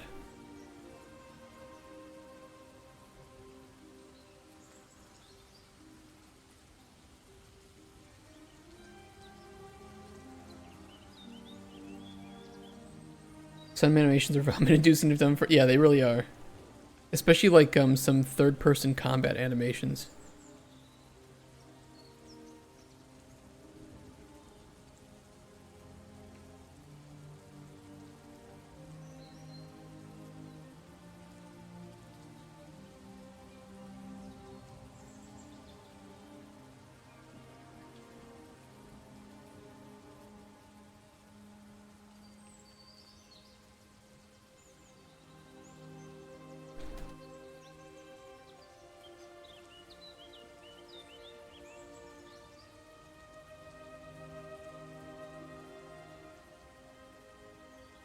Wouldn't we have to be able to check if DLSS is possible to enable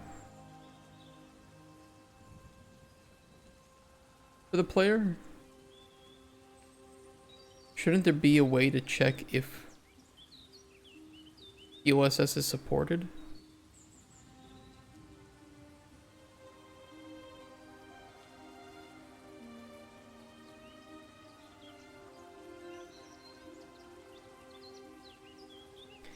Can't wait until I can finally start making my game. You know what you're gonna make, Ice Cream? I'm gonna use that in an example of a game that only uses a single camera setup.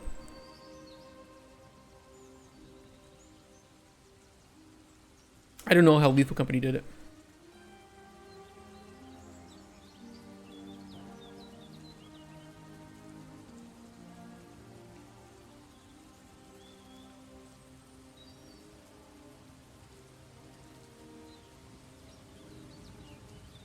Medieval social sandbox MMO, but the scope is very big. It's not just very big, that is incredibly large. I mean, we have so many game examples of people trying to make social sandbox MMOs, and the newest one was PAX Day.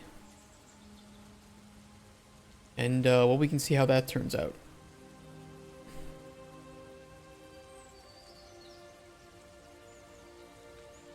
I don't know how many people are working at this company. Mainframe Industries. Mainframe Industries. Do they have a number? They have a LinkedIn, but if I open that up, it might leak my messages. So hold on, let me... People. Or the about will show it. 51 to 200 employees. That is not a cheap game. That is not cheap. Holy shit, yeah.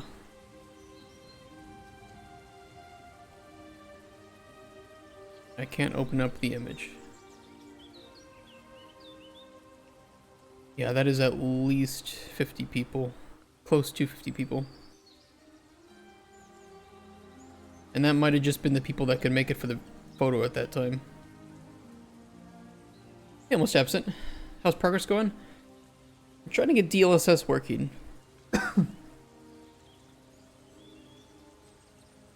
But I need to first check if DLSS is supported. Is DLSS...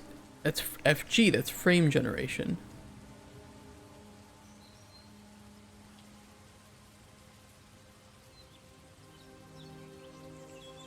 Is DLSS SR supported?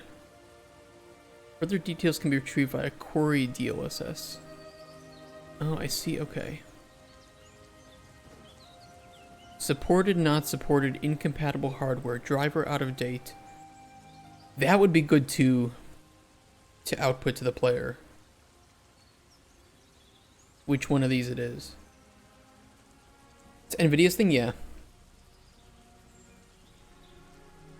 So first we can check if it's supported to enable those buttons. That'll be easy.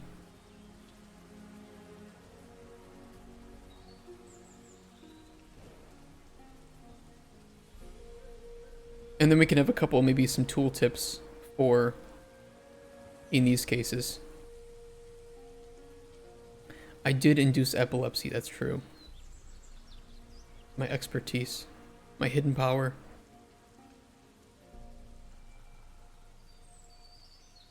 Sounds like there's a party here, right?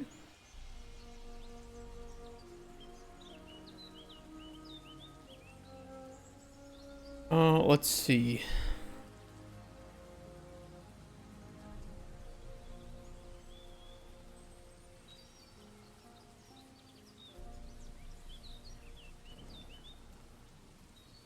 When we open this up, what do we call?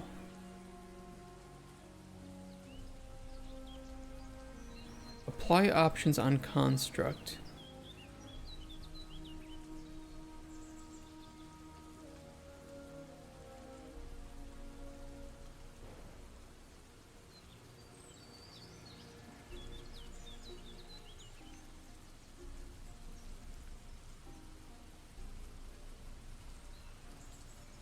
It's only the first time, though.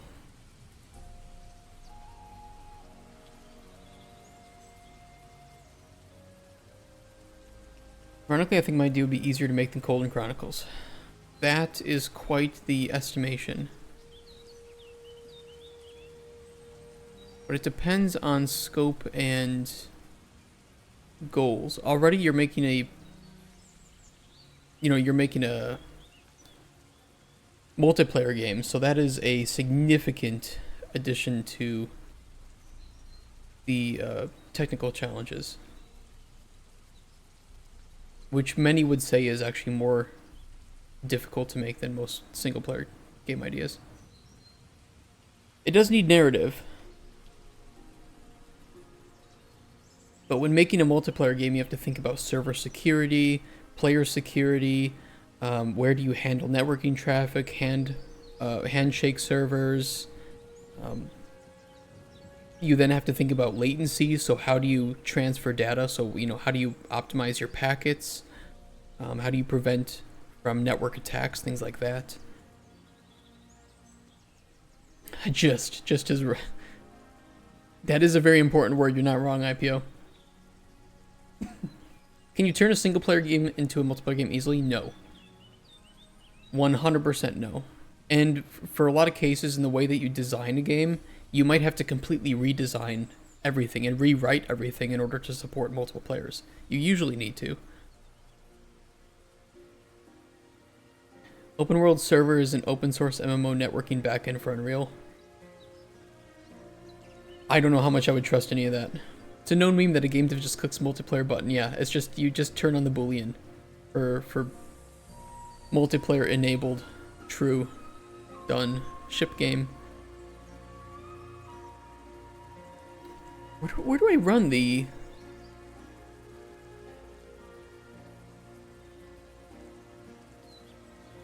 Do I run it through the game instance?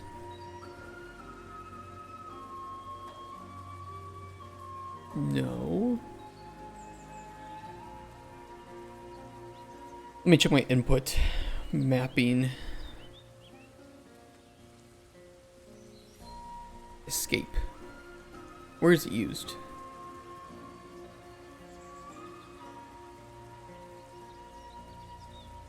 Oh, in the controller. Yeah, that makes sense. Okay. That's where I put it.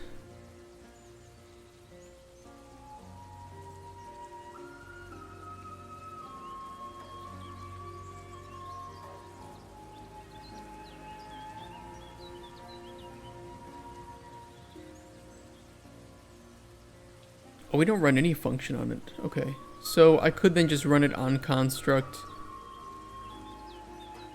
when we apply options. We can run some stuff here to check if DLSS is, it's compatible or not. Yeah, you would need to rewrite everything. When we were making the train game, I know a lot of people were like, this would be great. Add multiplayer. It's like, bro, we spent like 3 years making this game. I would literally have to rewrite every single system in the game to support multiple players. All of it. And it would change everything about how the game is played. Especially if you're thinking stuff like physics. Yeah, physics-based games and multiplayer is scary. There's a million ways to increase latency between players and have desync issues. I mean, Civilization still has desync issues, and these are people who've been making MMOs for decades. I'm sorry, not MMOs, but multiplayer games. That's what I meant. But for decades. And there's still desync issues. And that's not even a game that you need to consistently run data back and forth between players. It's like on Twitch, he's making an MMO and currently it's single player, and he thinks he's just going to make it multiplayer later on.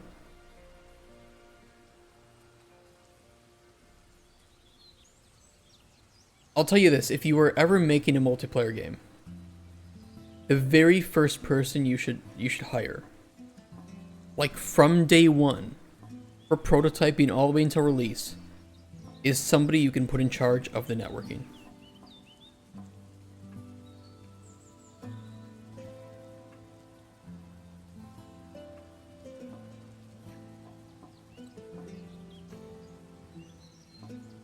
Only thousands, but hundreds of thousands of kids out there that want to make the next big MMO, or just any MMO, yep. All we can wish for is better tools to make people more capable of contributing to projects. Omniverse looks promising 20 years from now. Yeah, I agree. Omniverse has a lot of really, really great tools.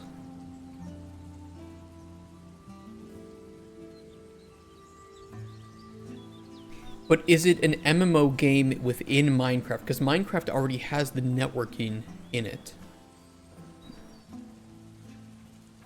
Right, so you're building on top of a foundation of networking support. When you're a Java dev.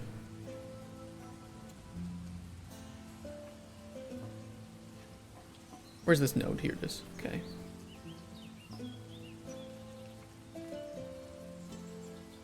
Close this shit, we don't need it.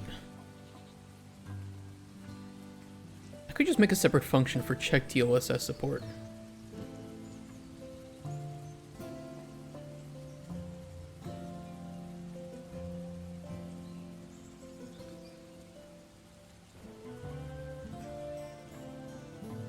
We don't need a switch as much as we need a select.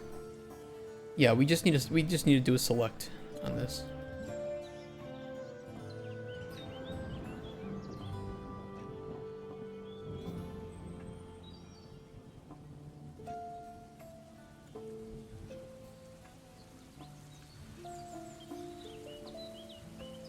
B DLSS off. the DLSS on. T DLSS off. People want to make MMOs instead of good old co-op games. I don't know. Because they see how many people, how like nostalgic it is, how many people play them, and you know, they want to make an expansive game, right? They want to not have to think about scope. And that's the thing that separates like junior developers from experienced developers, is this constant thought about scope and a good understanding of how much time adding something of certain scope is going to add to the game's development, and what kind of like technological problems you'll face with it, right? And if we can equate like random kid to like a junior developer, let's just say, there's just no thought of scope because there's no understanding of scope. There's no understanding of technological limitations and amount of time something takes to make and how that equates to budget. And then there's no understanding of what does our market actually want from this game. So of course, every new gamer is like, I'm going to make this big open world MMO where you have all of these awesome cities and unique NPCs, and each race speaks their own language. And you'll be able to learn the languages because I can, you know, we'll make unique languages for it. And everything is destructible and everything is constructible. And then, of course, players will be the merchants and traders. So we'll have all these skills in game where the player can go and get all the resources and combine them and sell them to other players. And it's like, okay, so you've just described to me a game that will take about 20 years to make. 10 to 20 years to make, and will cost about $200 million. And I see that you've just launched a Kickstarter with no gameplay and 5 paragraphs explaining your idea, and you're asking for $1 million.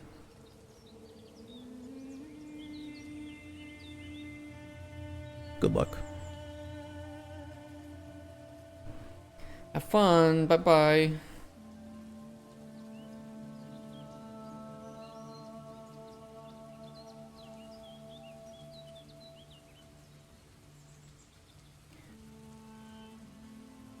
Get, where's the buttons for DLSS? Get.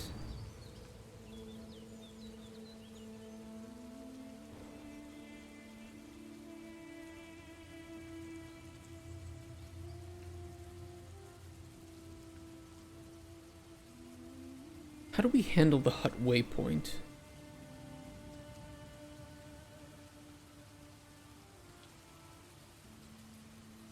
Oh, I think we handle the text values in the event graph, or like the text colors.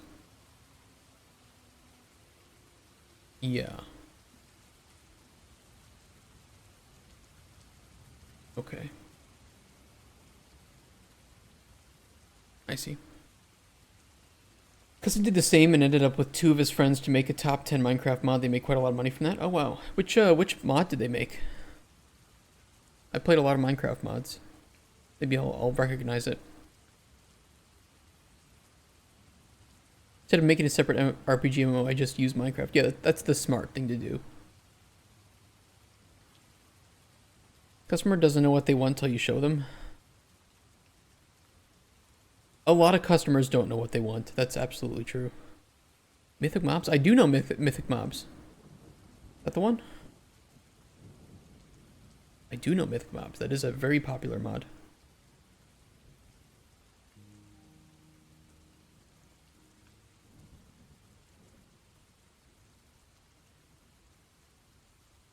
My audio.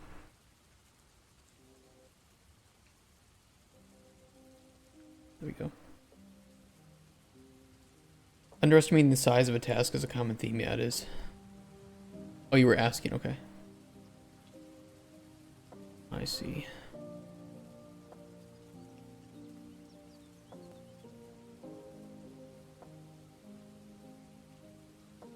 Not visibility. Enabled. Set enabled.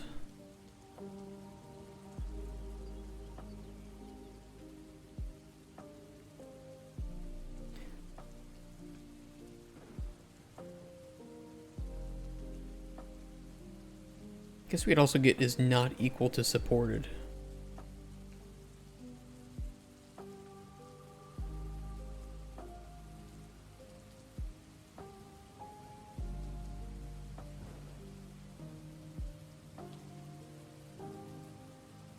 And if it's not equal to supported, then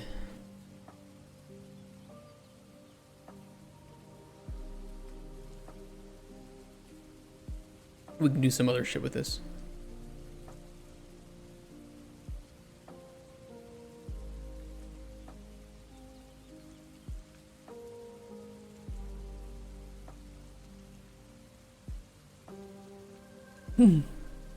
Trolls and warlocks. Only popular for like a few weeks, like a year or two ago. I don't know that one then. I know like Witchery was similar to that, right? But most of the Minecraft mods I played were from like 1.7.10 and 1.12.2. Because I think that those were some of the two best versions for Minecraft modding ever.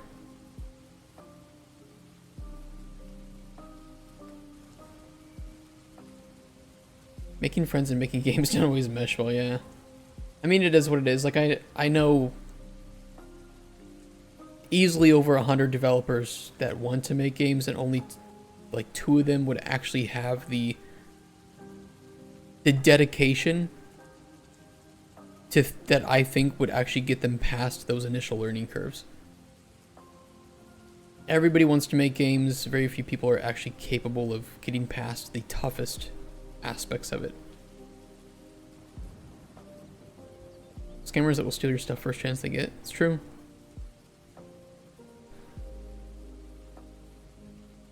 Big filters of skill and dedication. Yeah, I mean, most people have a job already. And they say they want to make a game and that they're willing to do stuff in their free time. But they never have... They have the free time, but they're like, I don't want to work. I don't want to do other work. I just want to, like, relax. And I get it. There's nothing wrong with that. But it's just the reality. Like, most people, when they say they'll work on a game in their free time, they don't work on a game in their free time.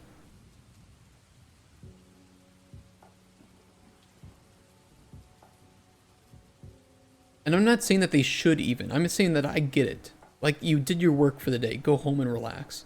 You have a family, you have friends, you have other things to do in your life. Game development is only for Sigma males and females. I just knew that when I started my company here, that there would be no way in hell I want to go work full time on a game, and then in my free time continue working on games, because it works for like a couple weekends, and then you just start to be like, no man, dude, I don't want to do more work. I just spent a week doing work.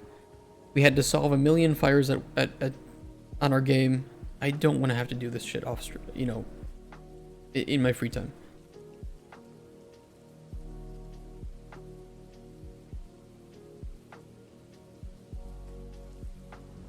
Okay, if it's not supported, we want to... That's the wrong button. Do a select node.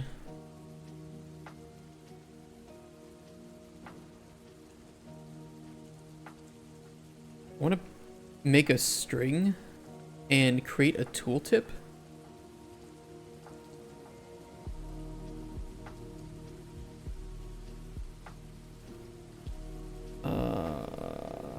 Do I have a tooltip widget that can have text? Yes, I do. I do have one. Create widget. Text tooltip.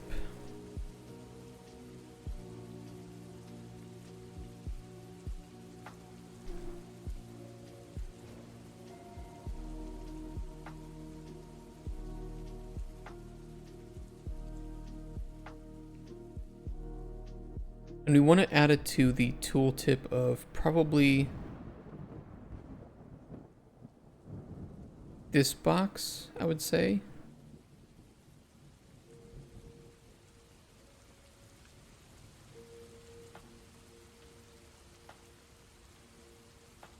Although it's non-hit testable, so would it actually be able to create a tooltip?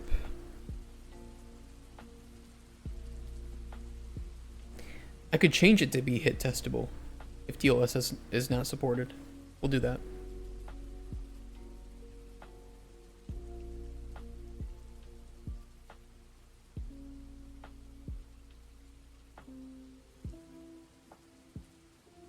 Set visibility visible.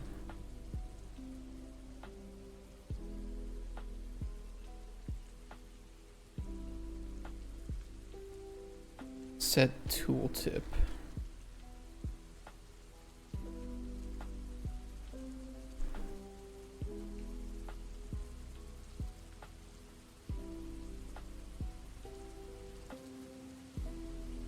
Mr. President, wake up. Come on, get up and fight Trump. Can we talk again just about how wild that assassination attempt was? Oh yeah, I heard about the news. I woke up to that. I went to bed, I was playing like a game. I didn't check any news before I went to bed. I just went to bed on Saturday. And I woke up, checked Twitter, and I'm like, what the fuck happened?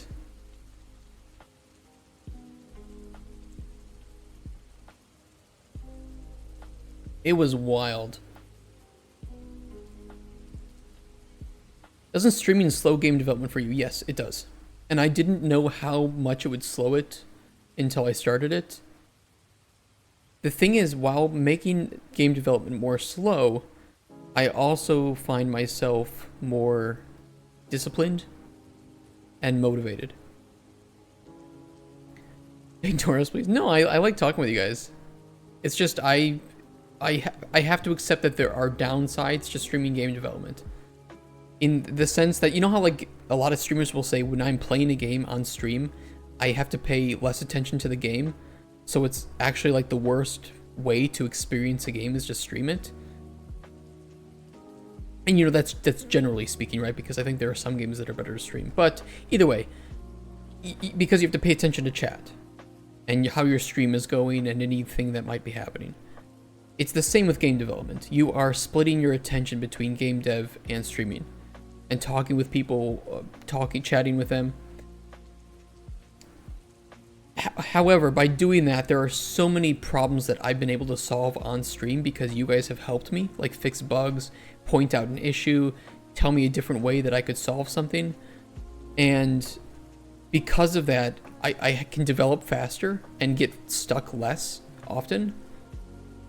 And just having you guys be excited about the game and laugh at like some of Spoon's dialogue or, you know, show excitement over the things we're adding, it's very motivating. This is the furthest I've ever gone on making a game on my own. Like, by far. Can you make an auto chat reader? I could, yeah, I could do that. Be kind of funny.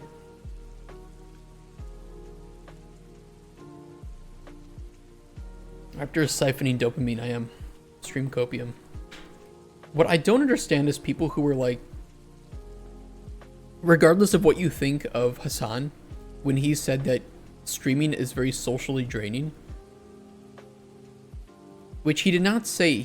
I checked what he said. He did not say the streaming was like harder than manual labor jobs. He was specifically saying that it was more socially draining than many jobs, and when he got off of streaming, he still could do manual labor work, but he didn't really want to like talk with people or hang out with people because he was already socially drained from the day. I don't know why people were so upset with that, because it's 100% true. You're sitting there talking for hours to people. The last thing you want to do is get off of stream and talk with people.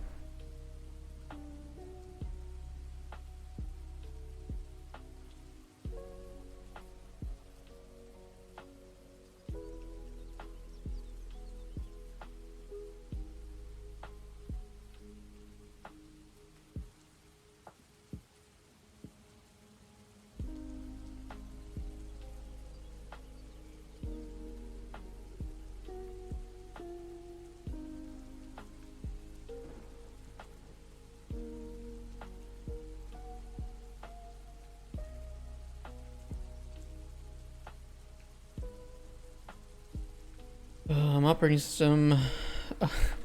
Just go update your operating system.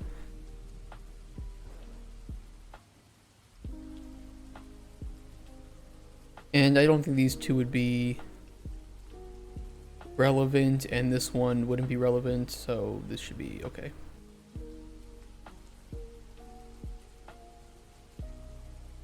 And I think we can just return here.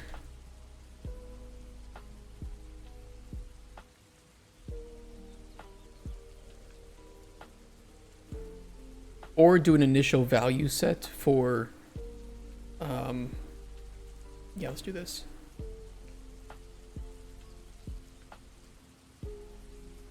B is DLSS on.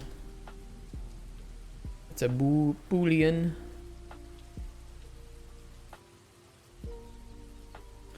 Heading out, I got some remote web dev internship. That sounds exciting. Are you getting paid for the internship?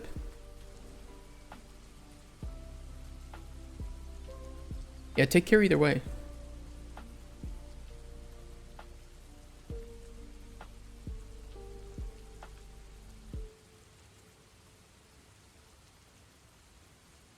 Unpaid. Are they going to hire you after you do it? How are you funding this dev project? Great question. So, let me load up the budget here. This is not the right one. That's not the right one. Hold on.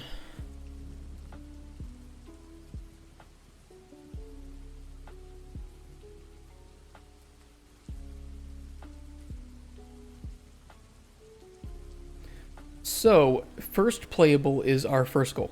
And we're trying to reach that on our own and with whatever help we can. We don't expect to receive funding during the first playable phase, but it would be great because then I could get some more programmer help and get some actual production help on it. However, we would be looking for funding for our vertical slice, and that's going to cost about 700,000 US dollars to reach to that point. We would be going to a publisher to ask for that and trying to get some grants to offset it, since it is a, well, not a small amount, but also not a terribly large amount. And then we would be seeking publisher help and probably going to some crowdfunding for after the vertical slice to pay for the rest of development.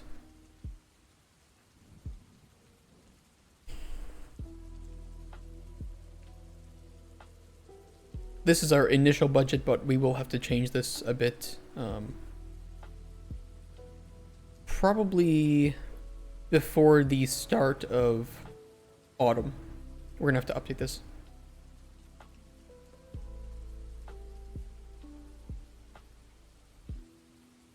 Hopefully that answers your question, Snow Day. But this is like a 10 to 15 person full-time game during production. So it's not small, but not terribly large either. Hope it works out. Thank you. I think it will. You know, we did present the game this spring to some publishers, and they did say that we had a significant amount already to showcase, more than many developers come to ask for money with. So we think by next spring, when we want to show off the new build, we will be in a very good spot to get that funding.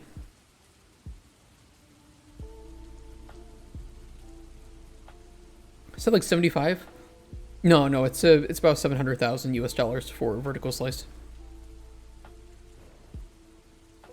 It's about 2 million, 2.5 million. I'm expecting is closer to 2.5 million for the budget to make the entire game, and probably ramped up to 3 once we understand more about what the game needs.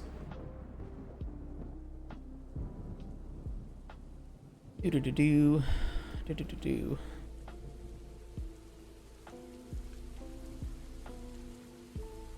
Oh, you have a fan hum, no worries. If my microphone is cutting some things off too, just let me know and I can adjust the noise gates.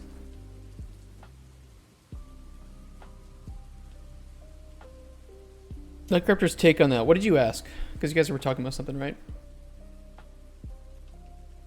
How to gently let a person down when they want to participate in your project for free, but their quality of work is, well, not very great.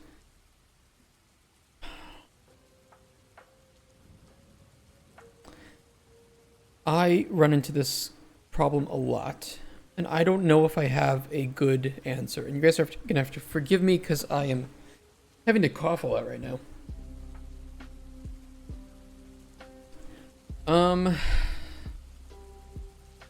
You can either train them and or find things that they can do to challenge themselves, right? Because everybody can get better, just at different speeds and with different methods of practice.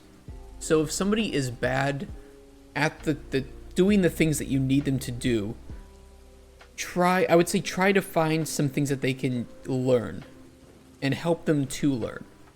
If they're still having some trouble, I think the better bet would be to say, you know, I'm looking for maybe a different quality from the work here, and it's not that you can't do that, right, or, you know, at some point, but maybe there's some ways that you can find some games to challenge you at your current skill level, and then, I don't know, it all sounds bad. It just sounds like get on my level, kid, right? I don't know. Advice on how to get better is definitely helpful. It does, that's why I'm stumped. It's a very good question. It does sound like it good. It really does sound like that. Sent you a download key? That's perfect. Thank you, Lazarla. Don't let me forget to do that before we, like, jump into Elden Ring or something. You want a tough game design? It's not a game design question, though. This is more just like a communications question, right? Because you are operating as the project leader. You are communicating with somebody who has an intense desire to work in your project. And unfortunately, you know, Cauldron Chronicles has similar things. There are plenty of people who want to help with Cauldron Chronicles, but that I don't feel are necessarily at the level to help with Cauldron Chronicles, right? Because Kotspur, I don't know if he's still here, if he's busy. Kotspur helps with Cauldron Chronicles, but I don't have to tell him. I don't have to babysit him. He knows what he's doing, and when I say, "Hey, Kotspur, can you make the AI in my game do this?" Right? Can you make the animals do this? I can just trust him to do that. And if he has any questions about, like, specifying how the animals work, I can do that. But I don't have to babysit him and say, okay, first plug in this node, and then this node, and then do this, and then enable this thing in your engine. He'll just do it. Right? And he knows what a prototype should look like. So he knows, well, yeah, we don't need this thing to look fancy. It just needs to work. But I also have people who want to help with a project, but they don't know what a prototype looks like. So they want to jump in, like, let's say with modeling the game. Like, oh, I can make this really awesome 3D model. Well, it's like, yeah, but we don't need that. Like, that's just, it's a waste of time to work on that because we're just prototyping the game. Like, for instance, our alchemy system. I get a ton of questions when we're streaming about why when are you going to make the alchemy system look better? Well, to be honest, it doesn't need to. The box represents the 3D model that you can pick up and move around. It's good enough. This is what a prototype should be. It's just simplest way to test out your intended mechanics. So far, I've had people contact me wanting to help with the game, but not actually playing the prototype or reading the GDD. Getting people to read the GDD is something that you will forever suffer with as a game designer. It's a meme and an internal struggle to get people to read the GDD. There are entire GDC talks about how to get your team to read GDDs. because they just won't read. The purpose of a GDD is not to be read. It's to be ignored until you need to read it. Sadly. It's like, oh, let's double check what the GDD says, and then it's good that it's there.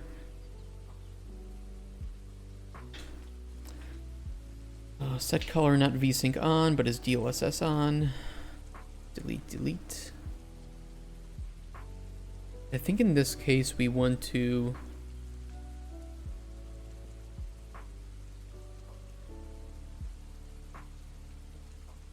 set it to false, okay, but not T VSync, we want T DLSS.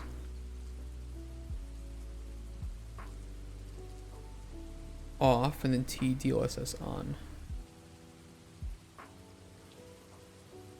I agree, so that's why I'd expect an artist to at least check the art sections of it. Yeah. No, I 100% agree with you. 100%. I get frustrated because it is a... you know, at the very least, just please read... just read the starting sections about what the game is meant to be, the gameplay loop, the game pillars, the technical information, our competition and inspiration, and then just play the demo, right? Play the prototype. And you'll see where we're going with it. You don't have to read the whole thing unless there's a section you're really curious about. But just start there. Break your GD a bite-sized poster to plaster around the office. Sometimes people do that. Sometimes people try to put more like drawings into it because people like pictures. That works too. So I should be working more on my GDD. Where's your stage at? You just opened 100 animation sequences. How did your computer not destroy itself? Tell them you're currently not what they need for your project, but then give them... Yeah, I didn't read that fully, Kuro, but I agree with you. Just say, like, I really appreciate your support, but this is... You know, we're looking for some people who have a bit more experience making games. Just because we don't have the time to sit down and train someone.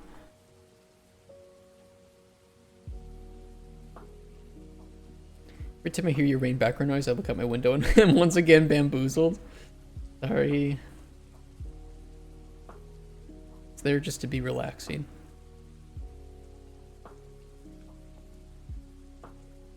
Okay, and then by default, the text color can be black Aronis on this.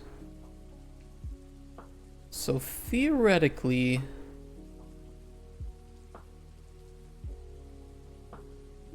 I should be able to run this DLSS support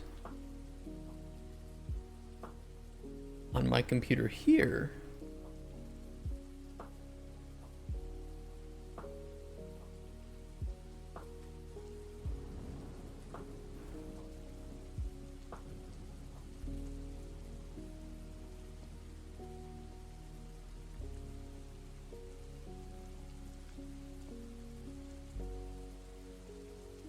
And it should show off, but it shouldn't disable those buttons.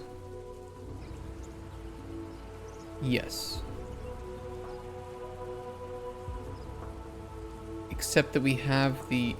God, that looks so bad. Ignore it, don't look at it. 192 gigabytes of RAM, Jesus Christ. Oh, wow. It's always dark out here when you're live too, so I never know if it's really raining. Sometimes I go check. You're in the US, right, Lazarla? I think you mentioned that before. I know we've talked about it before. Worked on my GDD a bit, then started prototyping, still newish to programming, so never really got past the part. Here's the thing, if you are the only developer on your game, you don't need to jump in and write your GDD. And I would argue that the less you write, the better. But that... There's a mix, right? There's a good, just like, balance. Jumping in to prototype your game is smart because you know what your game is supposed to be. You don't have to explain it to anyone else. But the GDD or your documentation exists so that you don't forget what your intended goals were. So at the very least, writing down like your pillars or what your game is supposed to be is really, really useful. Because it's just like, okay, if you kind of like jump down a rabbit hole with prototyping something, you can go back and check it and be like, oh wait, I'm not moving in the direction I was meaning to move. Should I update the documentation, or should I dial things back a bit and get more aligned with what the initial vision of the game was supposed to be? Texas, you gotta enunciate the front of it and have that nice southern drawl to it, right? Add that little bit of honey to the way you speak. Well, howdy there, you can come down to Texas. Get some nice sweet tea, right? What's up, I'm back. Nice, welcome back. Does anyone know of a faster way to add notifies? I have a lot. And I mean a lot to place. Like into your animation notifications? Like the event system?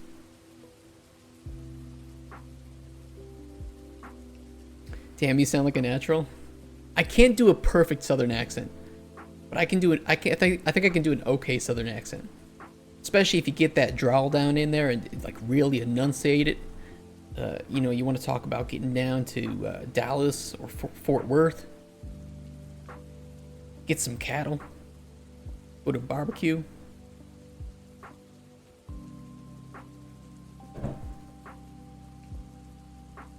Actually, Dallas probably wouldn't have much of an accent. Well, Dallas might have a bit of an accent, but less of an accent than if you get out into like the boonies. Like the old people. Yeah, you're right. Because it's just gonna be the younger generation is gonna sound a lot like me, because it's so pulled from everywhere in the U.S. I know if you go to Austin, it's gonna sound just like I'm talking because people come from all around the nation. Yeah, in the sequence, I do not know how to add a whole bunch of notifies, like a fast way to add animation notifies. Can I purposefully trick my computer into thinking that I don't have DLSS support?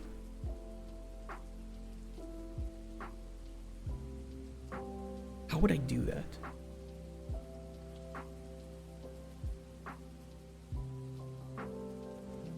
I guess I could set up a... No, I can't really trick it into checking that. I just have to kind of trust that it works.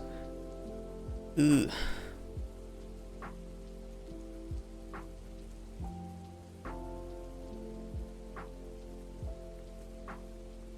Can't test it on my home computer. I might be able to make a build and have my fiance test it because her laptop doesn't support DLSS.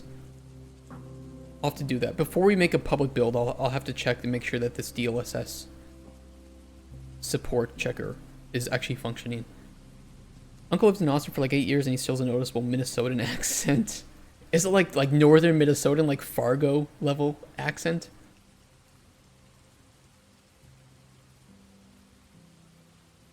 Let me scooch on past you.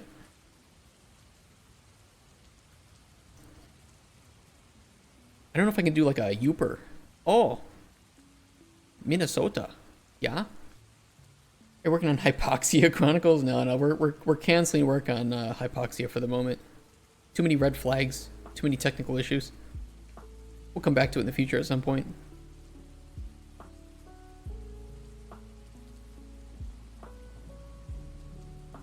There were too many issues with the design of it. I don't feel comfortable going further with it. It says A. Oh, A. He's up north. I love it.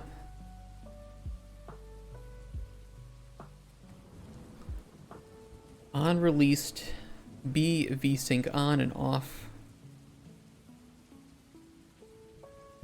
Not VSync, DLSS.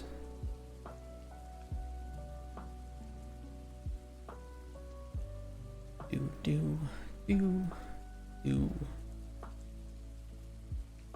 Dad grew up in the same place, but he lost, well, before I was even born. I like those different regional accents. Check VSync. When do we run a check VSync? Wild.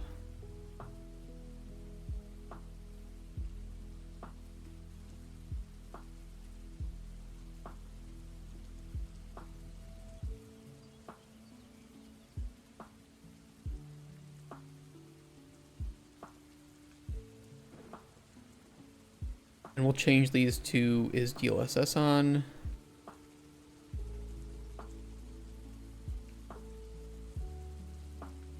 this one too.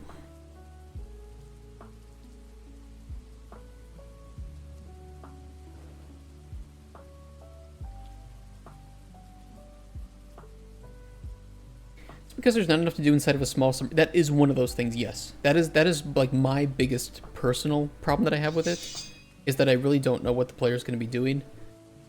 And another one is that there's some technical issues with the submarine and like the water that I would feel more comfortable working on that. Two things. So I'm not a narrative designer, and I'm not good at writing. So I'm gonna wait until we have those people on board, and then we can like investigate making that type of game. We'll have the technical artists, an art director. We'll have people in charge of animating and making this fish look good, and we'll have the writer on board that we can actually churn out a story rather quickly. So I think it's more of a game that I don't think it's necessarily a bad game, but I would rather wait until we have the people on board that I know we can solve it with, and that I can go into developing it very confident. Right now it's a bit too, there's too much that I'm unconfident about. Supposed to message you about that? Oh, about what? Were you?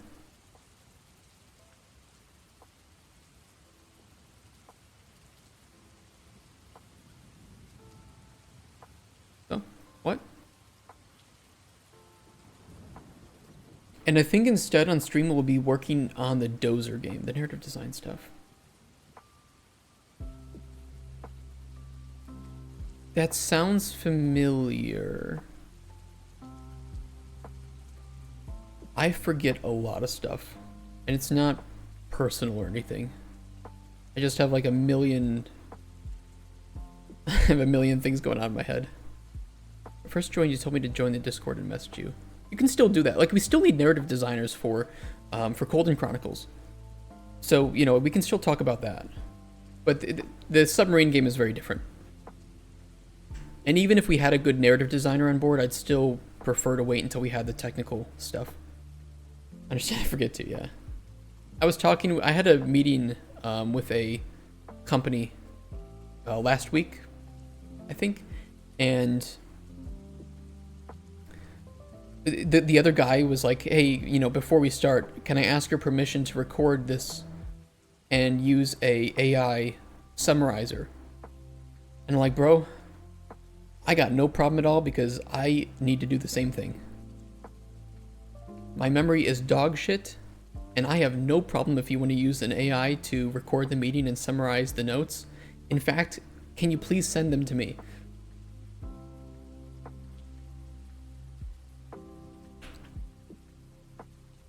This could give you some ideas for the submarine game. What is it? Okay, we'll worry about the grenade when it appears. Let's start the end. Grenades? What game is this? I expect you to die. Operation Deep Dive. Yeah, that could help. I'll watch that at some point.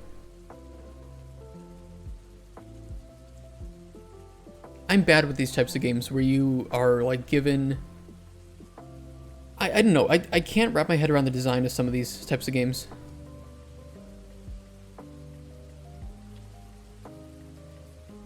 Even though I kind of designed something similar for the train simulator game. I'll think about it. You can escape from a submarine. Yeah, I have to think about that. Wish I could help in my narrative design consists of repetitive one-liner dialogue. My dialogue's not any better, to be honest. Need to do that too before I forget half of what I said 10 minutes ago. We're in the same boat, Kuro. We are in the same boat. Okay, I need to update the structure of the options. Data, options, structure. And we need to add the is DLSS on, and probably I'm gonna make an enum for DLSS, which I know sounds kind of weird, but it's probably the best way to handle it. New Elden Ring update looks weird? What do you mean? Did they change something? DLSS. Or we'll do... Yeah, DLSS resolution scales.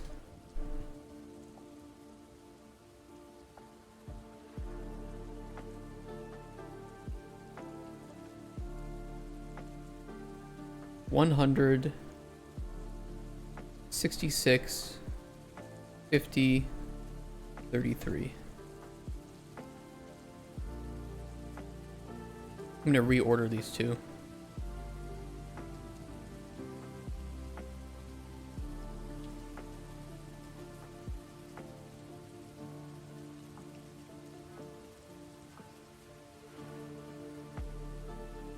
You're calling it Cauldron Chronicles. My game is not, it's not Elden Ring.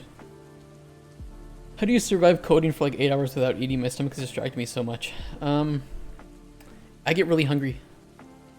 Okay, so at near the end of my streams, I am fucking starving. I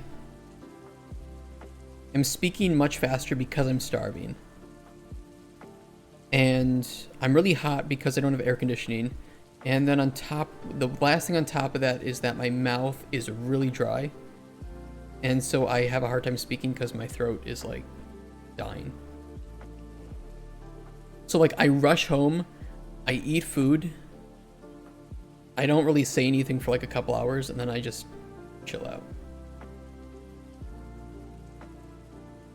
And I keep telling myself like, oh, this is the right thing to do because you'll lose more calories this way because you eat less. But then I'm so hungry when I get home, I stuff myself full of food, and then I drink alcohol, and I've basically just had like 3,000 calories in a meal. And then we're back at square one. And then Tuesday comes around. And guess what Tuesday looks like? It looks like Monday. Nothing changes.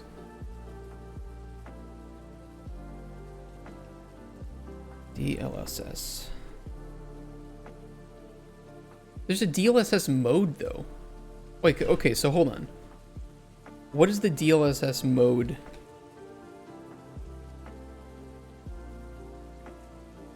Switch on mode. Off auto DLAA alt. What does this do, though? What is the difference between these?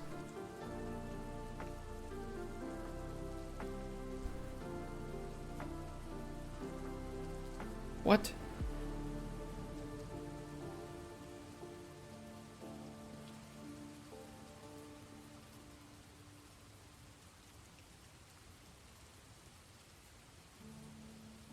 They have, that's all I know about them right now is they have different names. But it feels like they're just changing screen percentage. There's no way, right?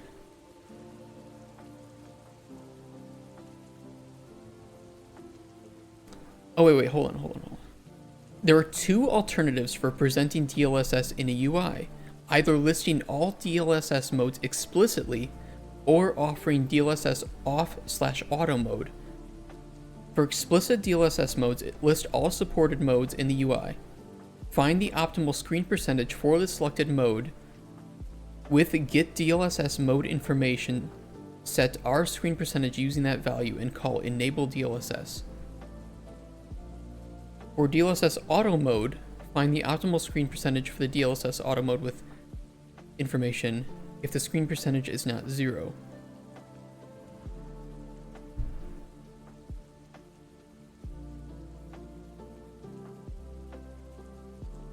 Hey Yannick, how you doing? Is it Janik? Is it Yannick? And how many of the 5 should I pronounce? Should I say 555,555? Should I say 555,555? Should I say 5 times 6, which would be 30, but not if you're Terrence Howard. So, you know. Why are you like this, right?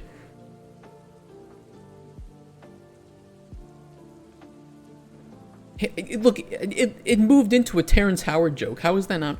Come on, brownie points for this, right? You don't need to pronounce the fives. The fives are silent. It's like French. I only pronounce half of the word. Yeah. But now here's the question. Is it Yannick, Janik, Janik? He's gonna say, oh, my name's Dave. Just call me Dave. Like, every time I have to go into a fucking news stream, I have to tell them my name. Why didn't I just put Dave?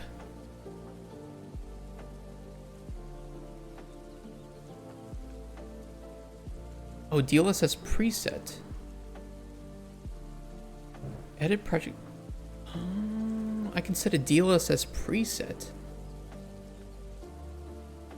Interesting. Let me check that. I've heard everything before. Have you heard Dave? Have you ever heard somebody call you Dave? Try say my sister's names. Malaika? Or is it Malaika?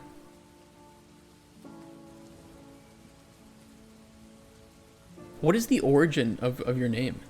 Not yet. Okay, you haven't heard everything before, Dave. No, I'll call you like Janik.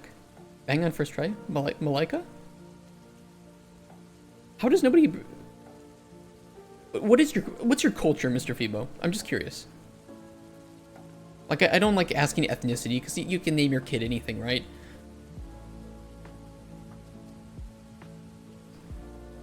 He's American, he's gonna mess it up. That's just what we do. Malarkey. Oh no. Scottish white as tits. Oh, that's right. You are white as tits. We are the Ghost Brothers. Is that like a traditionally Scottish name? Is Malaika? Sister has an African. Yeah, I was wondering because it sounds like an African name. Interesting. Okay, that's pretty cool. But you know, these days, if you say that, then people get all meow. Oh, I see. DLAA preset. Okay, what does this do? I see presets here.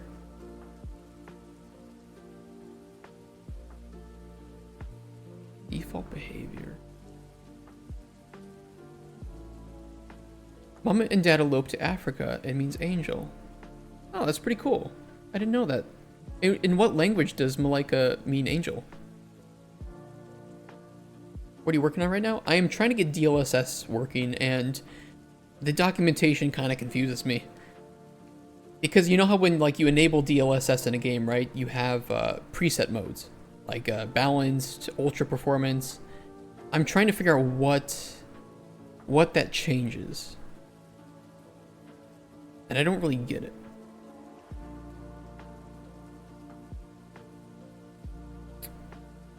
DLSS programming guide. Oh, I do not want to read the program. Oh, no. This, nope. See, no, this will kill my brain.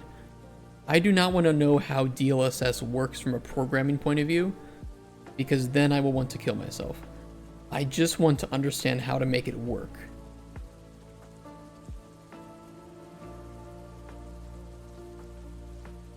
That's a really good document for people to read who are smart. I am a game designer. I am not smart. I just need it to work. It's angel in Swahili and also apparently in Arabic. Oh, cool. I like it. They give me a boring misspelled name.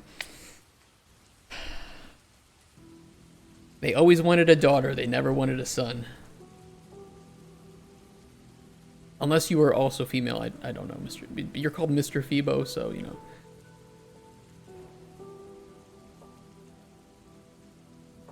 DLSS quality. Yeah, what does it mean? What does quality mean? I feel like I should have you change the quality.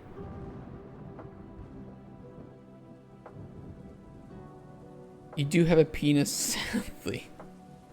Already about Unreal Engine or program, can you explain? I'm dumb people. Okay, so DLSS is a really cool upscaler, right? So you can render the game at a lower resolution and then upscale it to your default resolution. And actually, I am doing it now. So I will look this way and kind of keep the screen still, right? Now, if I turn off DLSS,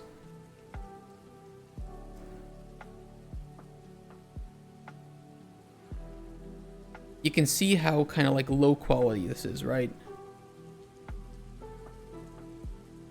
Is it working? Here, let me do it on this side. So I'm rendering my engine at 50% of the resolution.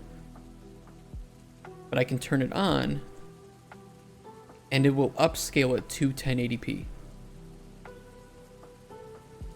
So therefore, it saves you so much GPU work because your GPU can only has to worry about rendering the game at a much lower resolution. So you can effectively increase your frame rate if your GPU is the bottleneck for a game, without sacrificing quality, or sacrificing a very minimal amount of quality. I have a female named Jamie. Apparently it's a very Scottish name derived from James. Oh, cool. I know if I was going to be born a female, they would have called me Josephine. Or Josephina. But they call me Joseph. To make it look bad, but then DLSS makes it look... Yeah. I can actually show it in-game even better.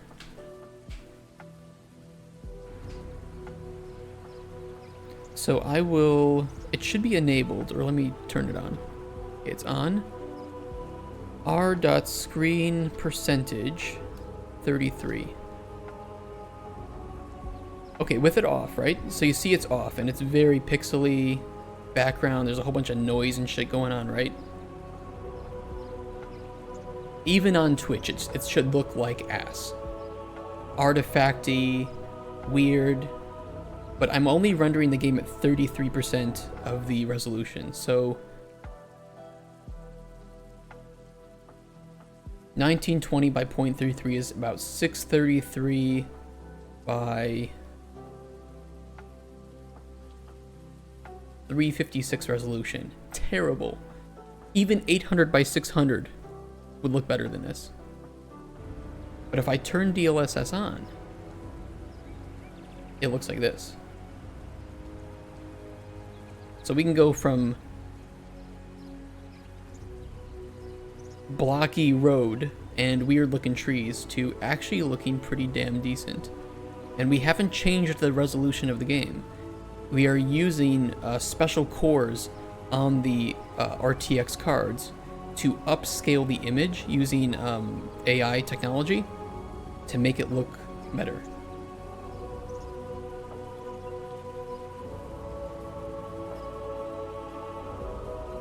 Doctor said to my parents I'm going to be a girl and I was going to be named Julia.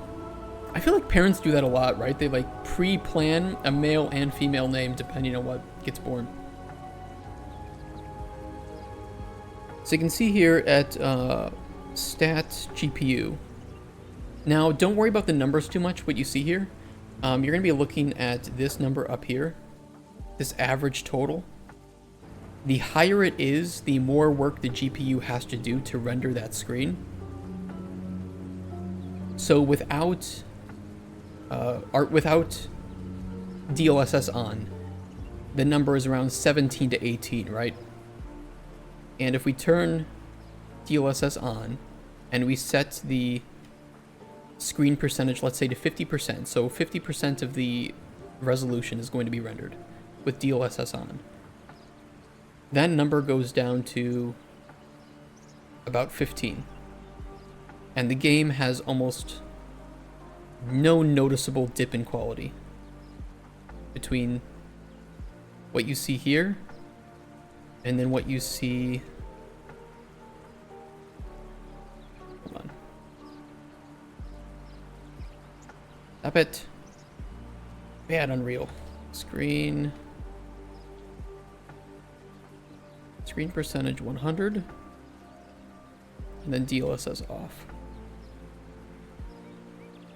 Like, there's almost no difference between this and this. But effectively, my GPU is doing a significant less amount of work. And so for people who can't render the game at like 1080p and get 60 FPS, but they want to, they can run DLSS and upscale the game to 1080p and get more FPS because of that. So it's a really cool technology, and I'm just trying to make sure that I implement it in a way that is that works. But right now we have these like presets, like balance, performance, quality, and I don't really know what they do.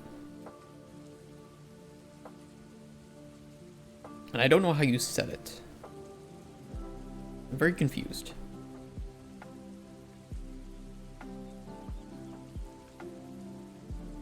DLSS mode information. Get DLSS mode information.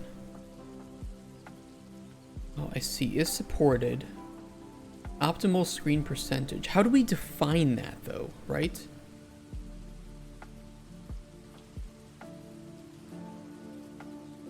Or do we then use that based on the mode? Okay, hold on. When we press this, we're going to...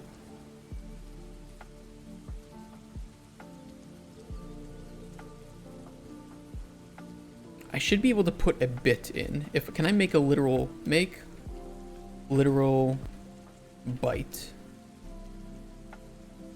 Convert it to that. We should start with 0. I'm going to... Can I increment a byte? If they can run bigger resolution, they can turn on DLSS. So the unfortunate part is that only, I think, RTX 2060 plus cards will be able to support DLSS, I think. So by that point, you already have a pretty decent card to be able to run a game, right?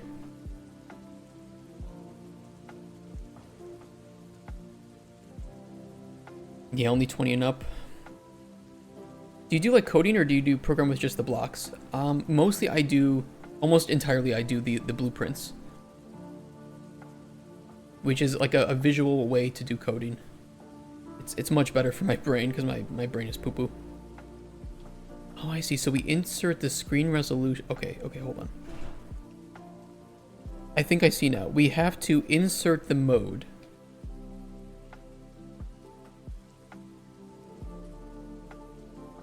What I'll do instead is I'll just flip-flop between we'll do a select. Flip-flop between ultra quality and ultra performance, or just performance and quality. At screen resolution 1080p,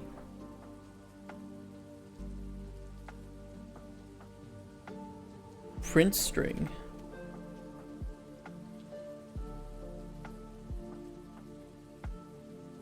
append. 10 and up can use FSR from AMD and the XESS from Intel. Okay, that's really good information to know. Thank you for mentioning that.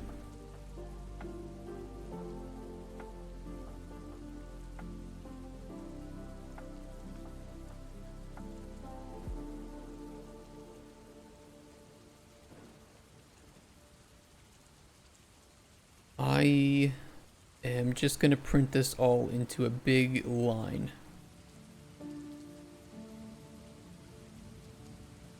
Space, optimal screen percentage, space, is fixed screen percentage, space, min screen, max, optimal sharpness. So now it should switch between not the modes, but getting the optimal mode information. Nothing is happening. That's because I didn't hook it up. Okay, now something should happen. Okay, perfect.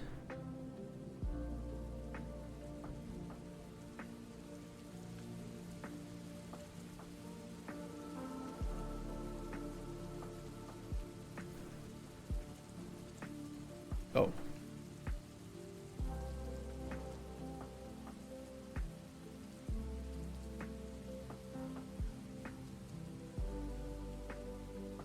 Where is it? Here it is.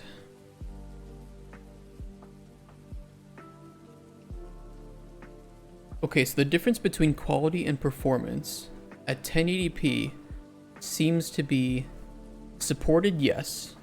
Optimal screen percentage and quality is 50%. Performance is, wait, what? Oh no, it's gotta be the other way around, hold on. That makes sense. So in quality mode, you want to render it at 66%.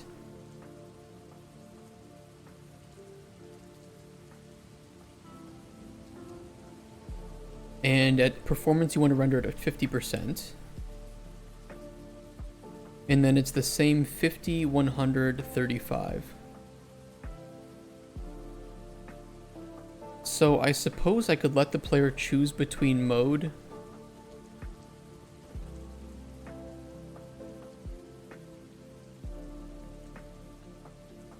It doesn't change anything though. Like the only thing it changes is the optimal screen percentage, right?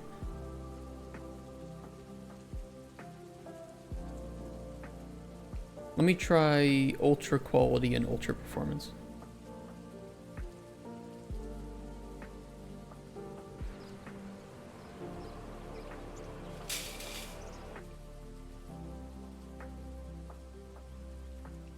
Nice shopping cart you found there.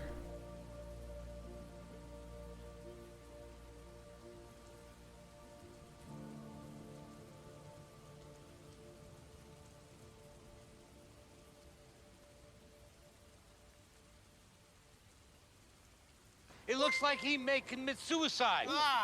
Suicide is badass. No. Thank you for the follow.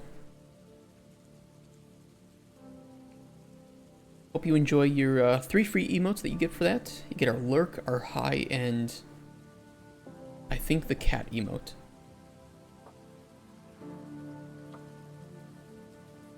Wait, that can't be right.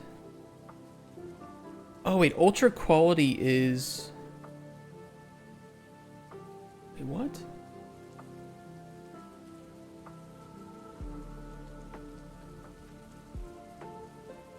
Wait.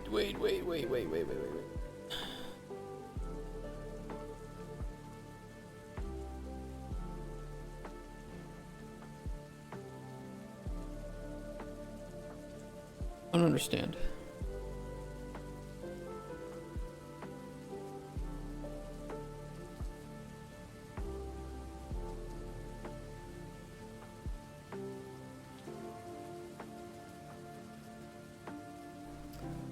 I do not understand right now.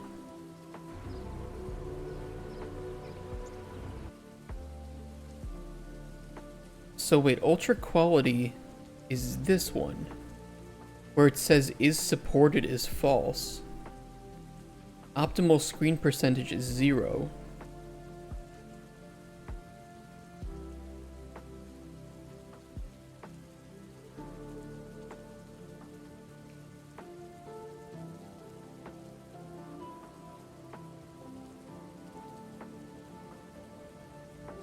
Huh?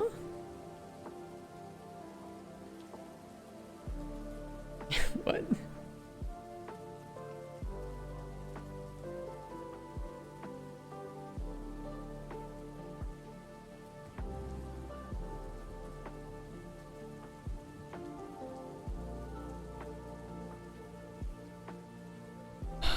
Man, I do not know how this stuff works. Okay, so that's the that's like the resolution scaling, right? So the screen percentage in this case is the if you're trying to render at 1080p, what percentage of that should the game render at? So 50%, or 50 would be 50% of the 1080p, so half of the resolution, and then it upscales it to your desired resolution, which is 1080p. So if you have a 1080p monitor, right? Let's just say this is 1080, 1920, boom. The game is going to render at like this size, let's just say. And then upscale it to this size. So your GPU does less work, and then using the AI technology, it renders to your screen, and you shouldn't see any noticeable difference in quality. But your GPU is very thankful because it doesn't have to do as much work. It's pretty magic. Yeah, so what is exactly what does 0 do in this case? Why would I ever want to do that? And it, like 50, it uses 58 then too for something.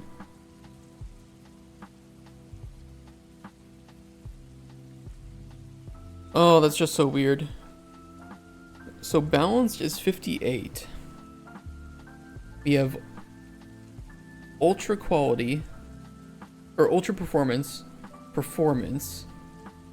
balanced, quality, and then ultra quality, which is kind of the odd one out here, although I guess ultra performance is also kind of weird. Is it also, I don't I don't even know anymore. This is breaking my brain.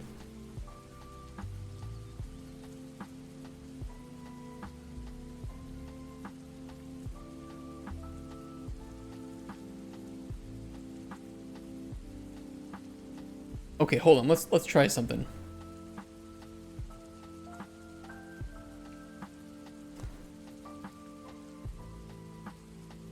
Optimal screen percentage. The only thing that I can think of that being is console command, or if there's a screen percentage, but I don't think there is. There's get range, console command, build string from a float, and we want to do prefix of r dot screen percentage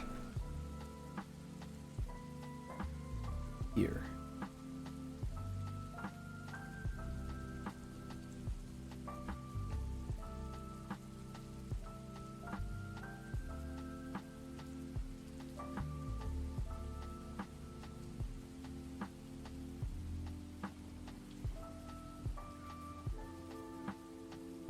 Okay. Unreal Engine was supposed to be easy, right? I mean, theoretically, for what DLSS is doing,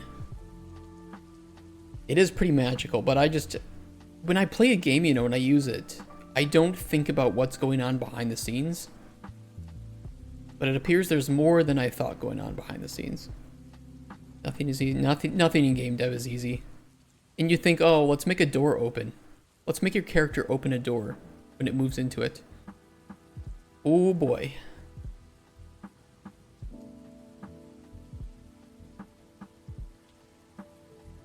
Especially when you make spaghetti. Where's my spaghetti? You can make spaghetti when you're testing. No issue with that.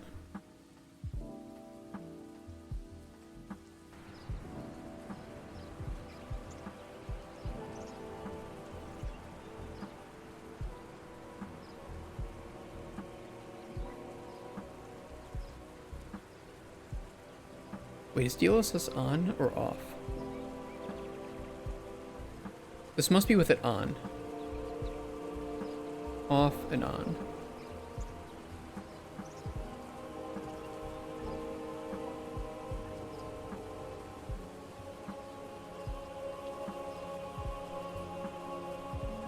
Okay.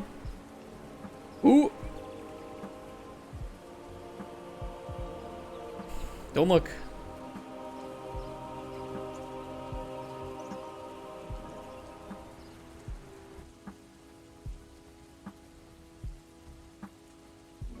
What was that? That was me putting the screen percentage at 2% to see what happens.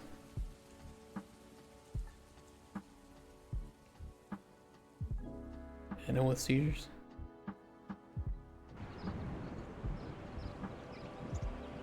Okay, so this is with screen percentage at 0. Apparently it don't do dick.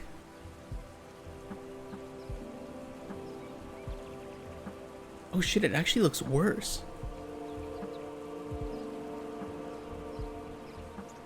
Whoa. No, there's no. Hold on.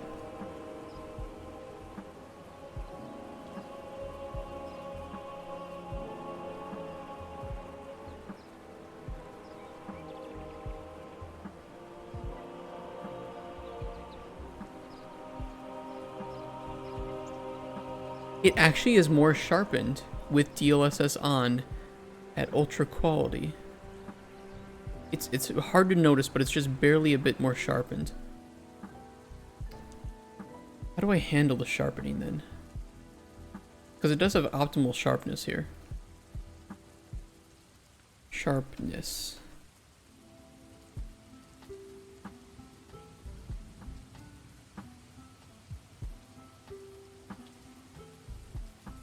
Negative sharpness.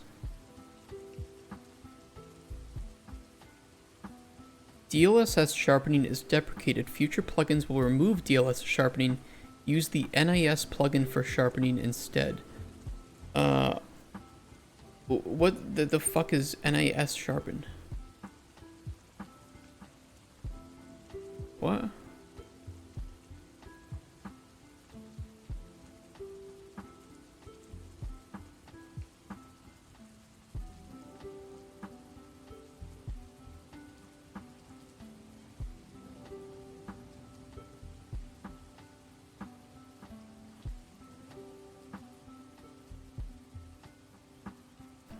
DLSS. NIS. NVIDIA. Okay, so I have to hold on. Let me enable this. We'll restart. Apparently we need this enabled too so we can do sharpening. We'll figure it out.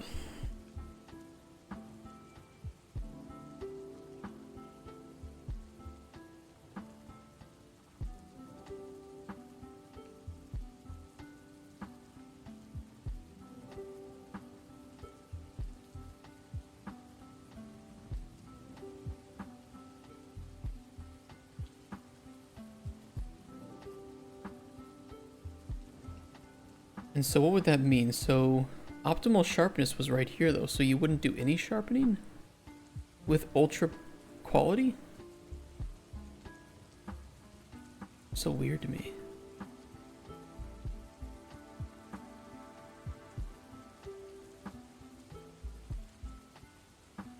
Interesting.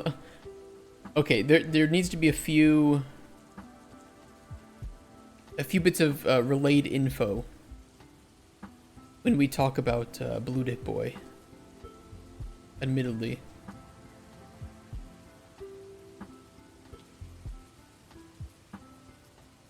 Oh. Why is it not turned on?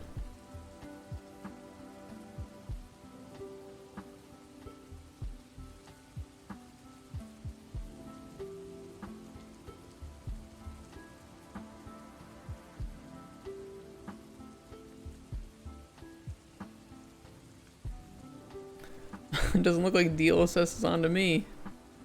What?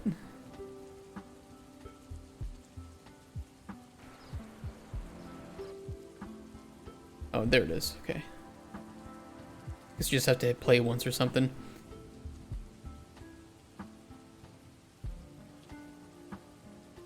Okay, so we should have this like NIS sharpening. I don't know how to utilize it. Let's figure it out.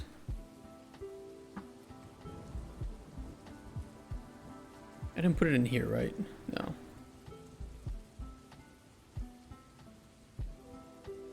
Yeah, Blue Dick Boy has been taking a bit of a... Set NIS sharpness. Okay. Okay.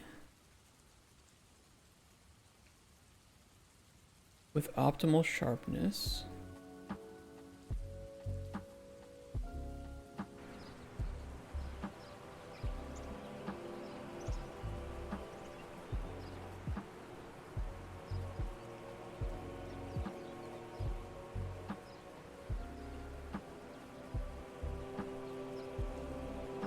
Hey, it's Walkoff Gaming. I was in chat earlier. Oh, hey. Different account. Milk Duds Gaming Den. Oh, with some shaders. Hold on.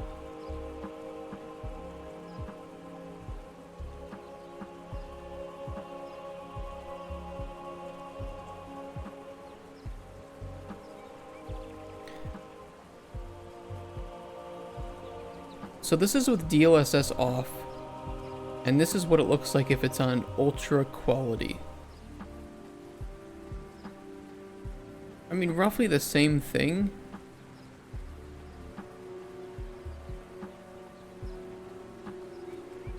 But it does look a bit more sharp.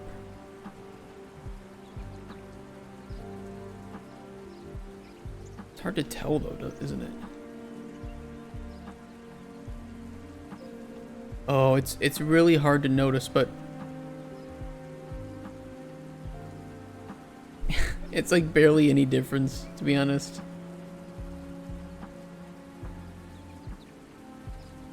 You can kind of see, okay, if you look here, you see how the letters are pretty hard to see and read? If I turn it on, it does make them a bit easier to read. You can actually see the small pixel separation between the V and the E compared to it off. So I guess it does help a little bit. Can I tell you why I want to make a game? Of course you can. We should all share why we want to make games. I do it kind of out of spite, and because I love what I do. And because I want to make the game that I don't feel anybody has made before.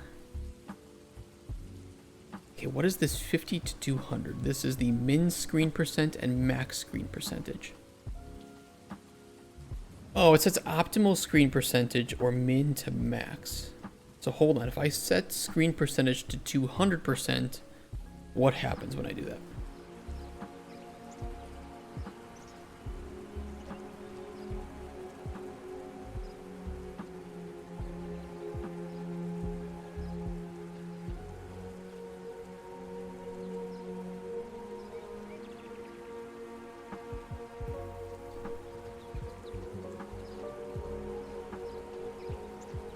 Well, that's interesting.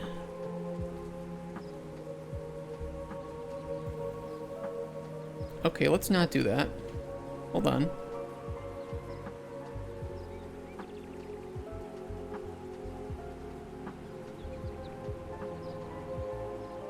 Dying from breast cancer and I want to give my money so she can eat healthy. Oh, really? Dude, I'm so sorry to hear that.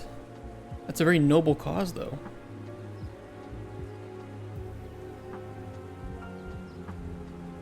That, give your mom money so she can eat healthy.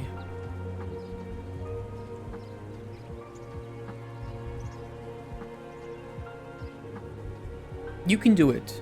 I would just say making a game is very challenging.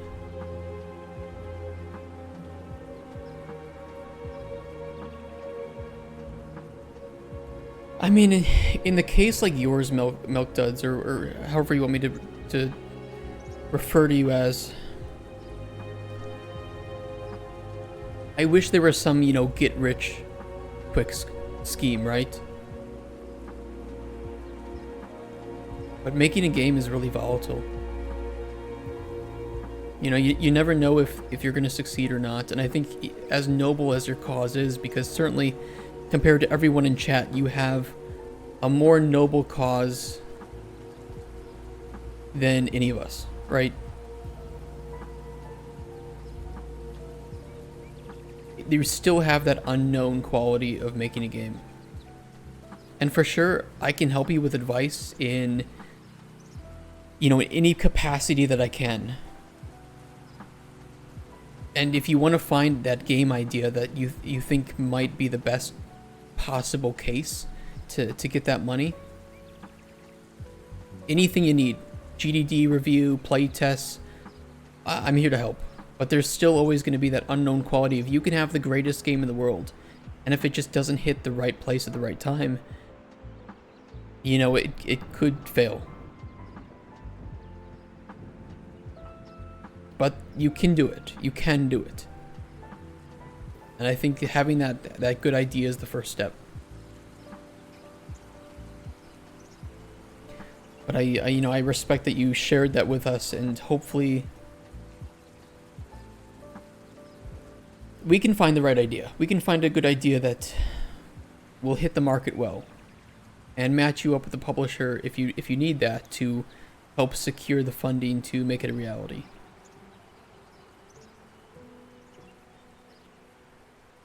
But I hope, you know, I hope you're receiving treatment, or I hope you're able to receive treatment for the cancer. We don't know Wormius. I'm gonna take the guy at face value. And just see if they're right. The problem is I can't help financially. You know, I don't have any money to help make games. I don't make any money from this. I don't have funding, so I can't help in that regard. But I can help provide advice if you're, you know, trying to find a good idea, or if you need help getting past a certain phase. I'm always open to talk about that. Or if you just need a distraction, if you just need somewhere to hang out. Do you have like experience in coding or just Unreal? I have experience coding. I'm just not nearly as good with coding as I am with blueprints. Because you can write C++, you can import Python into Unreal. I think you can also import C# into Unreal. Just need ideas? No worries. Anything you need, we can help. And I think that the best place to start with an idea is to analyze the market. What did/can you code? I can do really basic functions. I can read coding better than I can write code, right? Guys, you gotta think about this as a business venture. All right, the three Alexa, Hero Dev, thank you so much for the raid. Welcome. Gigantic, delicious 71 people. Oh my god. Welcome, raiders. Welcome to my stream of trying to figure out DLSS. Sleep deprivation raid. Hey guys, welcome to the stream. We're trying to implement DLSS into our game, and we're trying to figure it out. Sleep deprivation raid. Oh no. Are you guys, what were you up to today, Alexei? Apart from making a game, I would assume. What kind of game are you making? Like, what were you doing? What were you working on? Do you have a Steam page I can throw a wish list at to help you? Can't stay, but I hope you have a fun stream. Well, thank you so much for the raid, and hope you have a nice evening and relaxing time off. Working on a Unity package. You have to tell me about it when you get back. Because I assume you're very tired now, understandably. That's always the worst thing about raids, is you raid somebody and then you're like, well, I raided you because I'm ending my stream. I can't stay long. I have to go eat and sleep.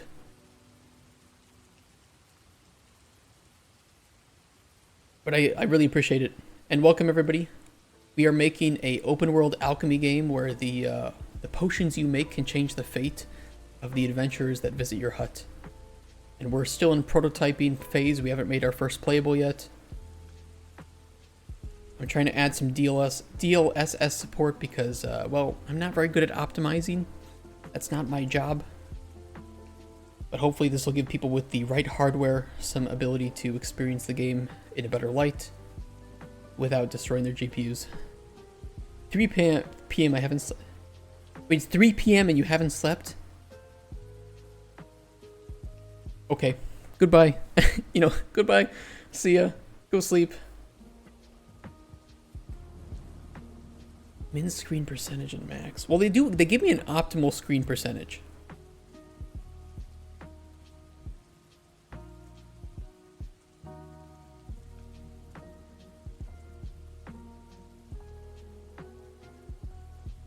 DLSS quality would be 66% with 35% sharpening. Okay. Let me try setting it to that. Oh, this isn't balanced. Hold on. So what does ultra quality look like? Big money check just came in the door. Guess I'm gonna do a fancy cocktail. Ooh. Game looks great. Thank you so much. I really appreciate that. It is just a prototype. You know, I like to emphasize that.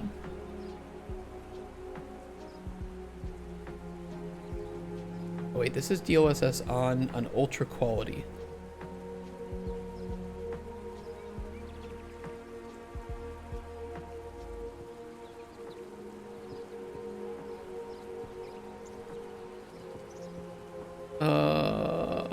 It helps some things. It does make it a little bit more crisp, which may or may not look good on the trees depending on how you want to look at it. There's sometimes a little bit of the TAA blur on the trees. No, it kind of looks like shit actually. No, this looks so much better. Trying to rationalize TAA. Who am I? TSR though traditionally looks pretty damn good too. No, even then the DLSS works really well on the tree leaves.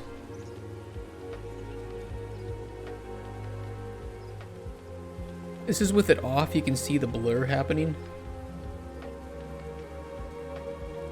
And this is with it on.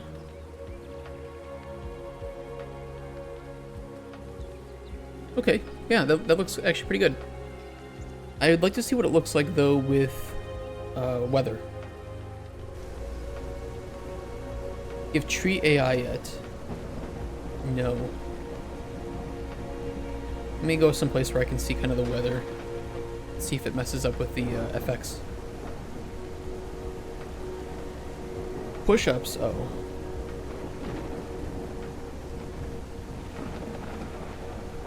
Thankfully it doesn't create any artifacting that I can see.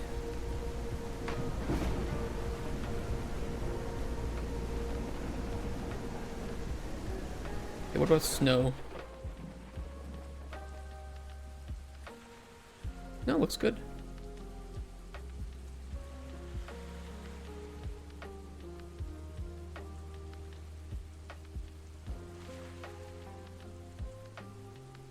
Yeah, actually, no, this looks really great. Let me check stat GPU here.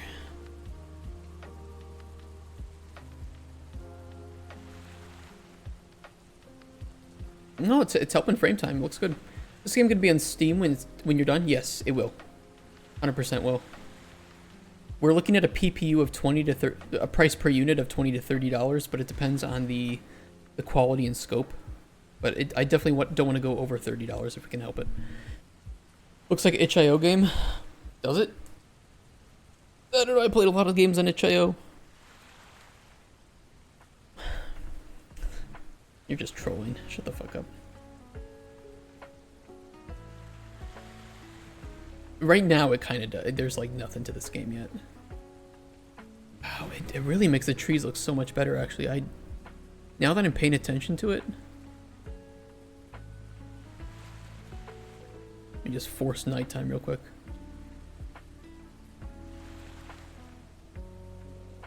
Is this with it off? Oh yeah. We still have some Lumen artifacts. You can just ignore that.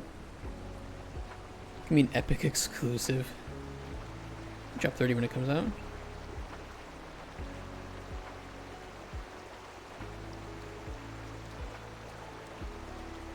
Okay. Oh, this is working. Okay. All right, I see what we need to do then. So we need to hook up some of this stuff into our settings menu, and we should be good to go. And then instead of the DLS presets being specific screen percentages, I will just make the presets the enums for DLSS modes. That's what we'll do. All right, let me do these push-ups and plank while you're here, and then I can talk to you about like Epic stuff and what we plan to do for release. Or I can show you. I'll show you this while I'm planking and doing push-ups.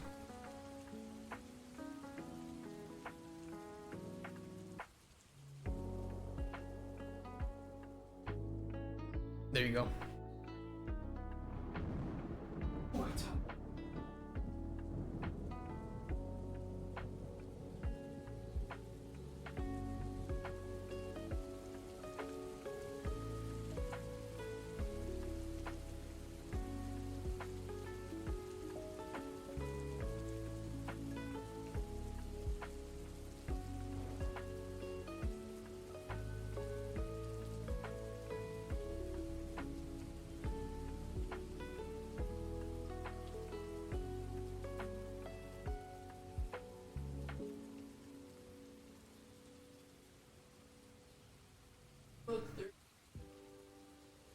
I'm so out of shape, chat.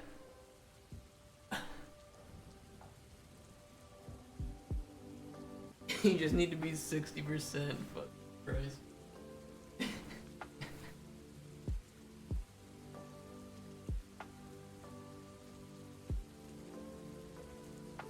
If we do, I will say this also says early access. I don't know if we'll do early access. It depends because our game is pretty like narrative and NPC driven, right? So if we go the early access route, then we might be spoiling some of the NPC endings, and the pacing will be potentially a bit weird. In the same realm, though, I think some players may not care. It just depends on how we define this, right? Yeah, no loot boxes. Instead, we'll have blockchain. No, it doesn't. It says no. God damn you.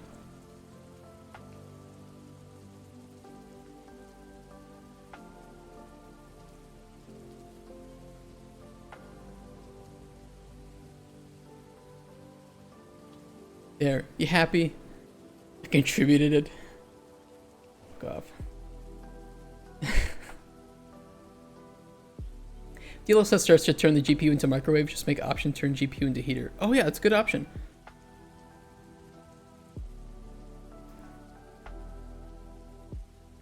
We'll put a slider for GPU temperature. How about that? Where's my UI? You guys have the greatest ideas. Option. Open it up. Let's see. Oh yeah, we'll put it under mouse sensitivity. This is a perfect place to put it. GPU temperature.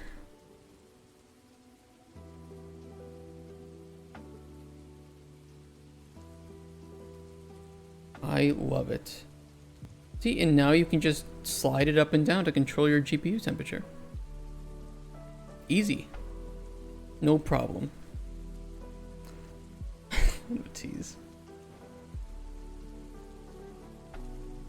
Is the 0 in Kelvin, Fahrenheit, or Celsius? It's even worse.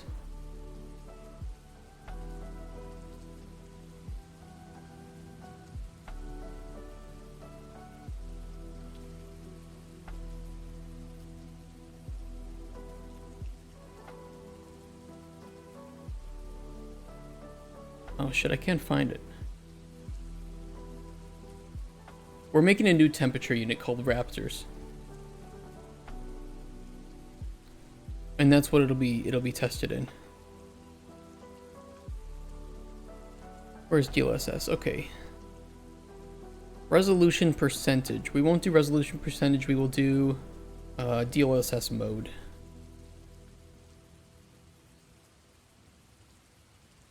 And then where's my structure with default stuff?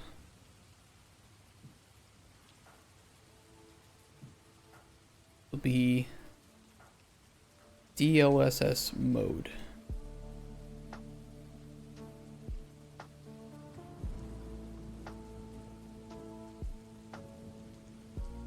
MRs, the Microraptors, yeah. It's about like 15 raptors outside right now. Ooh, looks like it's increasing to 16. We're getting about 2 talons of rain though, so you know, hopefully the lower temperature should decrease that down to about 14 raptors. I'm trying to scale from chill to much less chill. Raptors are a logarithmic scale because why not? I like the idea though of chill, like, oh yeah, it's pretty chill today. And that just means it's cold. It's like, ah, dude, we're not chill at all today. Shit's bad. Believe your game will be successful and wish the best for it. I really appreciate that. And you know, hopefully we can come up with a good idea for you. What's the site that we can do for game generation? Game name. Oh, this is it. Okay, so this is what I highly recommend. If you're looking to make some game, this is a really great way to generate some ideas. They're usually pretty... Barbie's Thunder Murder. Dude, it's already great. Curse of the Hovercraft in the Outback. This sounds like the most wackiest adventure game ever. Unholy Bong Solid.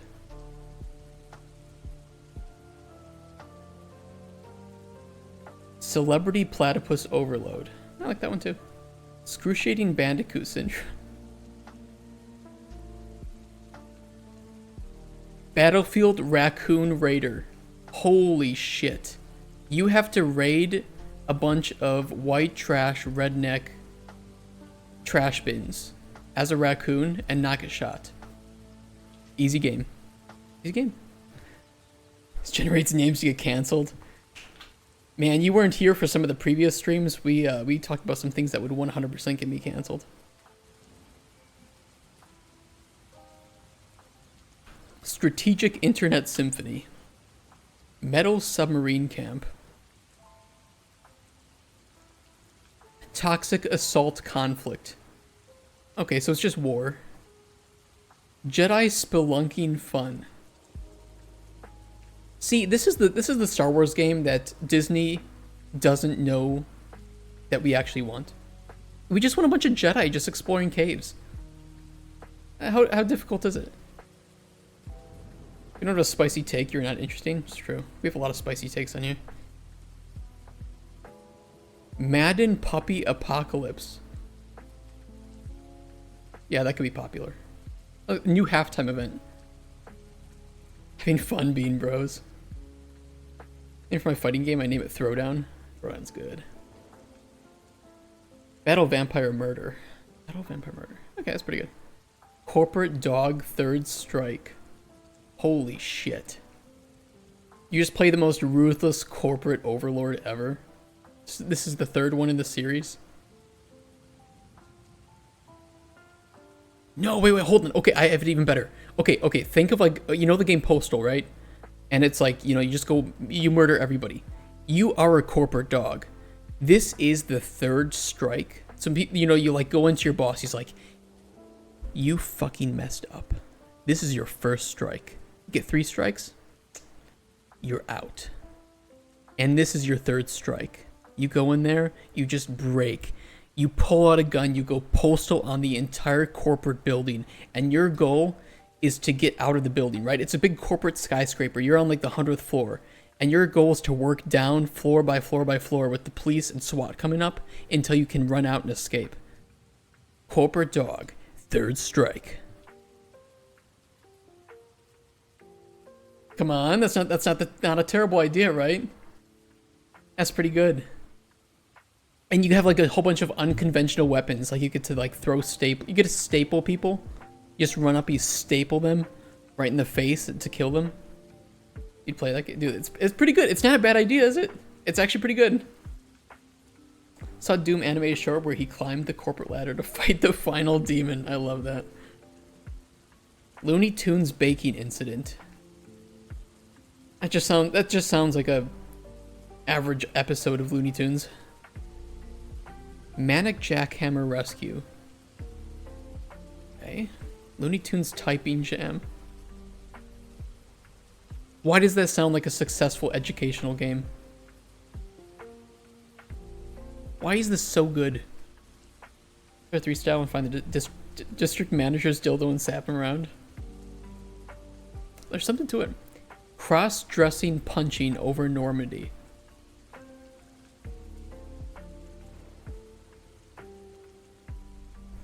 The World War II story you never knew about. What was happening over the beaches at Normandy? Cross-dressing punching. Why are these so fire, right?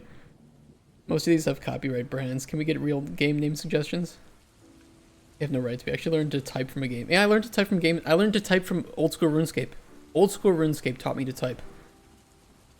Rise of the Surgery Solid. Ultimate Rabbit Nightmare. Be pretty good. Impossible Porn in Middle Earth.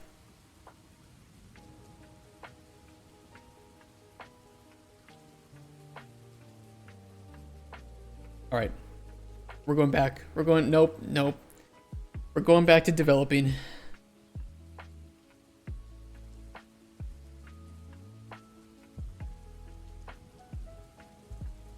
auto DLA, ultra quality, quality balance, performance. I need to add these over to the options.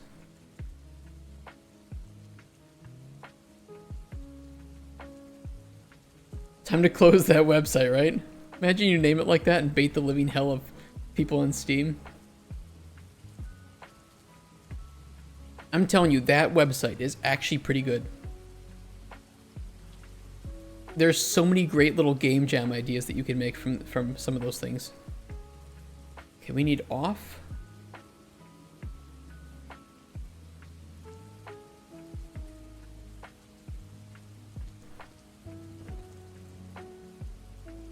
Ultra quality. Quality. Balanced performance. Ultra performance.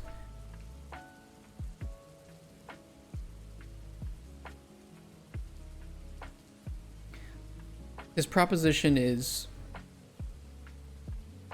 you have dick, he has dick, what if they touched? And you kissed happily ever after. I'm gonna make a slap game and copy it like 20 times and call it wild shit. It's such a proposition.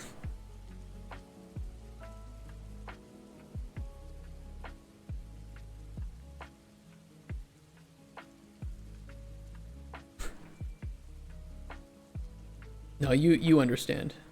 You get it. I am businessman, you see. A trade offer. New trade offer in your Steam inventory. I offer you slop.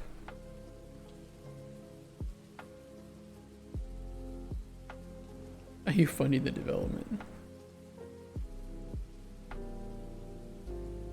Alright, so let's get the... We need to do this.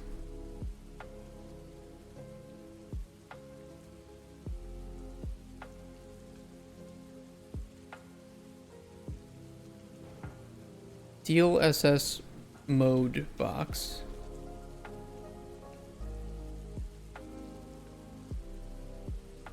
DLSS mode combo box.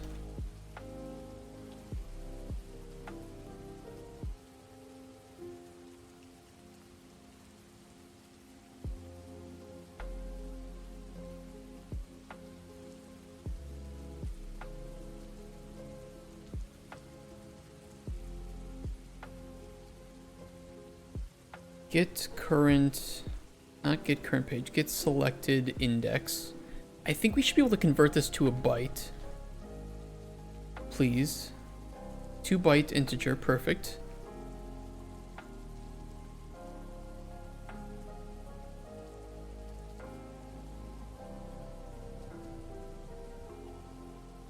We will get the DLSS mode.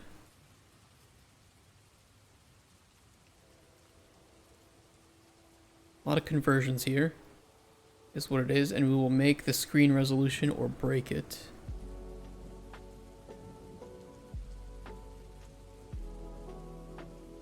Where is it? Snapshotted settings.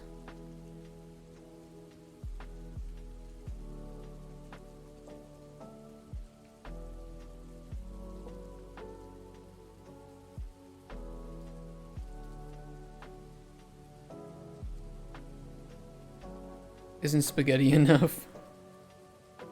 Very cascadey. This is not the best way to handle the options. But I'd never really like made a proper options and settings menu. So I kind of learned some things from this. Wasn't the greatest.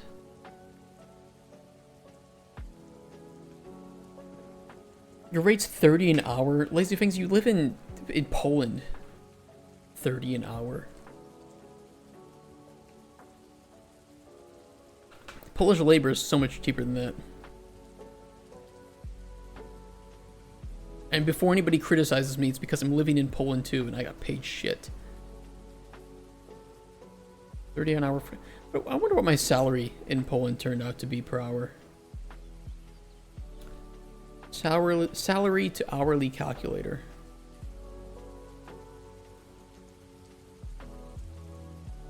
We can just assume that it's US dollars.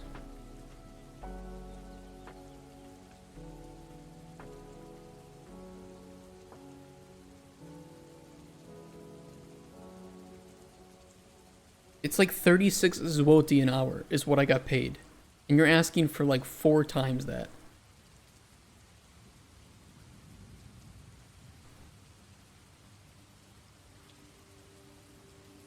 If you guys want the accurate US dollar translation for how much I was making here in Poland, it's about this. As a lead game designer.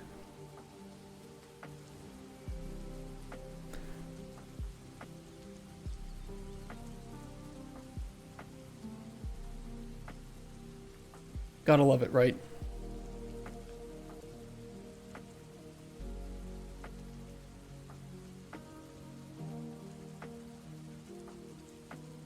See if I blueprint like DNA, not spaghetti. It feels like I'm crazy. Wow, just trying to create abomination to work and live. Holy, that's a great way to put it. I love it. Yeah, freelancer is a bit more expensive, that's true. Wait, don't we just get the snapshotted settings? Yeah, oh, hold on. I'm doing the wrong thing.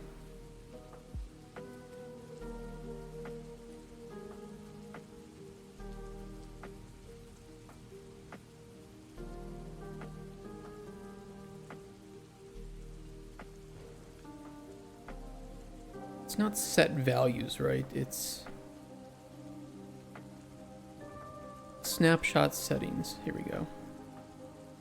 Is DLSS on? Plug in. DLSS mode. Here. Because I think the first thing we do when we apply options is we snapshot settings, right? Or I'm high. Either way, we do this first.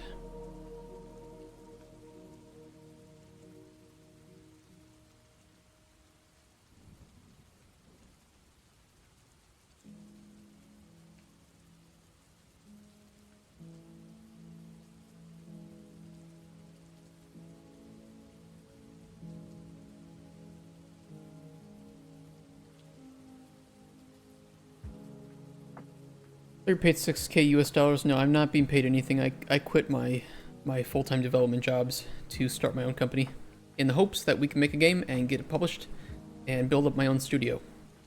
My own rules and my own values, because I'm tired of working for people who don't seem to care about players. They seem to be okay with scamming them and lying to them and providing them with inferior products because of the fact that they can't produce games. And I'm tired of them mistreating employees.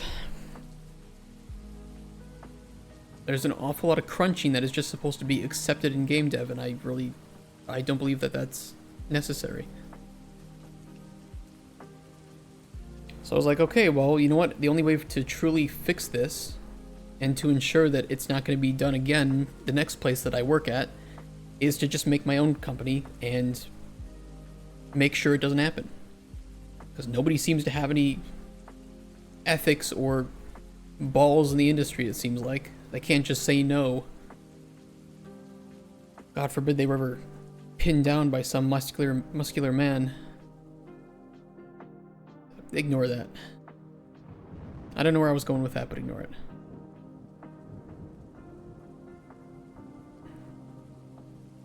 Okay, so there are some really good developers out there. I'm not saying they're all like that. I'm just saying there seems to be a common trend where company is made by a person who doesn't understand game dev, hires people who seem to have no values, and then the developers are forced to make slop and shove it down players' throats, all while lying to them, and then we're just supposed to move on and accept this. It's like most people view games, and it's games primarily as money-making engine, yeah, not as entertainment. Yeah, because they're run by people who only care about the money. And I'm not saying that money isn't important. Of course it's important. It's the only way to keep the lights on and keep people fed and keep that company going. I just think that there are different ways to do that. Simple as that.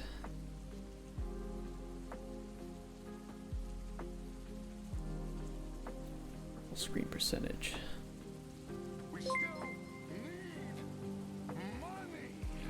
Anonymous tip $69. Nice. Don't let anyone shove anything down your throat. Thank you for the $69 donation. Nice. I really appreciate that. Thank you, Anonymous. I don't know who would name their child Anonymous, but you know, I appreciate it nonetheless. Even though your name is stupid. I'm just kidding. Thank you so much to whoever donated. That's really nice. All the money we make on this channel goes towards this game's development. You know, paying for concept art or helping to afford some like asset pack that we need for prototyping. It's all very, very, very, very appreciated. Thank you so much.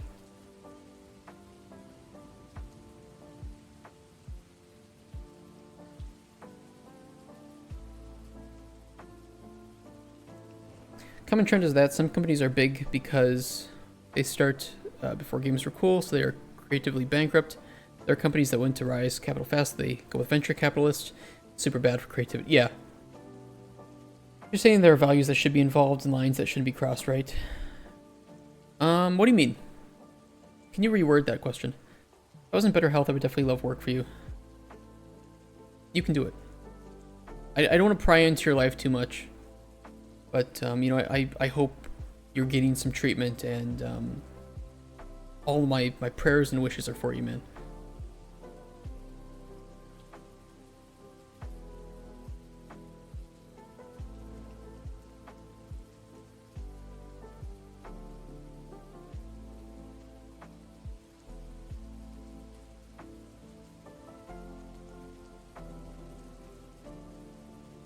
We should probably enable it before we set screen percentage and NIS sharpness. Admittedly.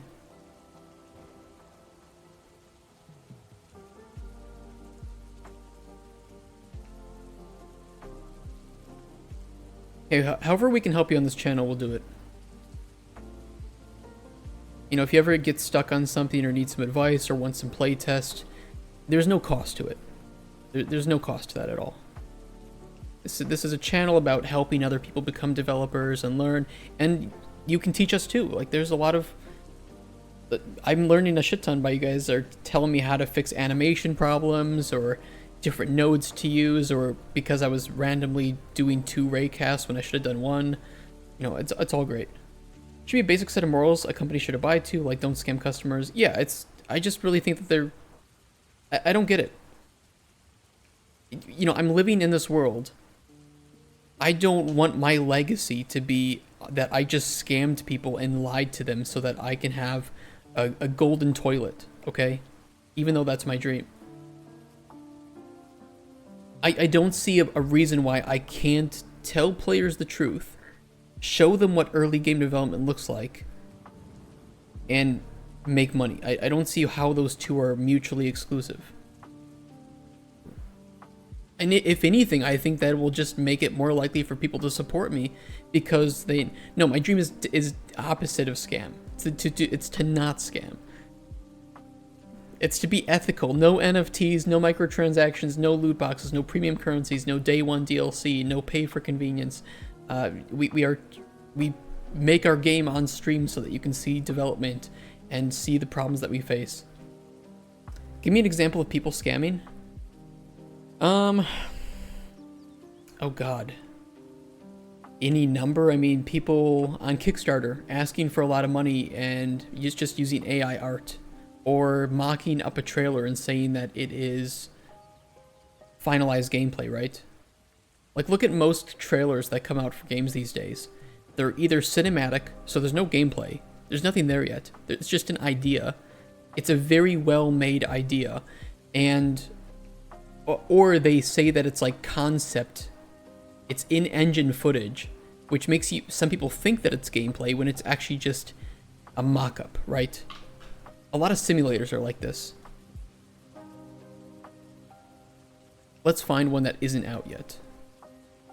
Can I search by release? No, I know Farming Sim Team. They're not gonna bullshit people. Mafia Simulator.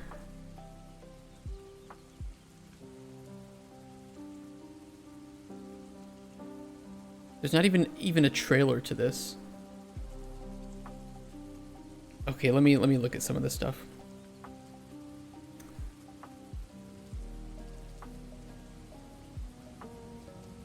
There is no doubt in my mind that this is mocked up, that this is not gameplay. Yeah, this is most likely mocked up. So to me this is a scam, because this is showing people that, hey, this is the game, when this is most likely not the game at all. I'm not saying that this is like faked. This is absolutely put into the engine. But this is just a UI thing thrown over the top of it.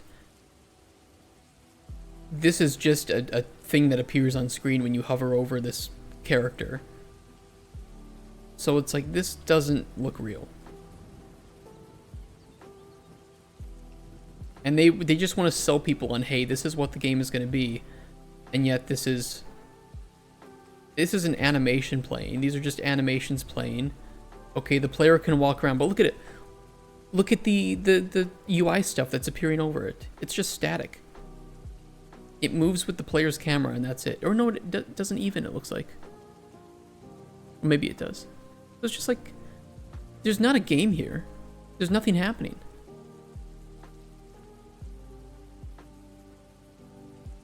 Excessive ads on mobile games to the point. Okay, those ads are absolutely scams. Yeah. Mobile game ads are absolutely scams. They're not the gameplay. Want people to give you money, do it right, not stupid forced ads, right? Search for Jurassic Park Simulator on Steam. Simulator? Like survival? I mean, this game?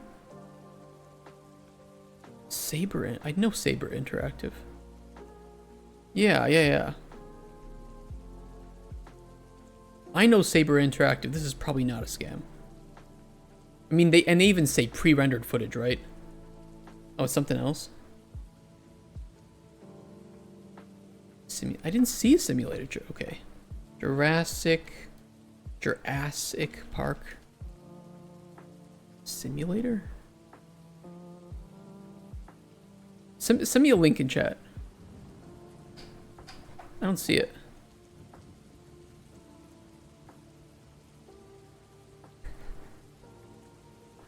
Send me a link. I don't see it. I don't know what you're telling me about.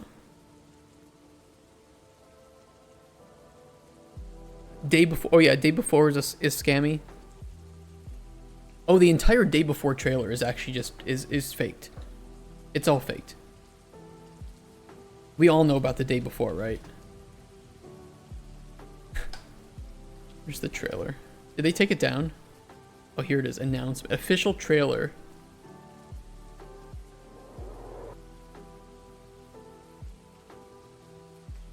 This is just a pack.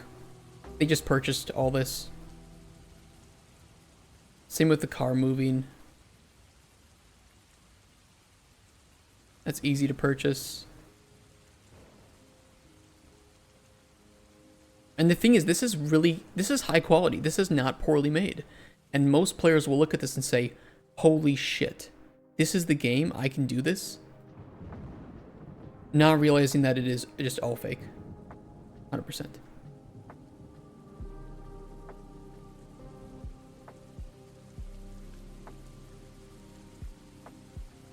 It's just purchased assets thrown together with no actual care put down behind it. Cleverly made to look like this is actual significant gameplay. How would someone fake? Well, they made a lot of money until Steam took the game down and forced them to refund. So, you know, they think they can get away with it.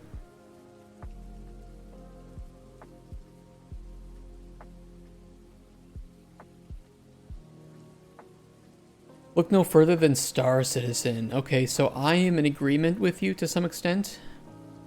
We should watch that. Publisher contracts. Jurassic Island, the Dinosaur Zoo. Where's the... Okay, trailer. I'll tell you this. If you don't see unedited, raw gameplay of a game, just don't trust it. It doesn't mean you can't be hyped for it, but give it no amount of your thought and money. Especially not money.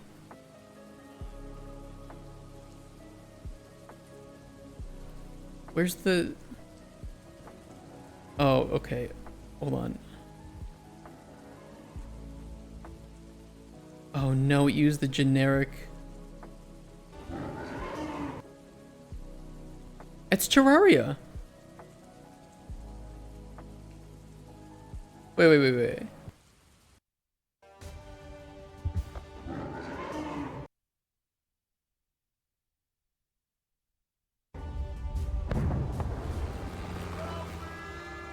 Jurassic Island. What? Wait, what did I just hear? Help me! Did you hear that?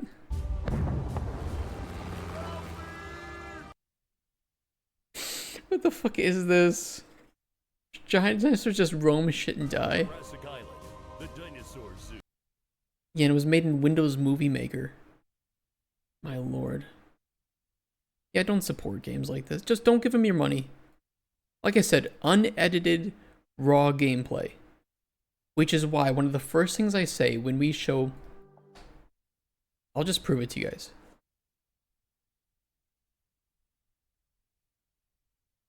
Okay, here's our pre-production trailer. We made this 2 months ago, right? I anticipated that showing this to publishers would be helpful, okay? And I was right. When I said, look, you're going to see some rough things, but every single bit of footage you see in here is gameplay. It helped because they knew that this was all playable, and players could see this and know that it's actually fully playable. I know I kind of made this at a pretty bad bit rate, but either way, what publishers saw and what players can see is that everything here being shown off is 100% gameplay. And if they don't believe me, they can download it and try it for themselves. Simple as that. And that's what I believe in being transparent and ethical. Is the moaning ball in the trailer? It does not moan in the trailer, but it is 100% in the game. Yeah, in the build that publishers can download. It's there. Coward. So yeah, I think that was an important part to show people. That's that, hey, no, we know what we're doing. If you want to support our game development, you're supporting us being honest with people. Simple as that.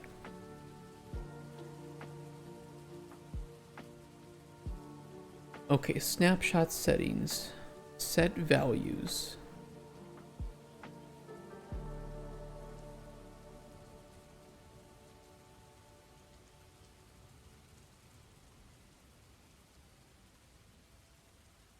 I don't understand how this works here. Should have added a help me in there, right?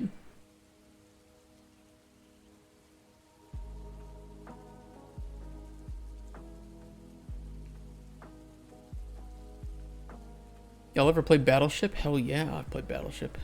A great game. What if it was Battleship, but you had to nuke the clothes off of hot anime girls? And you had to guess. Okay, scratch that. Nobody do that. A preset. Yeah, but it's not a preset. Where is it? Probably already exists. Probably does.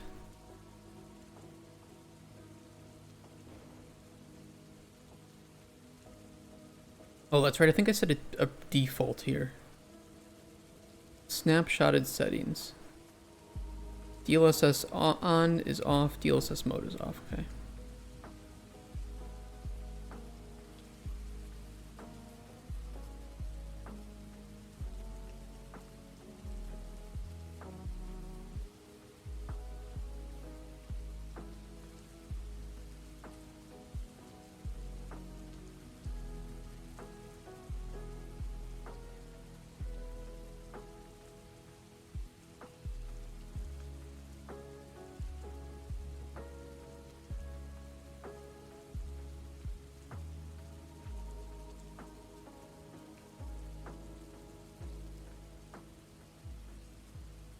It's selected. No, that should be right.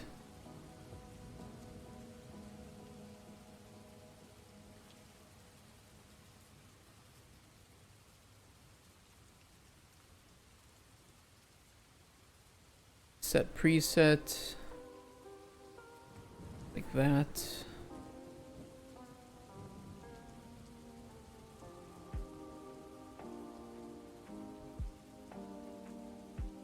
Set value. Okay, this is the initial setting of values. But they shouldn't need to be updated at all.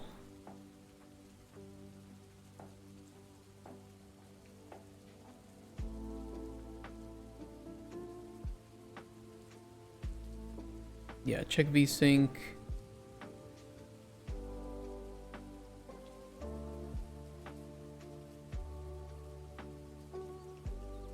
Barrel Shots is one of my favorite games to watch, but not with alcohol mystery drinks. You expect all the delectable beverages like baby food, cucumber soda, and heated up vegetable. Oh. Jesus Christ, dude, that's gross. No.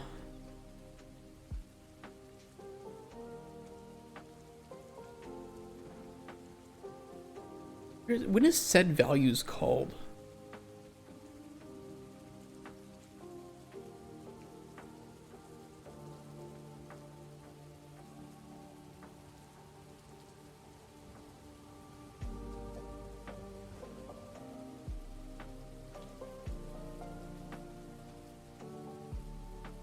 Also thought I'm making a 3D battleship game, but like realistic graphics, have an online multiplayer game, and have tournaments, Clone Wars. Ooh, you just really want to jump into multiplayer, don't you? Set values. Oh, I see.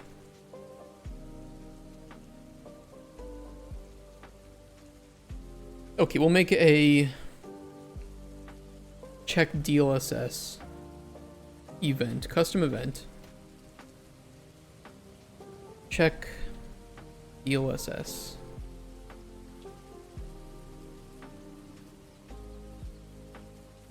Games that aren't real-time shooters are a lot easier over networking. Tell that to Firaxis with Civilization. Apparently the only thing that they can't seem to fix with their games is desync. Battleship the movie, that's true. Civilization ism, it is. Like cool potential and fun.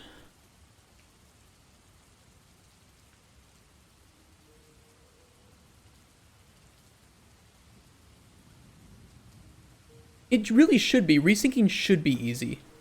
I mean, I'm sure I don't understand the eccentricities of it, but you'd think it would be just be okay. Well, how about you just pause everyone's game, and you put things back where they need to be based on what's on the host screen, and then it's done. Like, what am I missing in this line of reasoning? And how about you just do a verification at the end of a round that everything's in order? I don't think turn-based, like Civilization players wouldn't mind if a turn took 2 to 3 extra seconds in order to make sure that desync doesn't happen. How difficult is this? I don't know. I seriously, I must be missing something because it doesn't seem like it should be that challenging. I understand that there's a lot of data to save and load. I get it. But it's like, this is your game. You went into it making this game. You should realize that one of the most important technological problems to solve in your game is syncing and making sure that it works without bugs.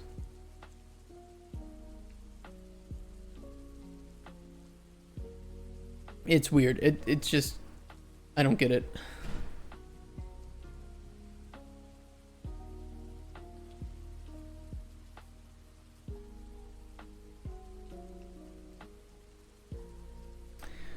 Okay, then I will set the...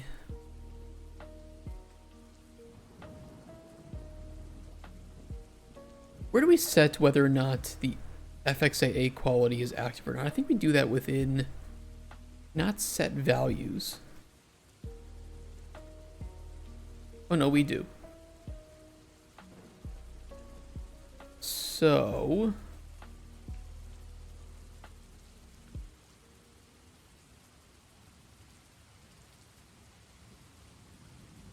check DLSS.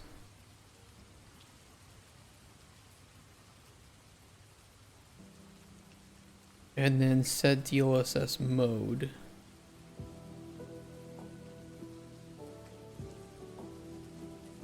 Combo box, set selected index to byte. To byte.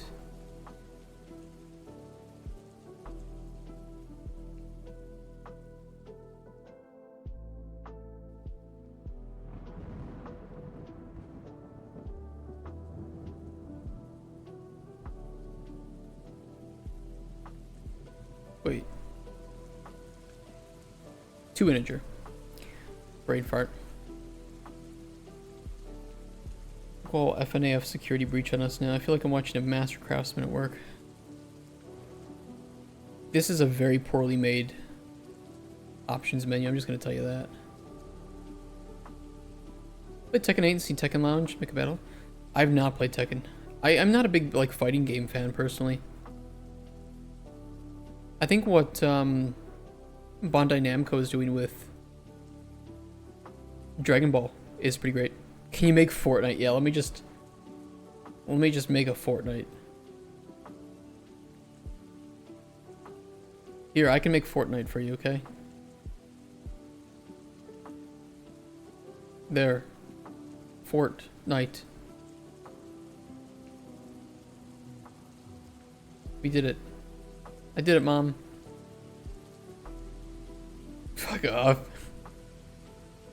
I remember that the Japanese apparently couldn't understand the messages left by players in Elden Ring because the translation, you know, the translation doesn't work, but when people were memeing fort, comma, night in Elden Ring, and it was confusing the entire Japanese player base that they might have to like wait until night to see a fort or something.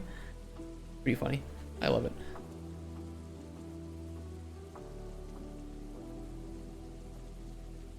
Okay, I don't know the difference.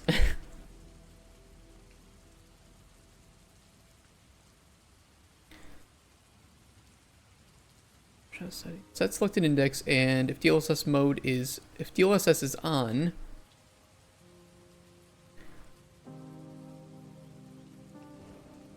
combo box.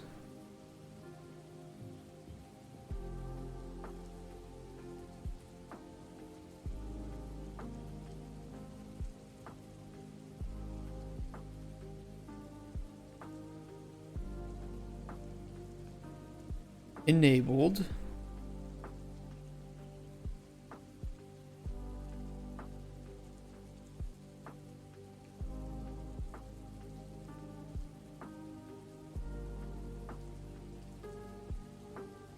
I'm going to do it this way instead. If it's enabled, if DLSS is on true, set the selected index.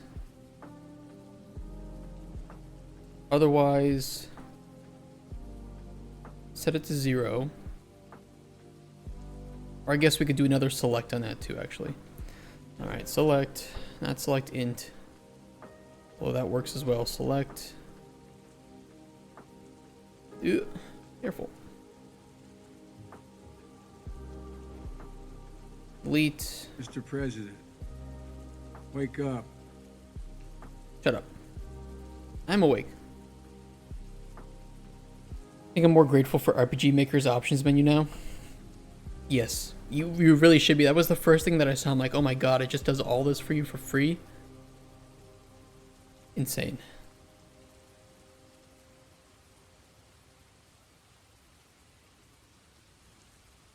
Don't give players options. I like your train of thought here. Make the game more realistic.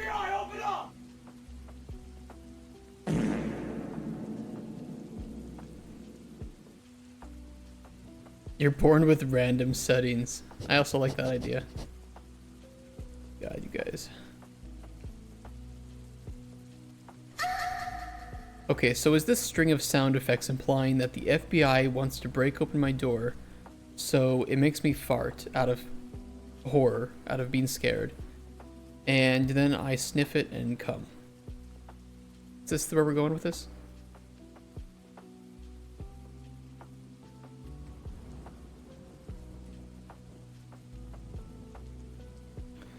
They sniff it. Oh my god, okay. So now swatters are actually just wanting for the FBI to sniff some farts. Got it.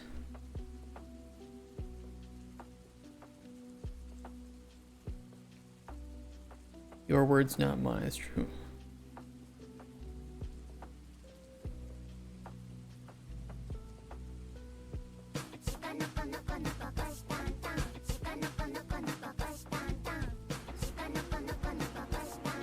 Is this what we're doing? Okay, where's my DLSS?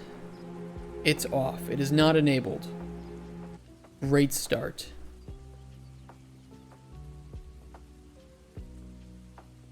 I know why.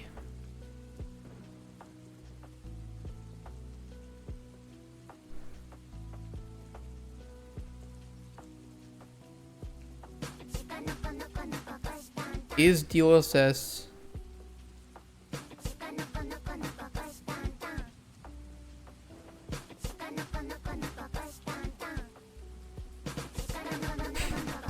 No. No. No.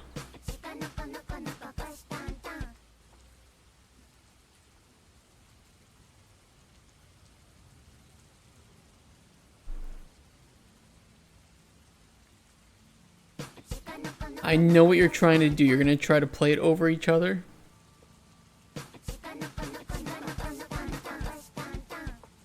Stop it.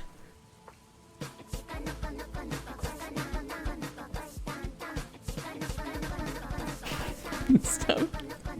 Stop it. Stop it. I will mute it. I will take away your privileges, chat. I will increase the price of this.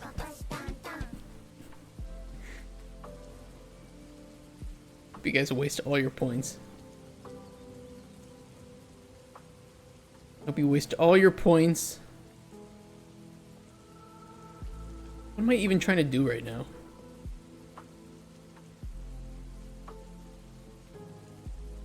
They DLSS support. Yeah, you won't be able to afford.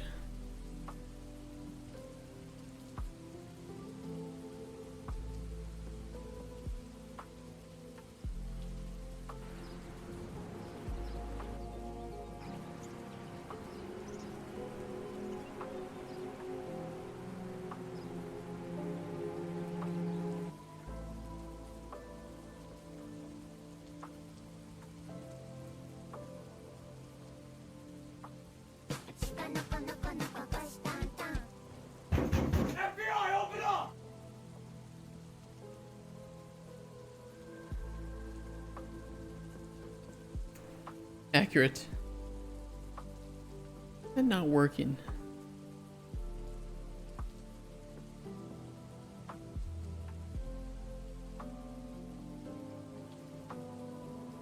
What'd I do? Game design question. Hey, little robot games, how you doing? Why does Candy Crush treat us as if they were the drug dealer and we were the meth addicts?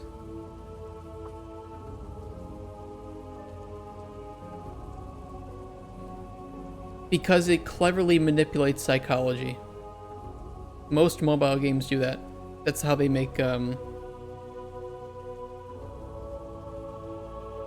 how they make money. You took away my gun? No, okay, so Lazy Fangs, if you donate 100 bits, you will get the gun. You can type !bits in chat to see the bit rewards.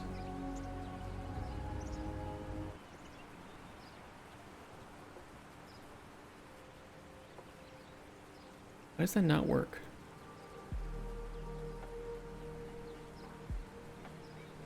Work.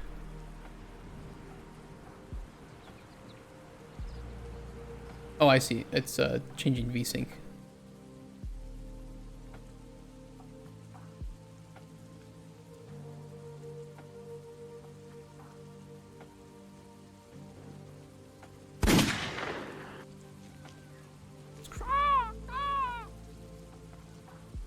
Lazy underscore fangs cheered Dex 100. Thank you for that. It's just wonderful.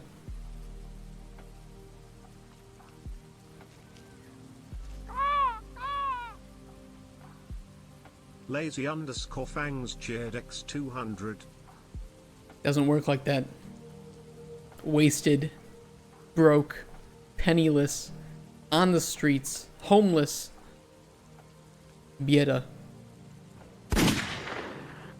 Well, see, now I'm anticipating. Lazy underscore fangs cheered Dex 100. Wait, you have to do FBI open up, and then you have to do the gun shop. Lazy underscore fangs cheered Dex 100.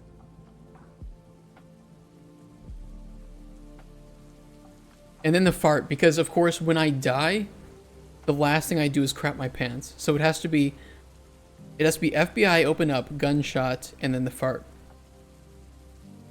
That'll be the new combo.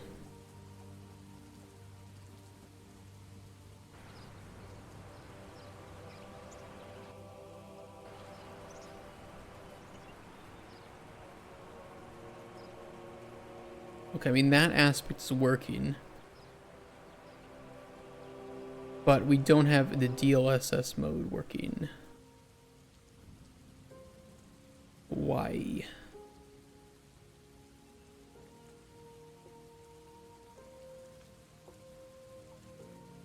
Works with the FXAA, so why? Hold on. Where's this bullshit?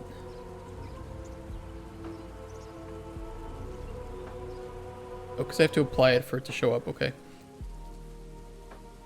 Whatever.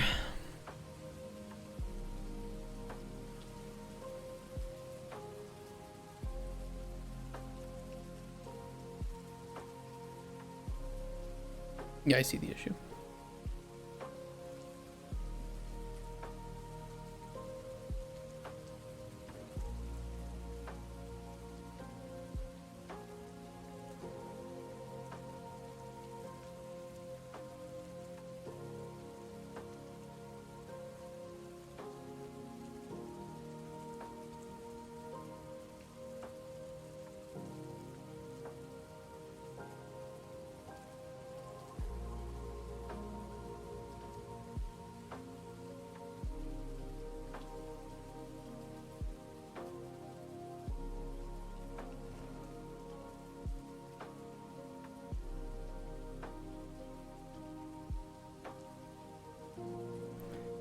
Got a fun CC somehow, right?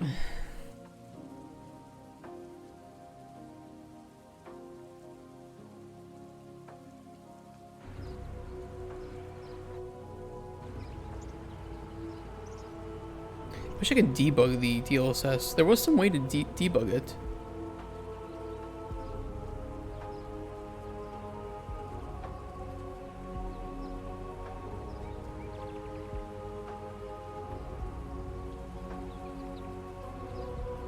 But it doesn't tell me what's on screen.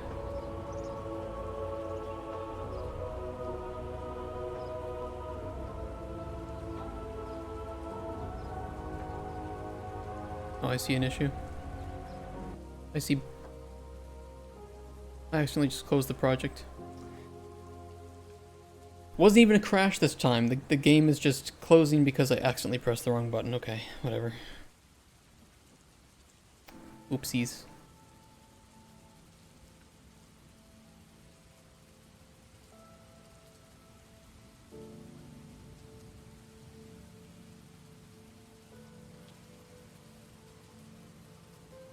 Shikanoko.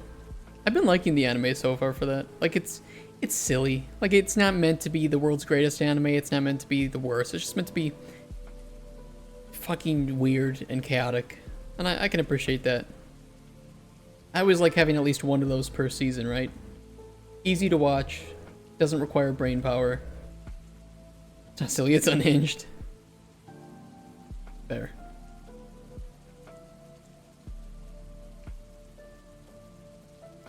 Okay, on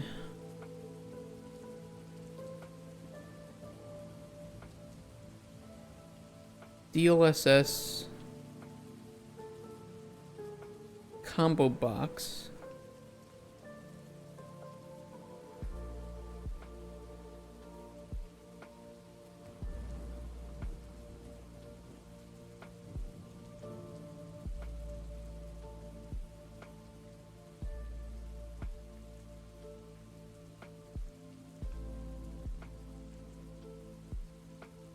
We just need to play this.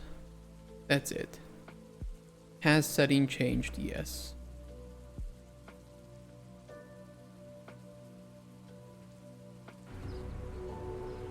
Have an interview in 4 hours and I'm studying via ChatGPT, but it's giving me wrong data. If there are any aspiring game devs, by the way, and one of the things I found that was pretty helpful, and it might still be good, is to ask ChatGPT to be a game publisher and to ask you questions as you pitch your game idea.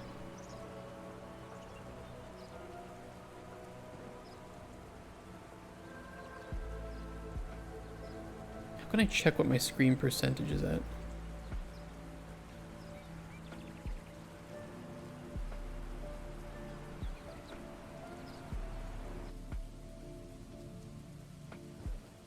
I did find it actually asked some very realistic and good questions when I was pitching, when I was mock pitching my game. Like, it's not perfect, it's not a stand-in for an actual publisher, but it is pretty decent.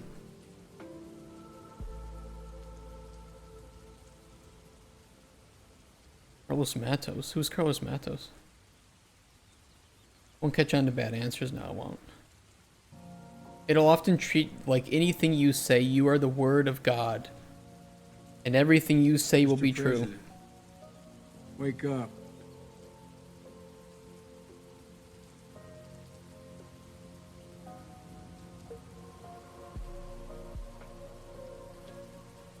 Ooh.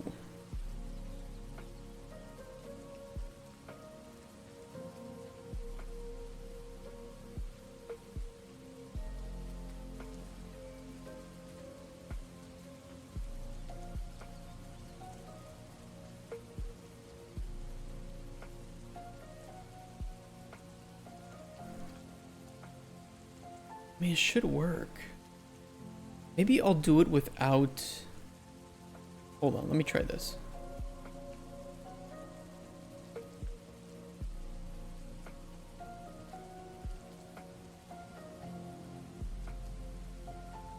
Let me try without just enabling DLSS so I can see if it's actually changing the...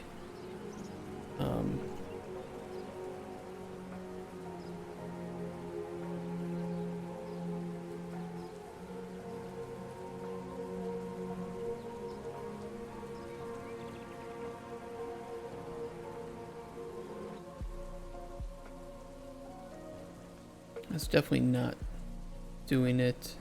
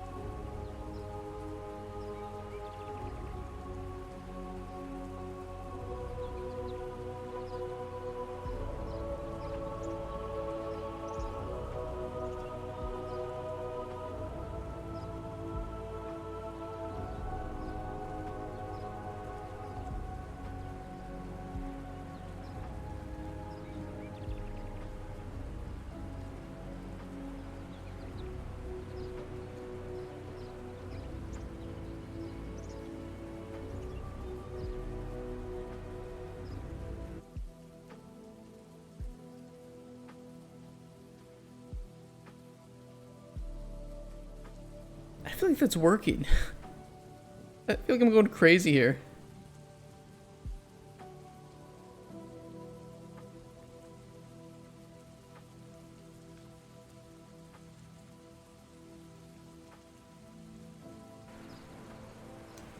Has ChatGPT as a publisher been working for you? It's not terrible, but It's far from optimal, right? To right click and aim it, right? What am I doing wrong?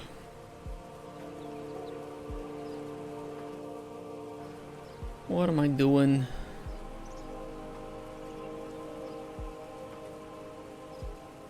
$12.80, $7.20. That would help too.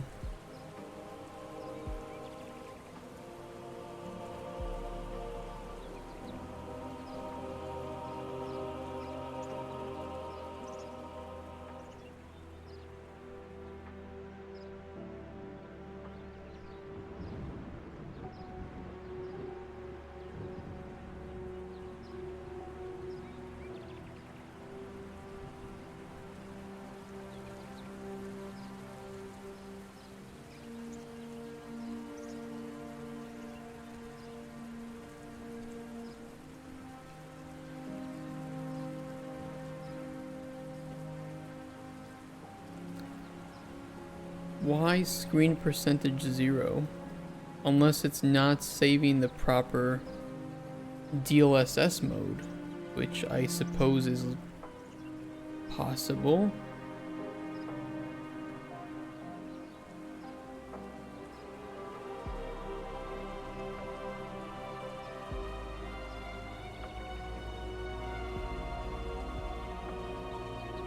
It says snapshotted settings is not in scope, but it's a global variable for the class.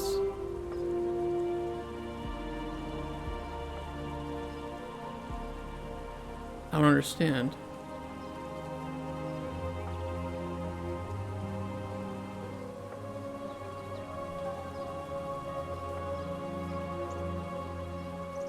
Should return 58.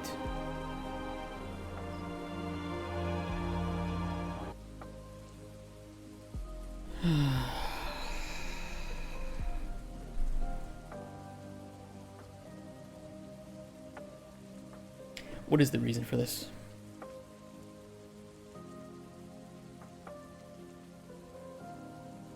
Hey Black Arrow, how you doing? Trying to implement DLSS support. Almost got it. Almost got it. Shot setting. It's possible that this isn't working. Integer to byte to enum. Should work.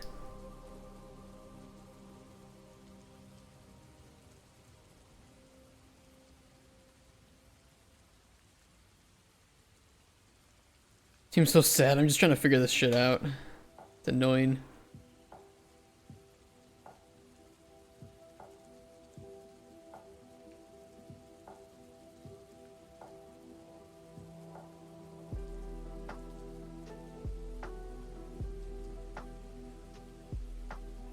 Here's what we'll do. We'll tick. Where's my tick?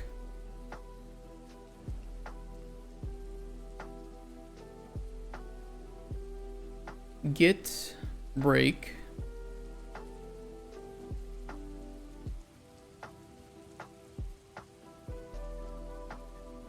Print this out, bitch. Do it for me.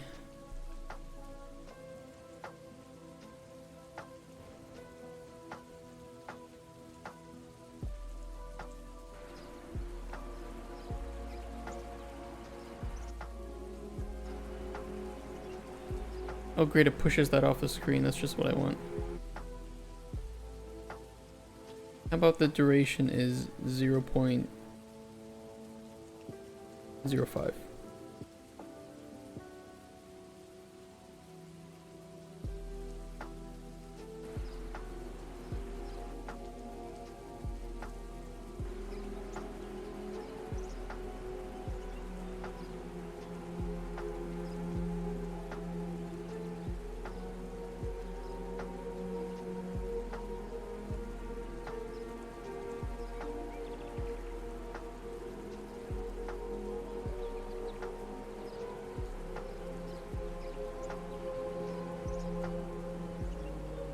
It's setting it to ultra quality. It's not even the right, Okay. Okay, why?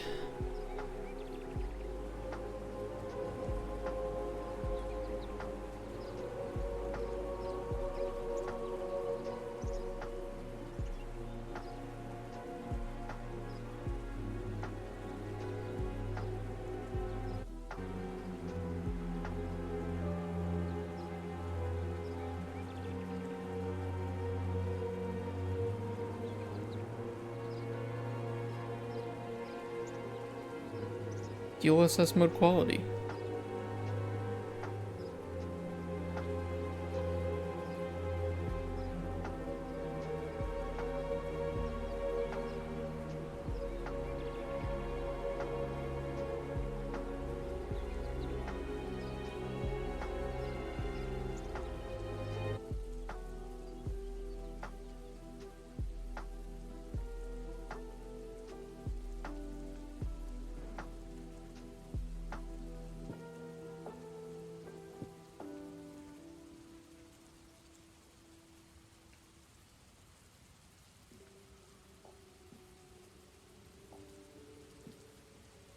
I don't need that.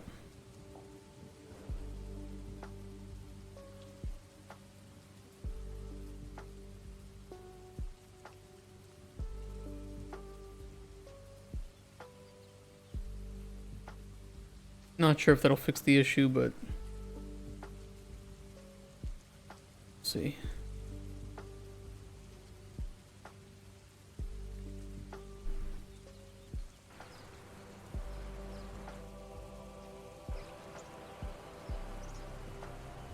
Look.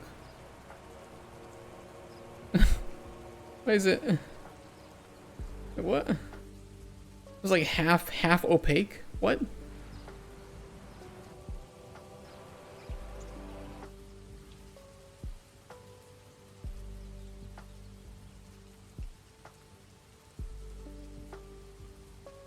I see.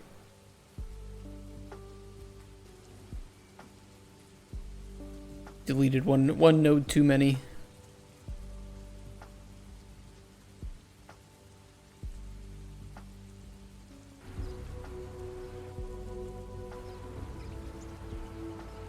All right. On apply. Balance. Apply.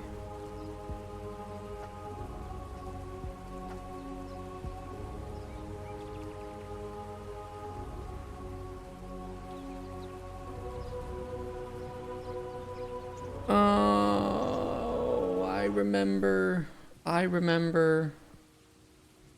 know what the issue is. I remember.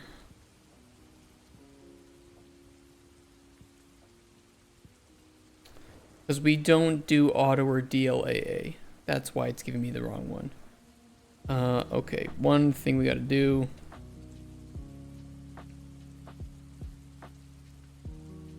You brain blast. This is your brain on 5 gum. If it's equal to 0, true, keep it at, otherwise add 2. Drink water. I don't have any water. I have Pepsi. That's good enough, right? Pepsi's good enough. Be cool.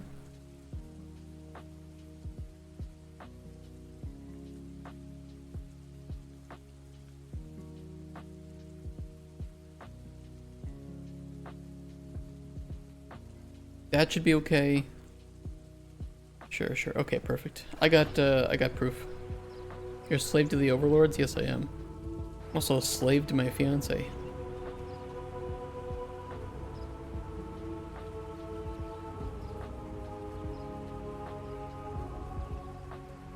Right? Okay, work, bitch. Balanced. Please say balanced. You said balanced. That's good. That's a good thing. You said balanced. Ultra performance. You said it. I love it. Is it actually ultra performance, though? I know you say it. But are you actually ultra? Okay, wait, hold on.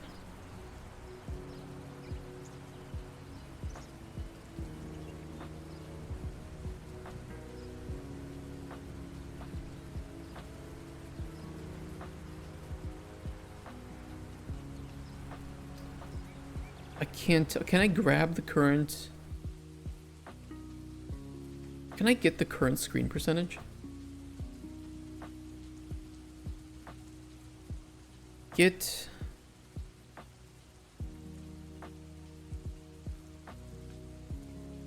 That's the min and max.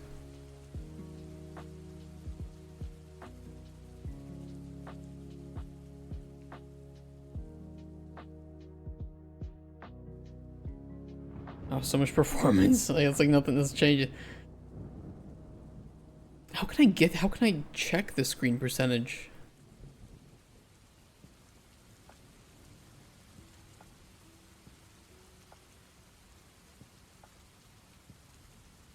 I guess I can just print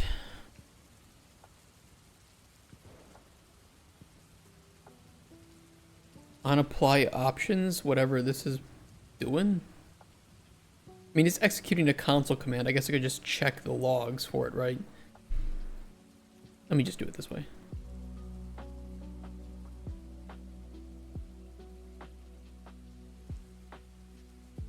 Because this is, of course, the least optimal way, so that is, of course, going to be the route that we take.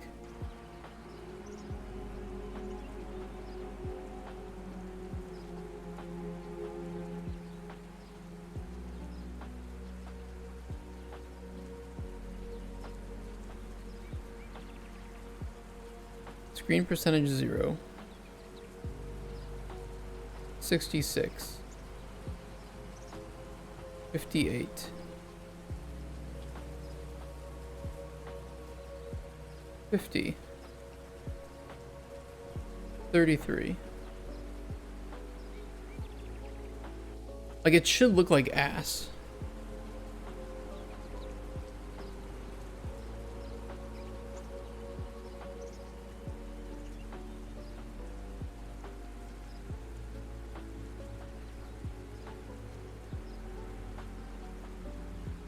I can't tell because DLSS just looks so good. I can't actually tell if it's fucking running or not.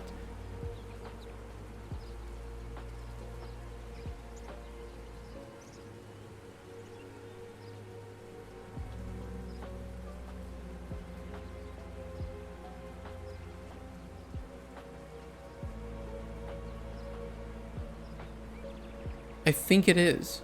It must be. Look at the trees.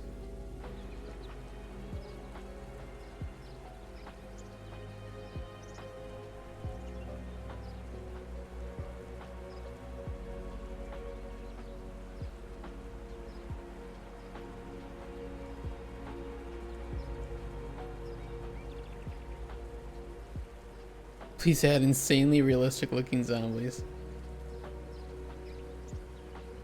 Would it really be cool in this setting?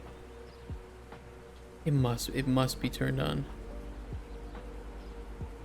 Yeah, it must be working. I could do something like that. I mean, it should be. Everything's set up correctly. It's a little weird though, because I thought I was getting a bigger performance boost with it on and off.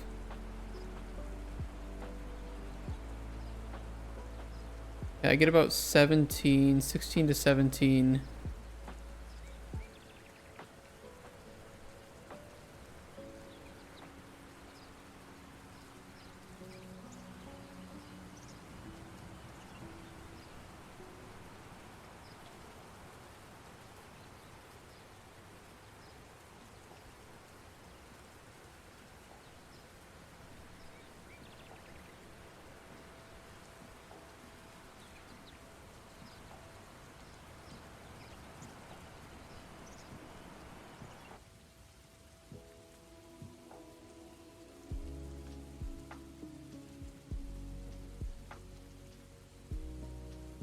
Theoretically, it should be working.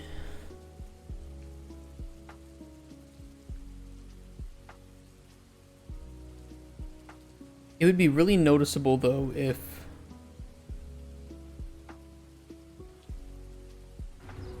it forced the screen percentage. Maybe it's the wrong. I don't know. Let me look something up. R.screen percentage.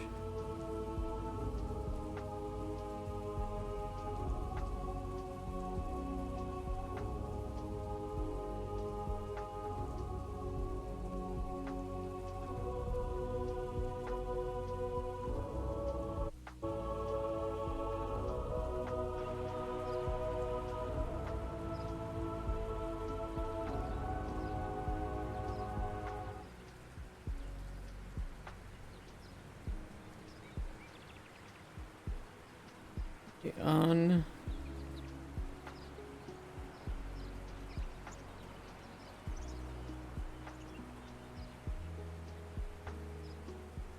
like this should be setting the screen percentage to 33%, but it doesn't really look like that.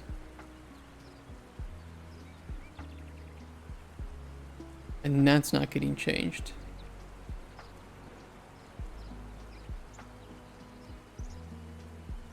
So DLSS is not actually getting... Oh no. Oh no, it is.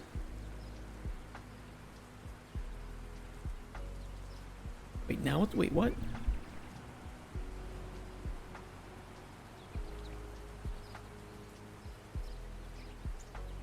It's... I mean, it's definitely turning off and on. I just thought we'd be getting a bigger GPU change from this.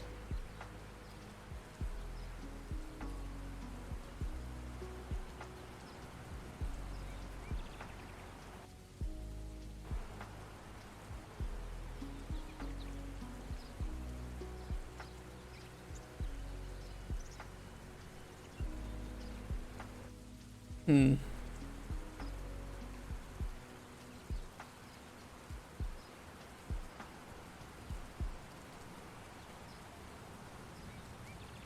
And that's weird that this isn't getting triggeronied.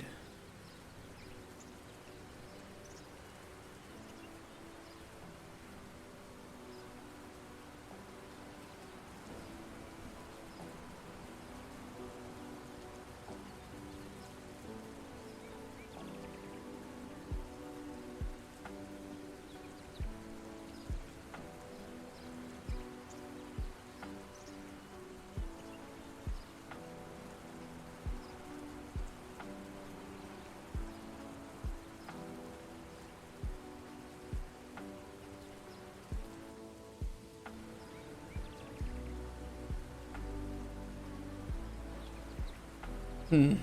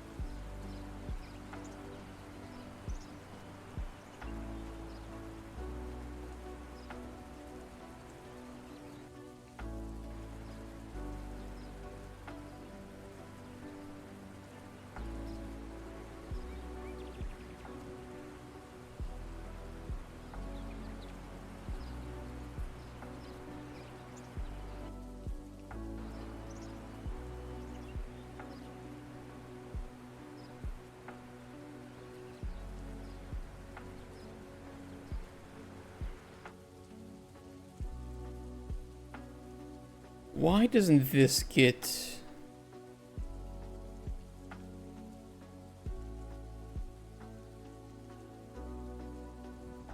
triggered?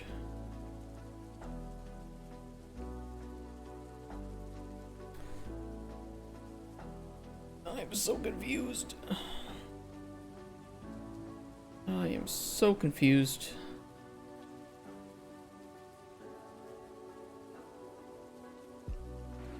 Break. If I take a break, I'd have to quit because I've been streaming for like 7 hours. Boolean.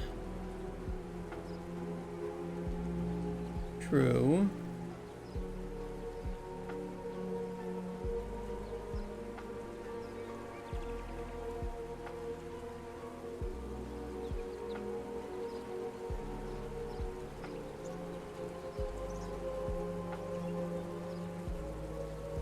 stream. I will. I don't like to leave with when there's like a bug, you know?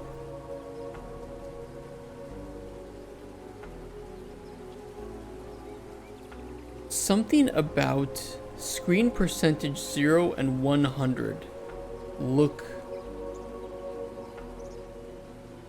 Screen percentage 100 definitely looks better than 0. But 0 is max quality, so I'm thinking what we can do to fix this is... And I don't know why this isn't running, because that's kind of weird.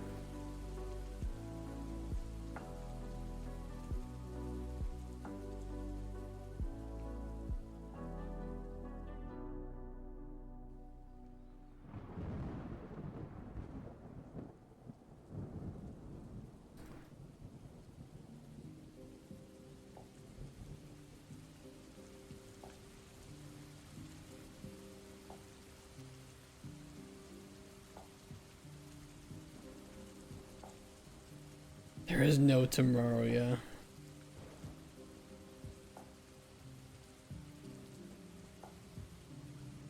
Let's equal enum to ultra quality. Pick 100, otherwise false.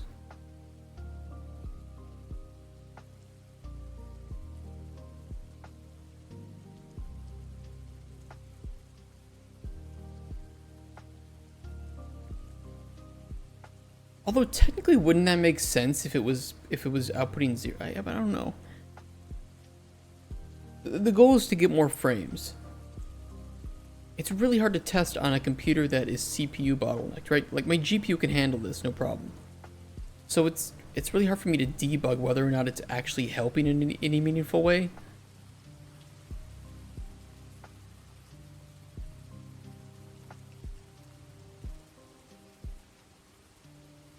And this, I don't think, is the solution. This makes it look better, but it shouldn't look better with DLSS on.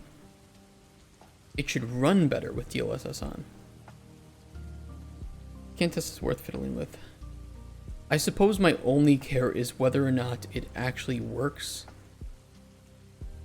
It doesn't have to even work super well. Like, the performance gain could be negligible, like 10% or something. I just want to know that it is functioning. But I can't test it because this game doesn't bottleneck my GPU. And the...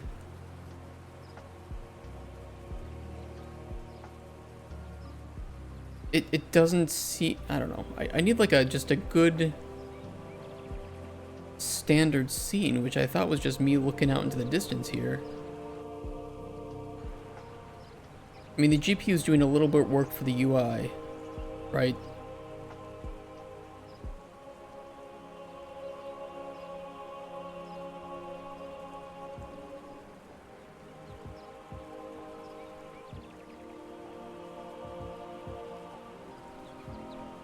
I mean, I press play, it starts at 17. Theoretically, it is working in this case. I turn it to performance, it goes to about 14 to 15. And it definitely looks worse. So, for all intents and purposes, it should be functioning.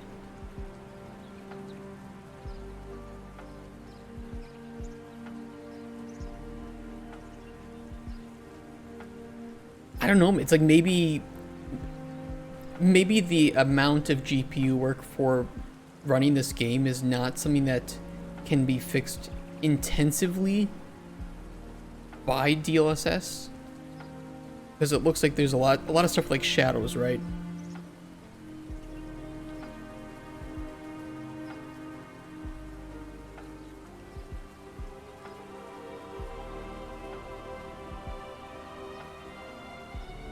Turning off shadows certainly helps. Makes the game look like garbage, but, you know.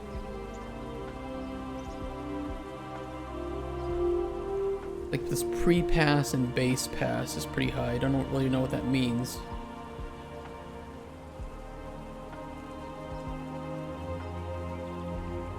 What about epic shadows? Just destroy the game. Epic everything. Holy shit. I mean, still it's a 4070 in here, right? The game's not gonna really not gonna do too much. Epic Shadows uses about 5 to 5.5. That was like 4.7.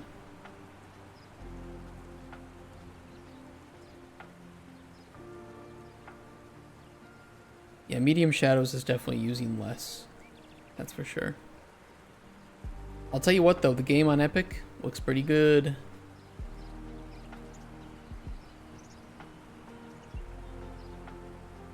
But you kind of have to turn DLSS off. I mean, if you want the game to look the best, you shouldn't be running with DLSS.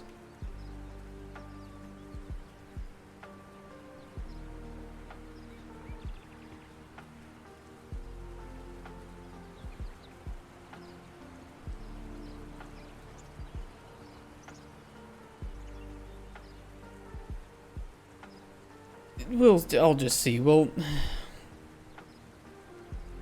I have to, I don't know, I have to get into people's, the thing is, I think it's working. The DLSS is working. It's just whether or not it's working well. And if most of the GPU, you know, if the heaviest thing on the GPU is like the shadows, like DLSS isn't going to fix that. It ain't going to do one damn thing about shadows.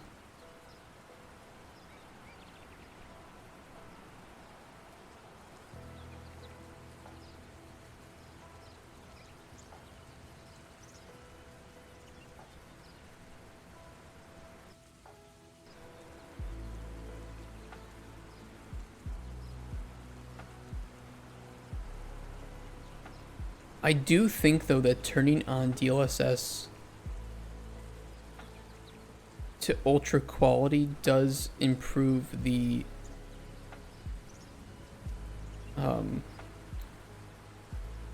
trees, the leaves, because it's doing some nice sharpening on it. I think it's actually worth turning on DLSS to ultra quality if you want the best looking image because of the sharpening that occurs.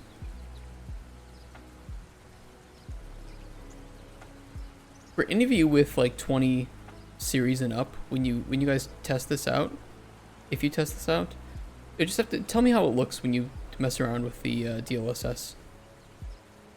Especially if you're running with a like 3060 or 4060, where I feel like this game on max settings might push your PC a bit too much, or if you turn it up to like 2K resolution. I'd be super curious if you run it at like balanced DLSS, since it'll run at 50%. Yeah. God damn, no. Actually, ultra quality DLSS looks really nice. The sharpening is really, really good.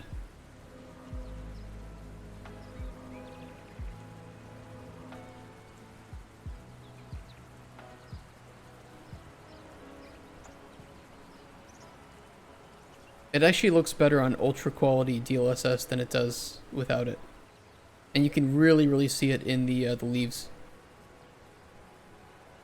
Cut this VOD to make tutorial about how to make it work. It's actually not too difficult. There's just a couple of eccentricities. Why does it say I'm unbalanced? I'm balanced.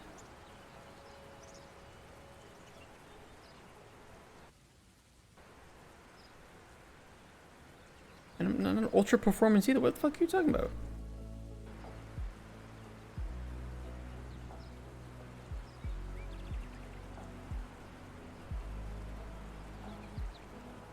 Yeah, look at that. Look at the smearing. Find all the bugs. Alright.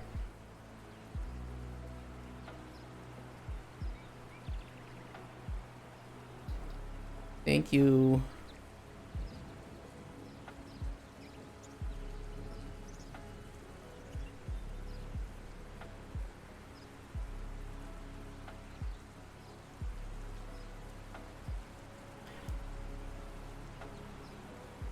Yeah, but the build from Digital Dragon's one of DLSS, which is pretty cool.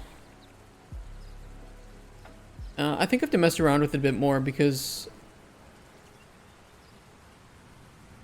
not only does the mode off seem, that's just kind of weird. Like, why is there a mode off? I think by default it should be unbalanced.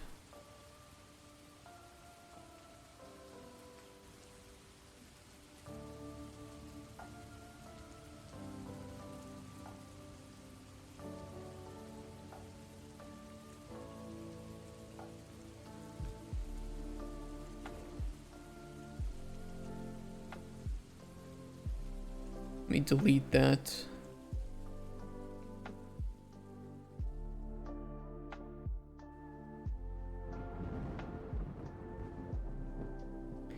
I will update it. Yeah, the goal is that the end of this week we have an update for it.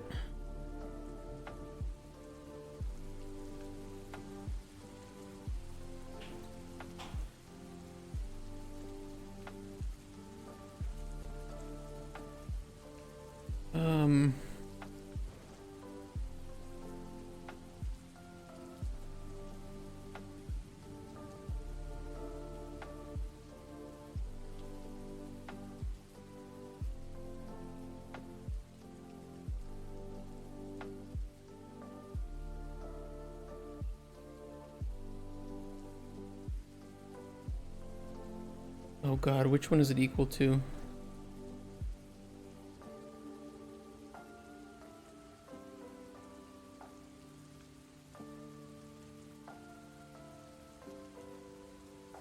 Three, 4, 5, 6, 7, right? Yeah. Yeah, and all of our first playable versions will be available for everything up to our vertical slice will be 100% free to play. Including the vertical slice, right? Because that's our demo. Like, I'm not going to charge for demo.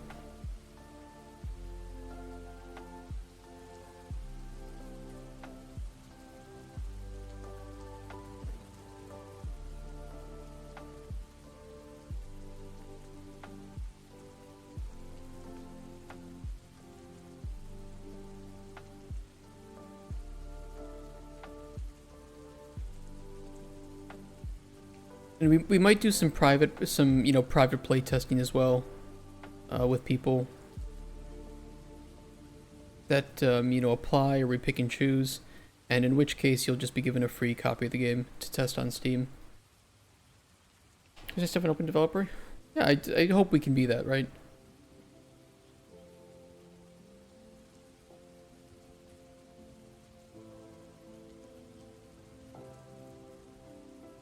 And we'll do tons of giveaways for keys as well.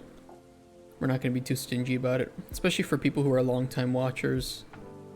We'll have some way for you guys to claim some free keys.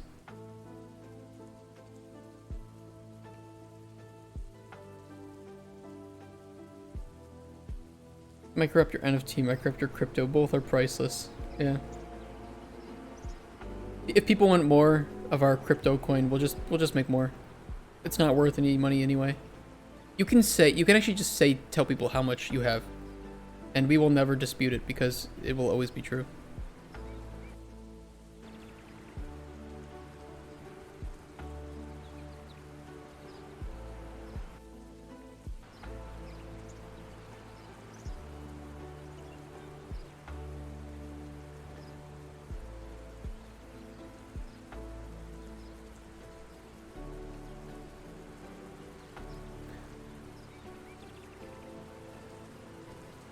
I don't know why by default it's setting that to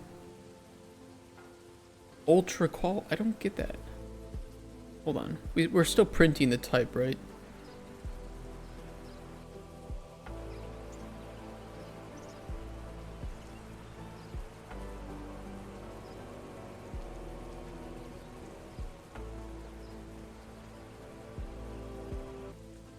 Yeah, weird.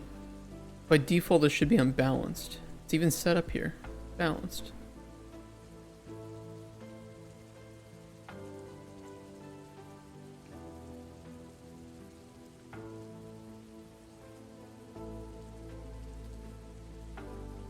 Oh, that's why. Remnant code. we got it.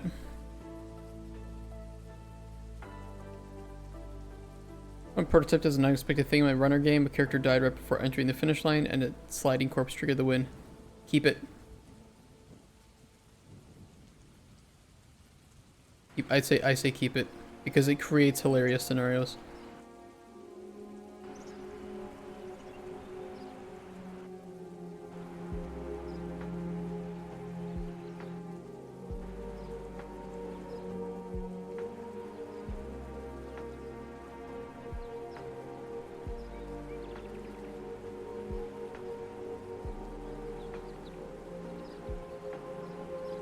Why? Why does it say ultra? You should be balanced, you fuck. You stupid fucking thing. Say balance. Say the right thing. Do the right thing. Be the right person. Ladies and gentlemen, we got him. The 8% what makes Happy Wheels fun. It's true. Just select balance. It's the same thing. Mr. President, wake up. It's the same key. It says balanced here. Why are you doing this? Where? Where is it happening? Apply options. Okay, apply it. DLSS is off. It's false. By default, it is false.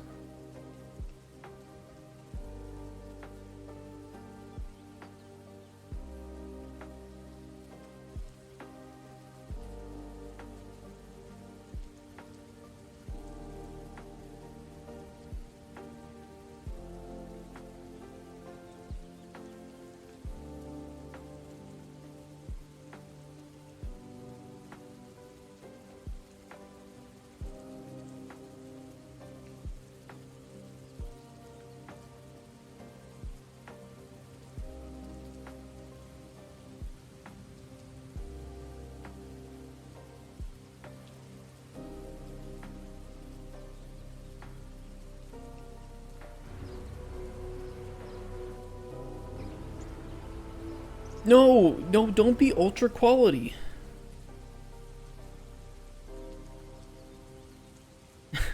Why?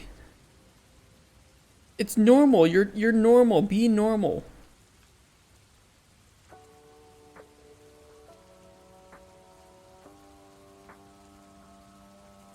How is it resetting this? Why are you the way that you are?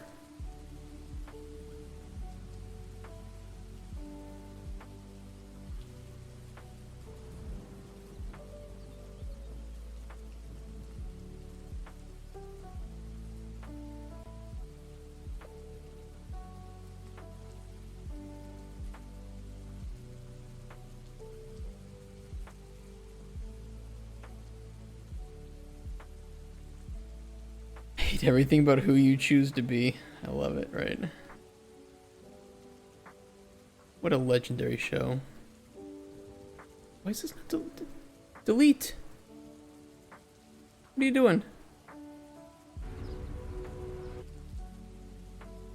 Delete.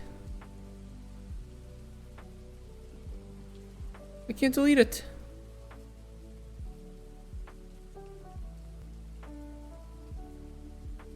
It knows. It knows I'm trying to change it. Okay, there we go.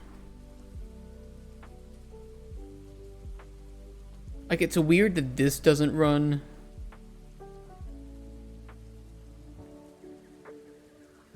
It's clearly turning DLSS off. It updates the colors properly. It's like it's running this at the start because it's triggering that the options have changed, but I don't get it.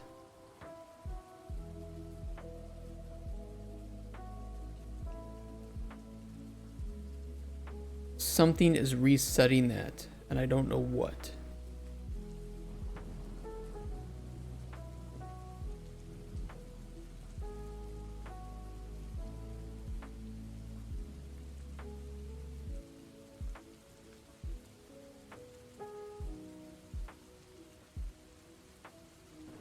We run set values.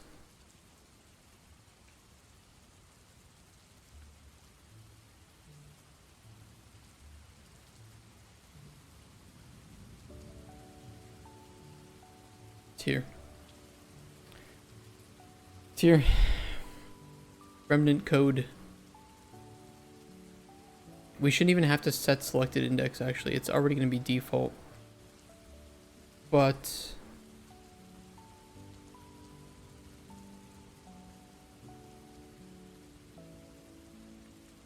I can fix that.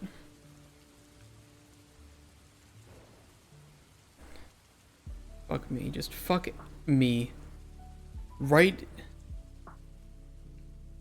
everywhere. Just in all the holes. Just please, everywhere. Harder, faster.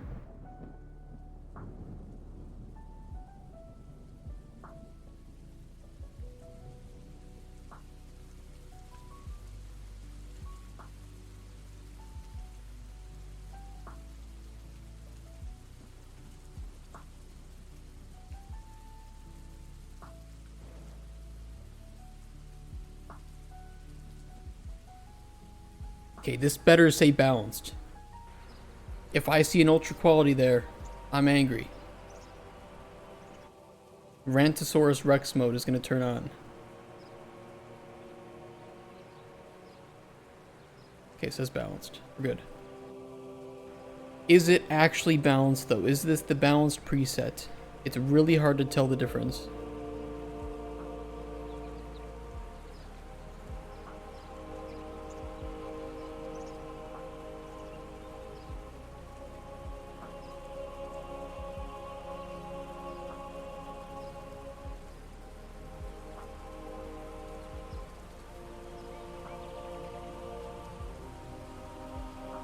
It seems to be working.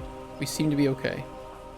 I'm a little curious though if turning it off.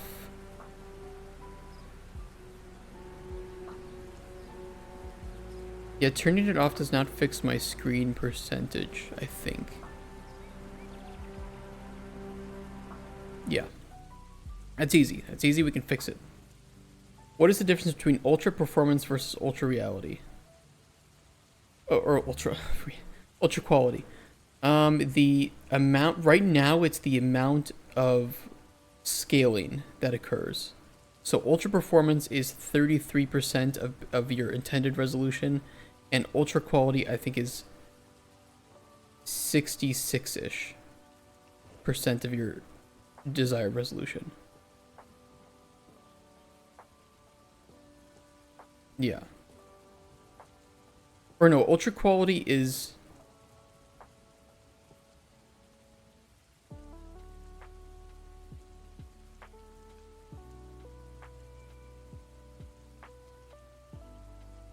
It's native with no scaling, apparently.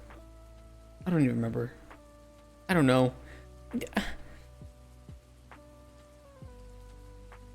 Yes, it is. You're not wrong. It's 0 screen percentage, but apparently it does nothing. We already checked because it was weird.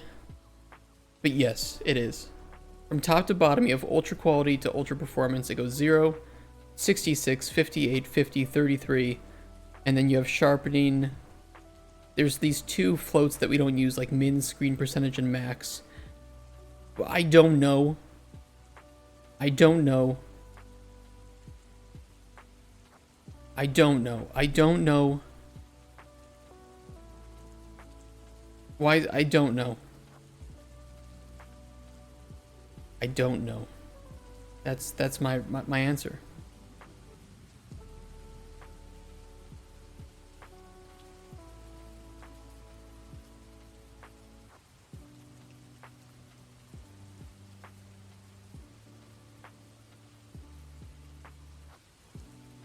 I don't know. I don't know anything. Stop asking me questions, Cuthbert. I can't answer. I don't know.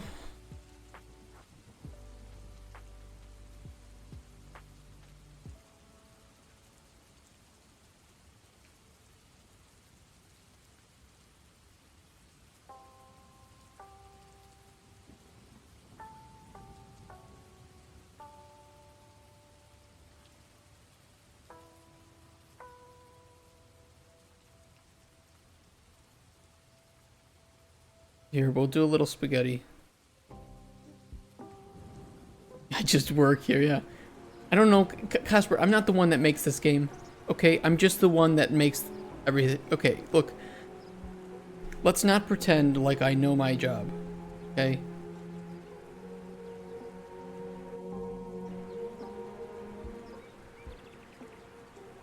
If I knew what was happening, I wouldn't have to start my own company to pretend like I'm doing it for a good reason and not because I couldn't get a job, okay?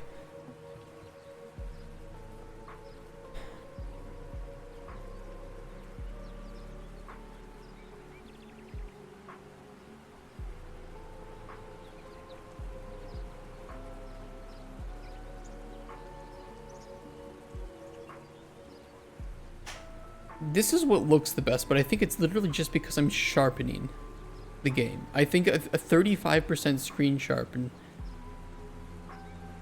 is actually what is making this look good. I'll be the one that will polish this performance, that's true. Press play and it starts moving, I don't know anything beyond that. There should be a tutorial. Or you just mean we're joking? I think we're just fucking around. Yeah, Jobin was just unset. Yeah, but it wasn't... we talked about that. Like, I mean, it doesn't take a crazy person to figure out that I was working at Far From Home before I started my own company. I don't want to imply that the company Far From Home that make Forever Skies had anything wrong with them. Like, literally, they were the most amazing team that I've worked with since Darkest Dungeon. They were incredible.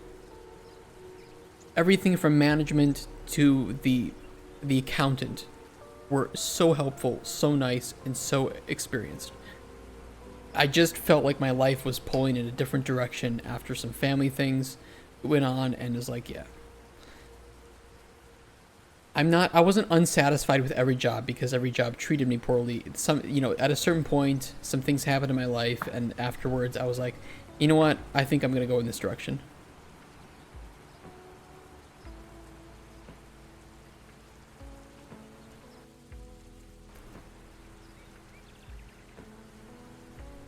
Yeah. Yeah, just like it just something within me was like, nah, man, if you don't do this now, you're gonna regret it. Like, okay, fine, fuck it. What's the worst thing that happens? Ooh, actually the sharpening is kind of making things look worse now. Wait, is DLSS on?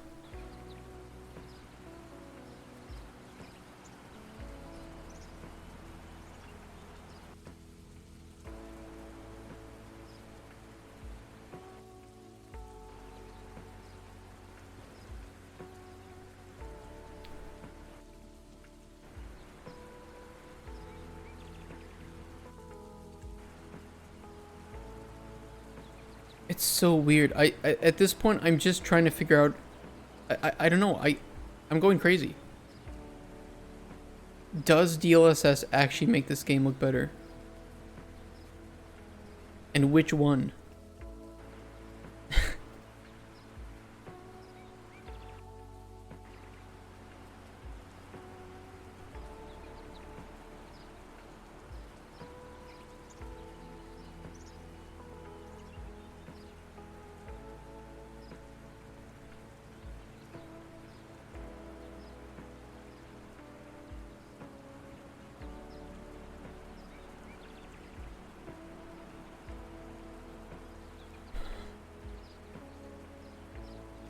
Actually, 33% legitimately does not look too bad. I'm not about to claim that it looks as good as if you were running on native resolution, but it's kind of wild that 33% is very playable.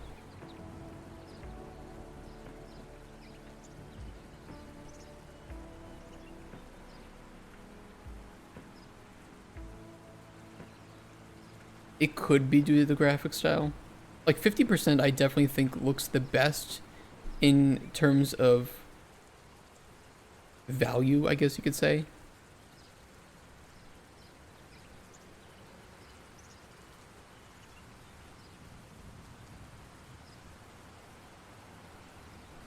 But 66% also looks pretty good too.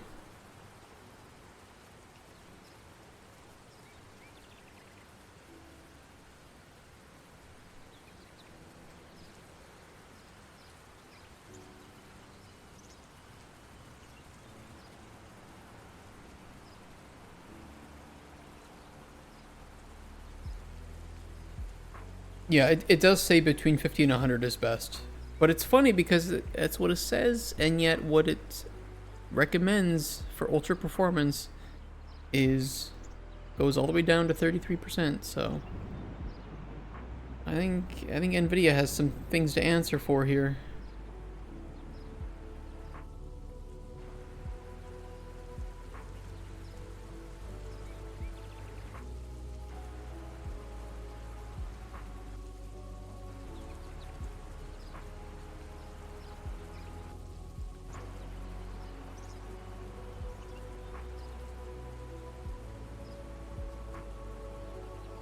Didn't we try 5? It looked pretty good with 5.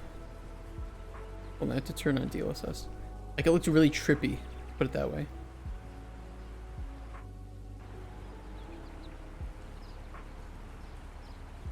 Ooh. Maybe it wasn't 5, maybe it was like 10. It's so weird, dude. It's so wacky.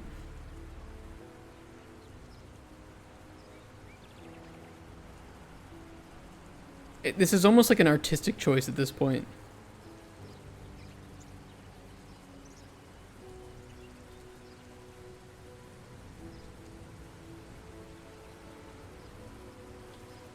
What about 10? Eat too much shrooms.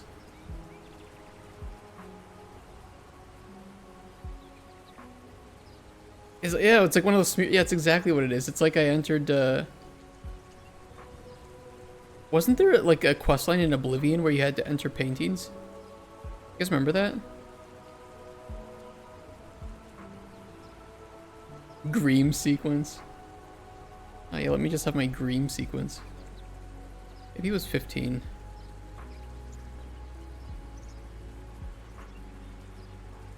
The sharpening could also be kind of fucking with it too a little bit.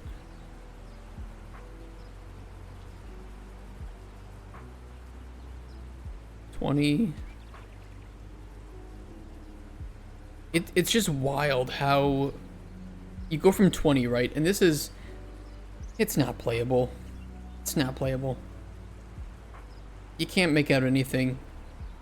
But the moment you just go up to like 33, it's like bam. Light switch on.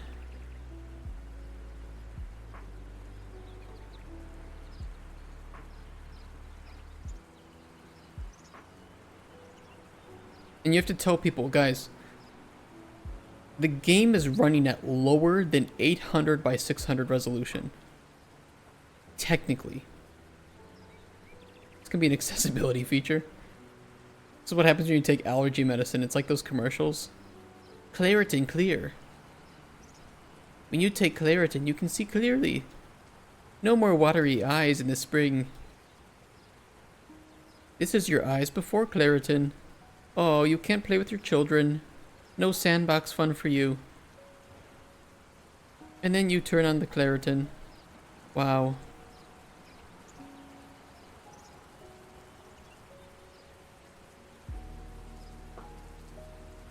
Side effects may involve death. And anus bleeding.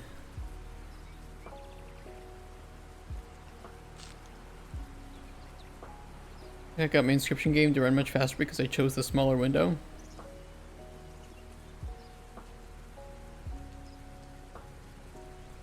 We'll just introduce a slider for FPS that will go all the way from 1 to 1,000,000. And you'll get to choose your FPS. When you start the game, you'll get to choose what FPS you want the game to run on, and you can't change it once you start.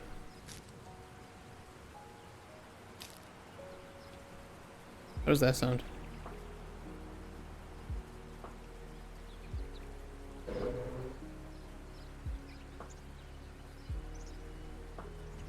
You'd have 300 coins in the coin dozer game.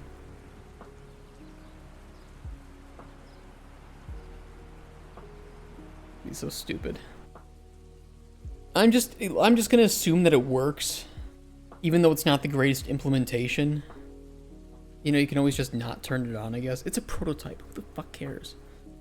You know, it's just meant there to help a little bit if you just can't get the FPS that you need. That's it.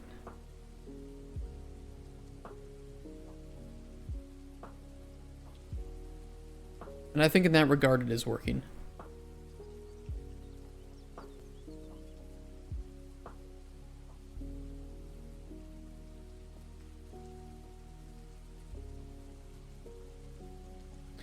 I still find it weird that this was never firing though.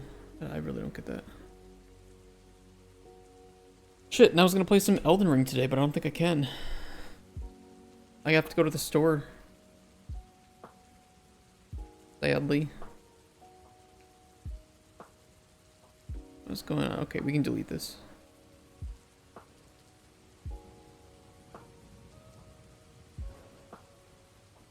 I didn't think I'd be working on DLSS today, but I'm kind of glad that I did. Even if it just so that I could use it in editor. Which is pretty nice.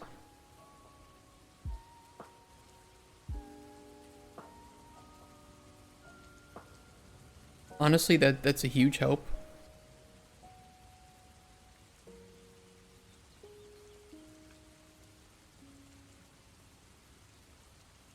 I know it doesn't make too much of a difference, but even if at the very least it'll let me get a little bit of extra performance from the game when I test it, just because it's not running as much in the background.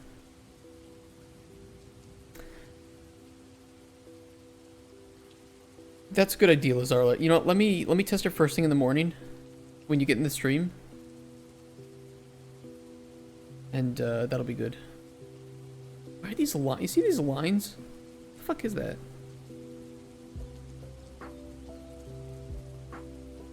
What is that?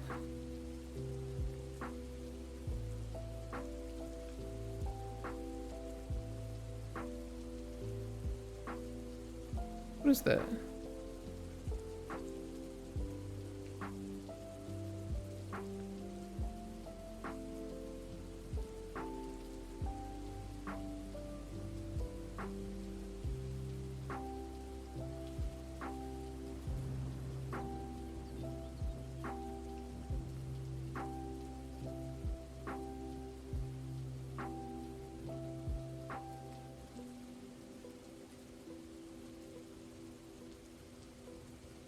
Oh, is this some parallax bullshit? The dithering?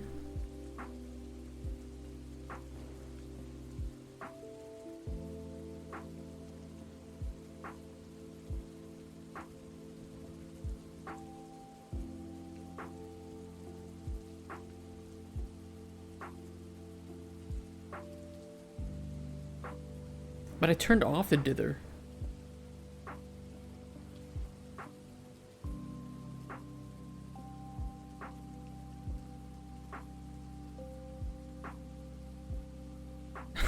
What's doing that?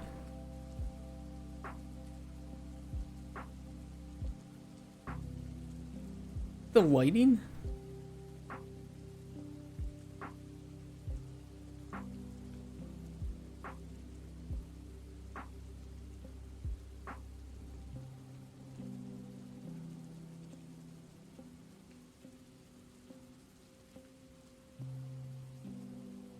I'm gonna go crazy. I gotta go. I'm just gonna go crazy trying to fix this shit. Wait, if it's not on the outside of this, it's the lighting. Why is the lighting doing that? Who's doing that? Is it you? Is it because you're on? What if you weren't on? What if we offed you? You're off when we start the game. No lights.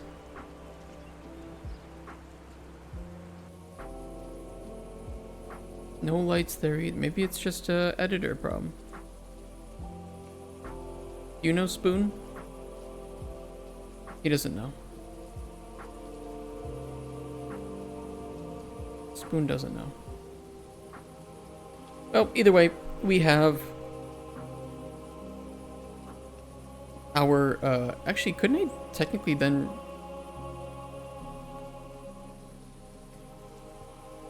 I think though by rescaling, changes the resolution. Technically.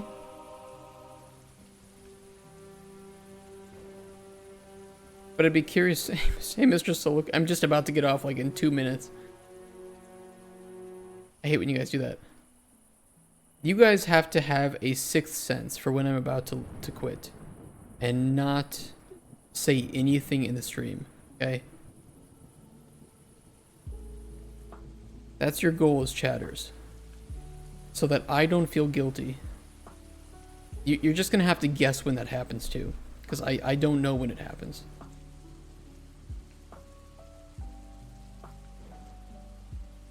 Alright. That's enough for me today though. Just came to chill and focus.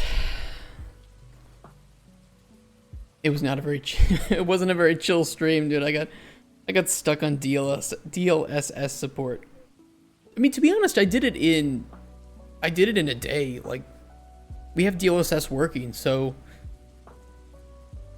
it could be worse.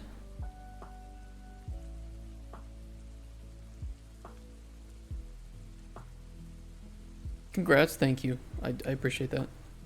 It is working.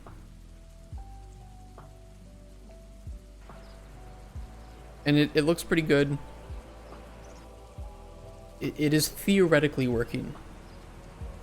People who struggle to get the GPU power out of this game should, if they have the access to it, they should be able to use it and improve the game look. But it's hard for me to test that at the moment. Also, it is doing that even when set to off. I need to fix that.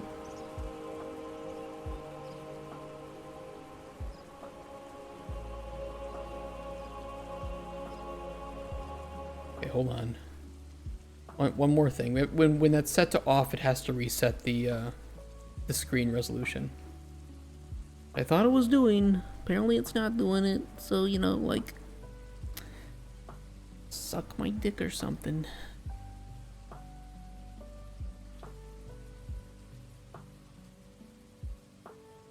Hold on, we'll do it. Just wait.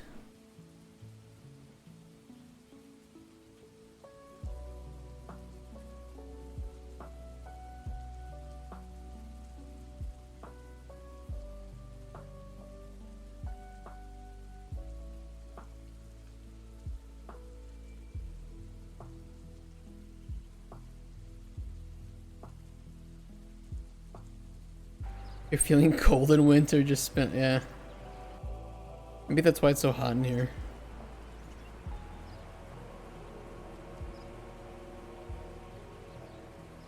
Okay, this should work. Work, damn it. Okay.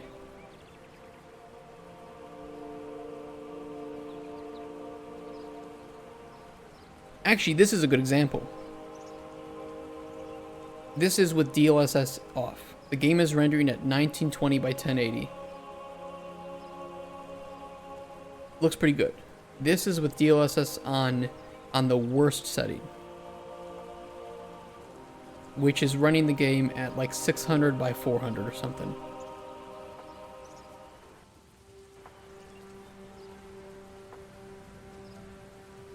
It could be a lot worse.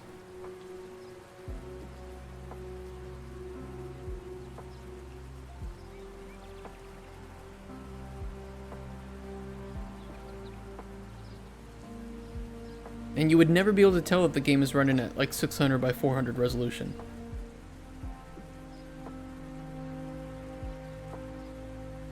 It's like, I think it's like 600 by 300 actually.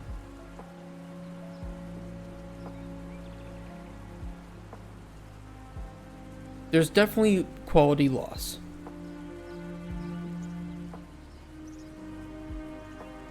But it ain't bad.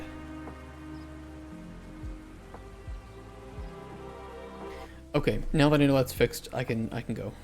I can leave. We fixed 2 dialogue bugs and we added DLSS. It could be a lot worse.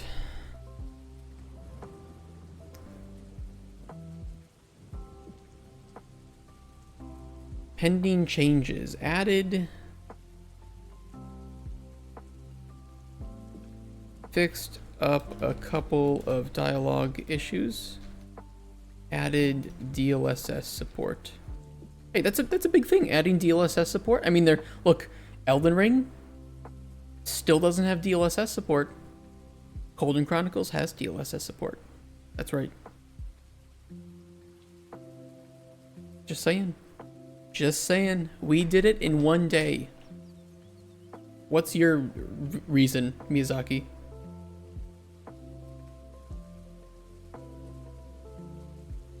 Do you think your professional experience contributes to publishers' confidence in you? Yes. 100%. I mean, that's why whenever I make a trailer for Cauldron Chronicles, by the way, my goal will be for every single trailer for Cauldron Chronicles will be of actual gameplay. Every single one. And yeah, it may mean that some of the trailers may not be as cinematic as they could be, but everything you will see in for promotional materials will be gameplay. And I think that will say a lot to players, and it's going to say a lot to publishers, because everything that they see when I show it to them is something that was made, and is real, and is playable. Okay, my ranting is done. We did it. DLSS support added.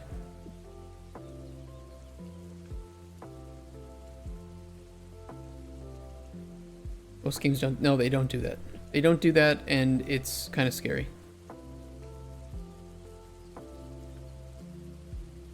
Alright, guys. I'm out of here for today. I'm gonna get going. We will be on tomorrow with more Cauldron Chronicles. And hopefully some Elden Ring. And, of course, testing Lazarla's game. Thank you so much, everybody, for all of the awesome support. The sound spam, all the follows, Alexei Hero Dev for the raid of 71 people. Incredible. And anybody who's still here from that, thank you so much for staying around. And if you liked what you're watching, if you want to see more of it, consider giving the channel a follow. We have a YouTube as well where we upload every single day of development, so you can see past days and see when we struggled. And our schedule is pretty standard, 9 a.m. Central European time to about 4 p.m. Central European time, or a little bit after. Windows update. I know I have to Windows update. And quick thing before you guys go, Wednesday I might have to leave early, about like 1 p.m. So keep that in mind. Everything else though should be good. Alright guys, bye bye. Love you so much. See you later. Awkward silence. Okay, wait, awkward.